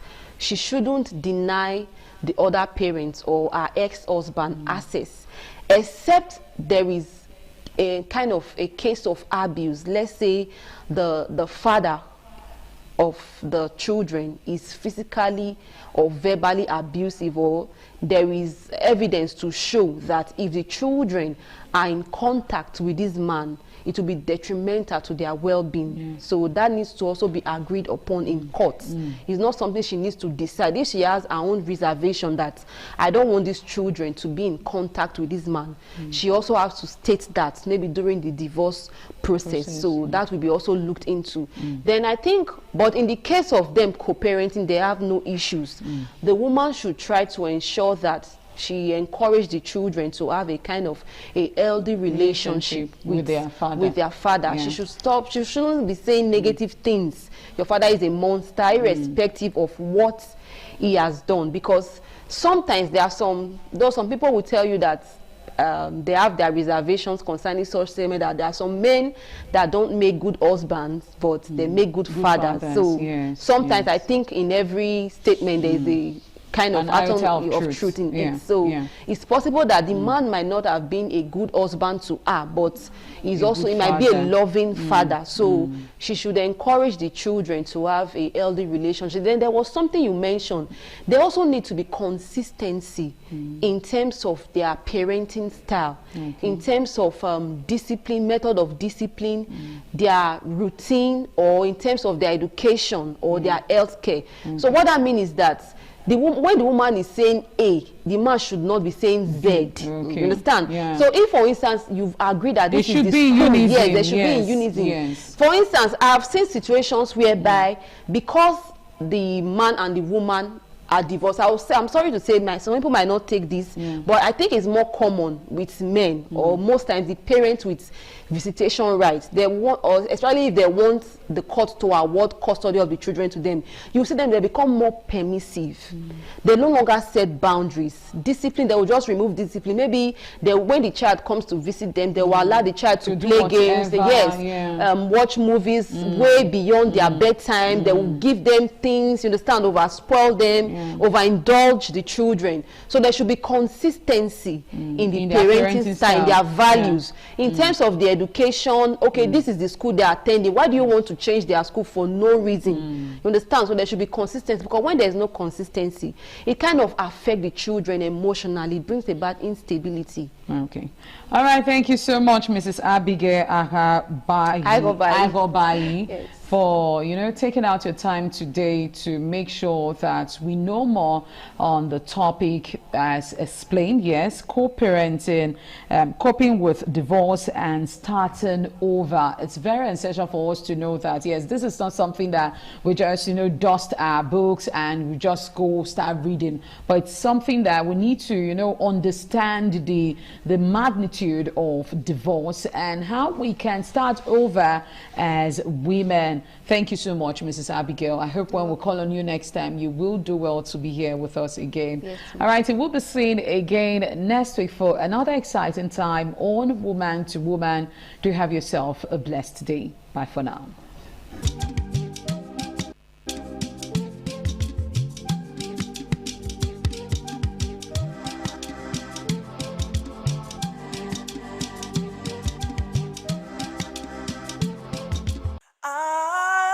ITV, certainly the best.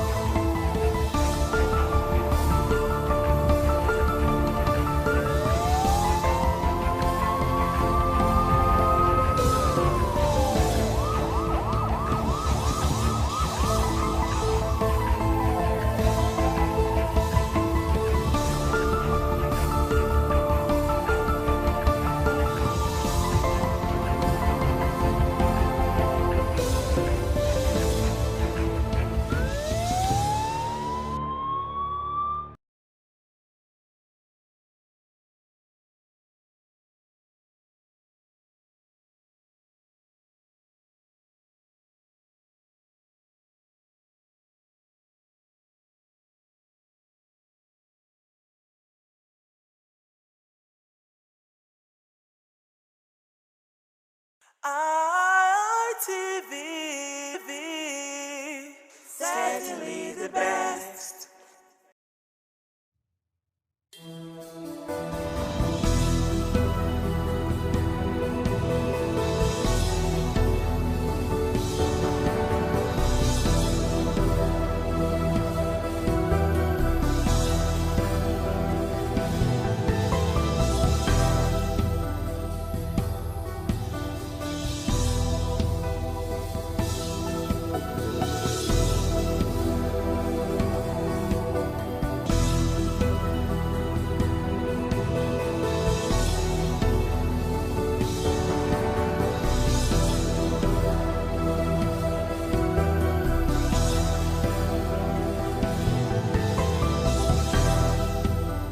Hello everyone, welcome to the show Business 360 right here on Independent Television with me, Anuluwakpo Stevens. As always, so much to talk about, and let's quickly run through a couple of major headlines we'll be treating on this episode.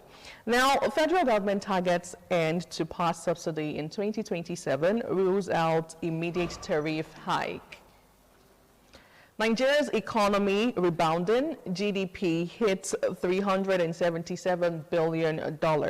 Presidency replies Atiku. Oil prices crash after Trump eases Iran tensions. Cheaper petrol may follow.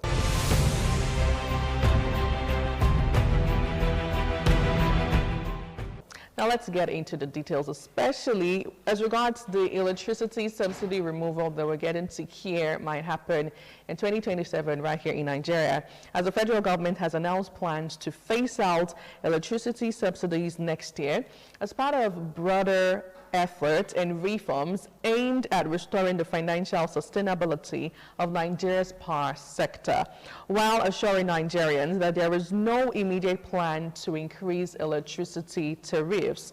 The Minister of Power, Joseph Tigbe, disclosed this while addressing journalists on Friday, saying that the government is working to eliminate what he described as the so-called subsidy, in quotes, in the electricity sector without compromising electricity supply or imposing additional hardship on the consumers.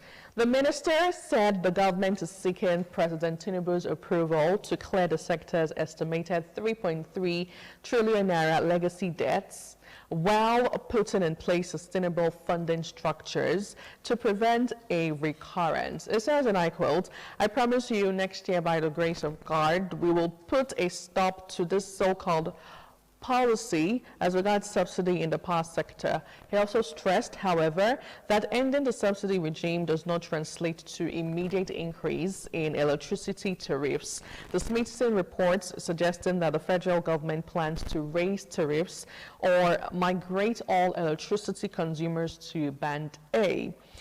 There is no policy by the administration to increase electricity tariffs beyond their current level in the meantime, according to him.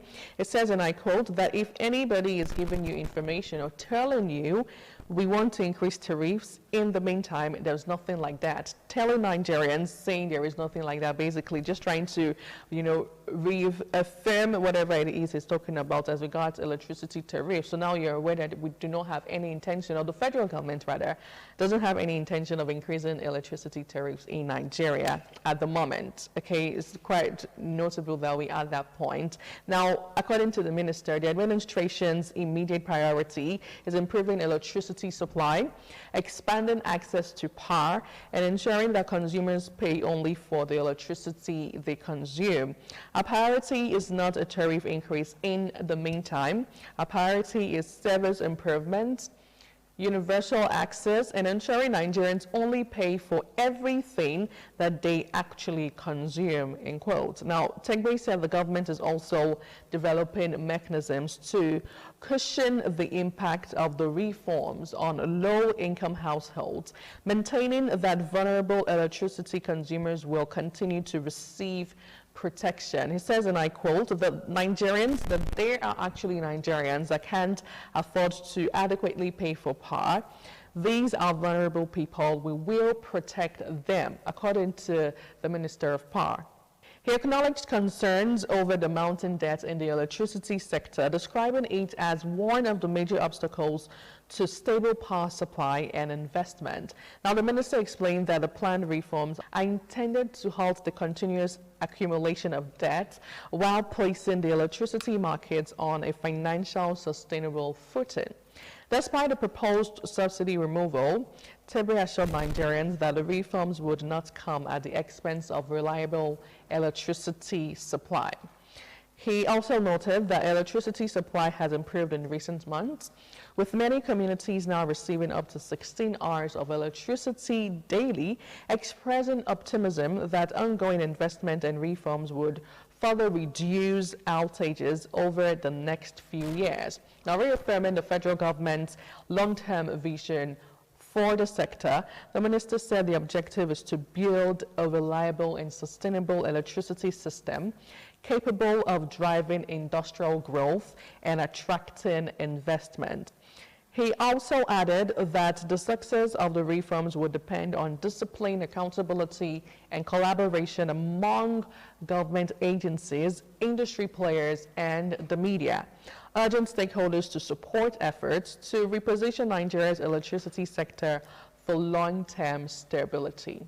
Now, while this particular news has generated a lot of reactions and controversies online and offline, it is also quite important to note that the Minister of Power, Joseph Tegbe, did say that removing the electricity subsidies in the coming year won't automatically mean increase in the amount you get to pay for electricity, because that is that has actually been one of the major concerns for a lot of Nigerians since we got the news about the removal of electricity subsidy come 2027. And it's also worthy to note that they have no plans to increase electricity tariff at this point. So anything can actually change. That's why it's important to know that at this point, as we speak currently, there is no plan to do that, but you can't say in the coming months or the coming years what would eventually happen. Let's hope that the federal government do the needful as regards the legacy debts, in quotes, according to how the Minister of Power termed it, of 3.3 trillion naira being paid and cleared up, so that we have better output, better resources.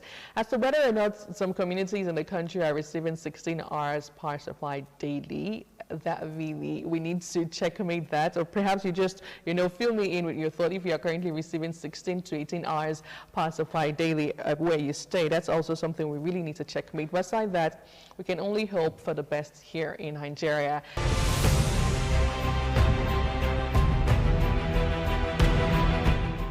Now we'll move over to our second major conversation. It talks about the brief, if I'm to put it that way, between Atiku and the presidency. Now, the presidency has actually replied to Atiku's stance at saying that Nigeria's economy rebounding, GDP hit $377 billion.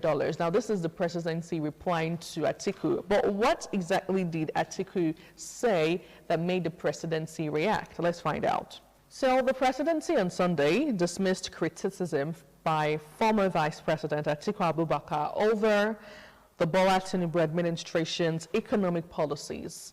The presidency stated that the country's reform program has begun to yield positive results despite the hardship experienced by Nigerians.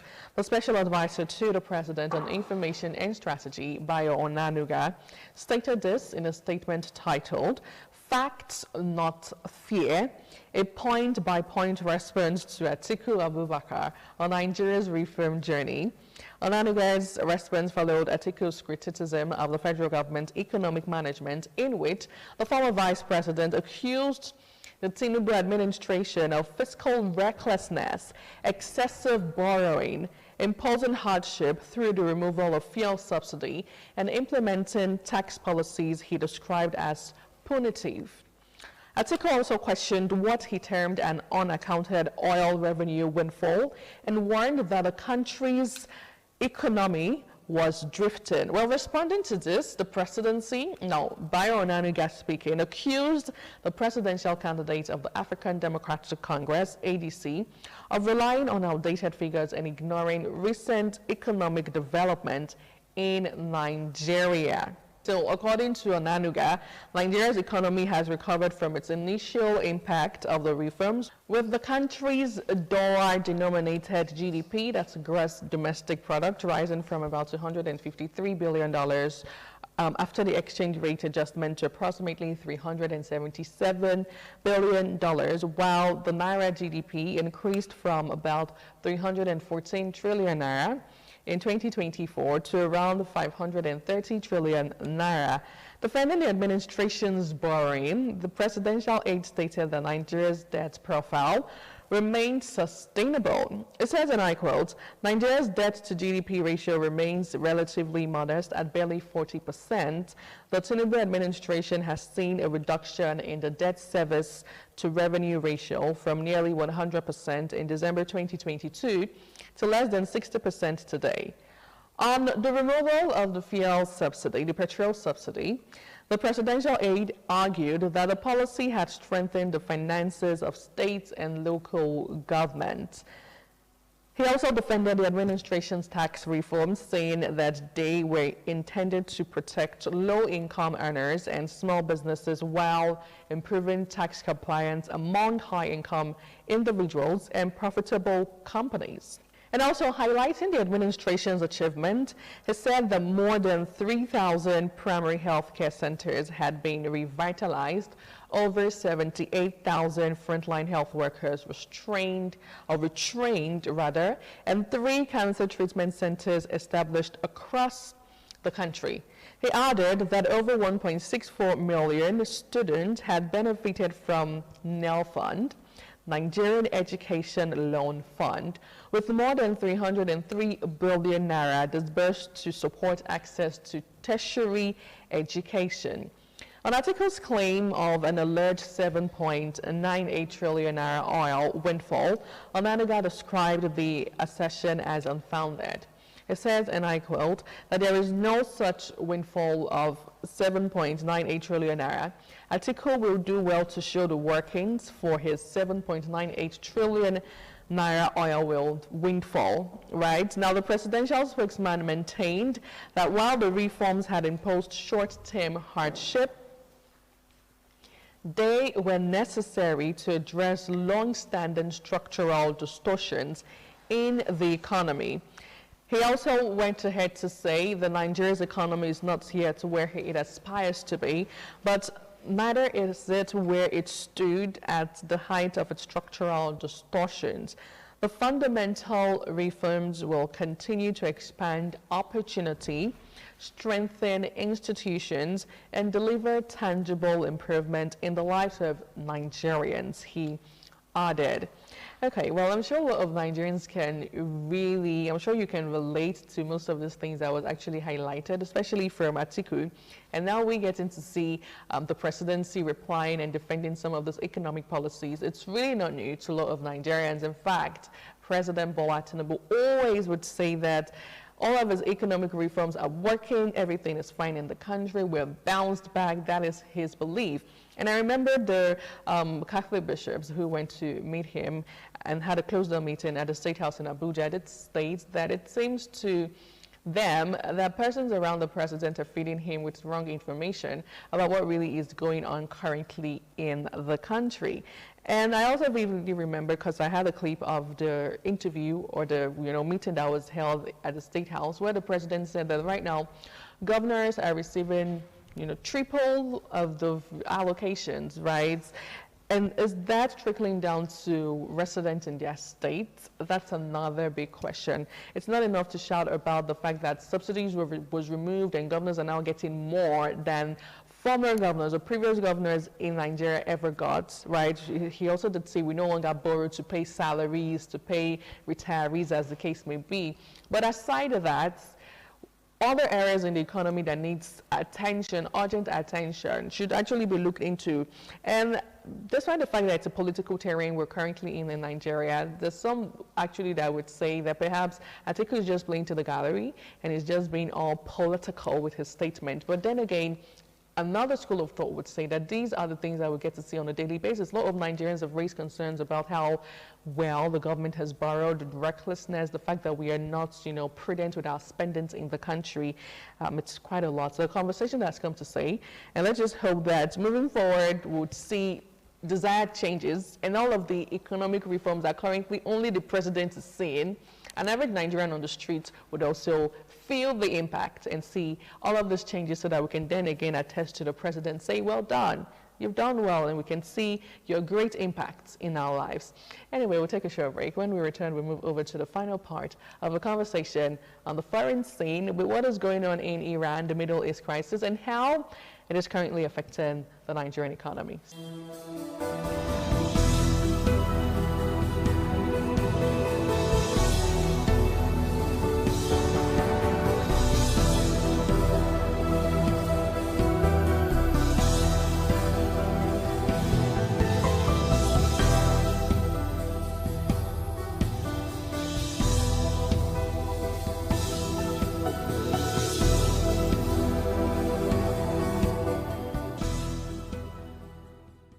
Welcome back. Thank you so much for staying with us. You're still on to Business 360 right here on Independent Television with me, Anuluwakmo Stevens.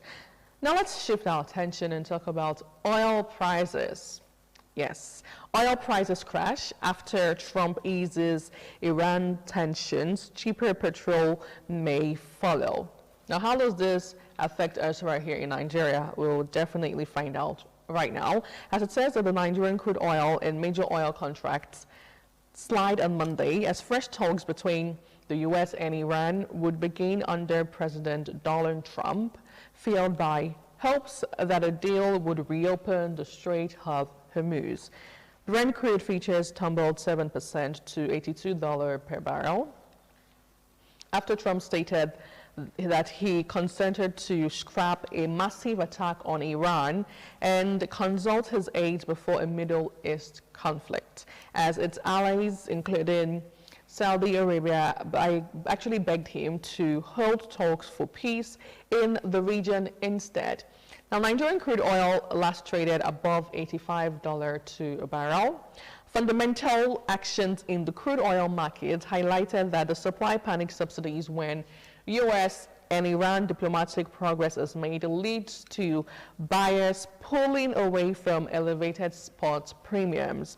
Supply fears still impact Middle East shipping routes, such as Strait of Hormuz.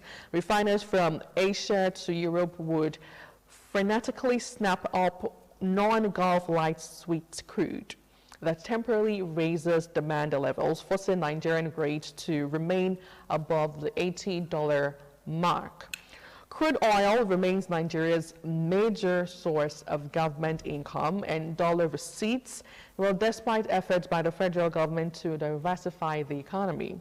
Every $1 reduction in crude oil price represents billions of dollars lost to Nigerian budget shortfall and reduced dollar income for the federal government or the federation, as the case may be. Now, this dwindling inflow of foreign currency affects the central bank's level of FX reserves, which in turn adds pressure to the Nigerian foreign exchange markets. However, it spells good news for Nigerian citizens as the fall in crude feedstock prices leads to a reduction in the landside cost for crude, meaning cheaper refining cost for the Dangote refinery translates to cheaper landing cost for Nigerian fuel importers, translating to cheaper fuel prices at the pump. Now, making transportation costs less prohibitive and bringing down the overall headline consumer inflation number.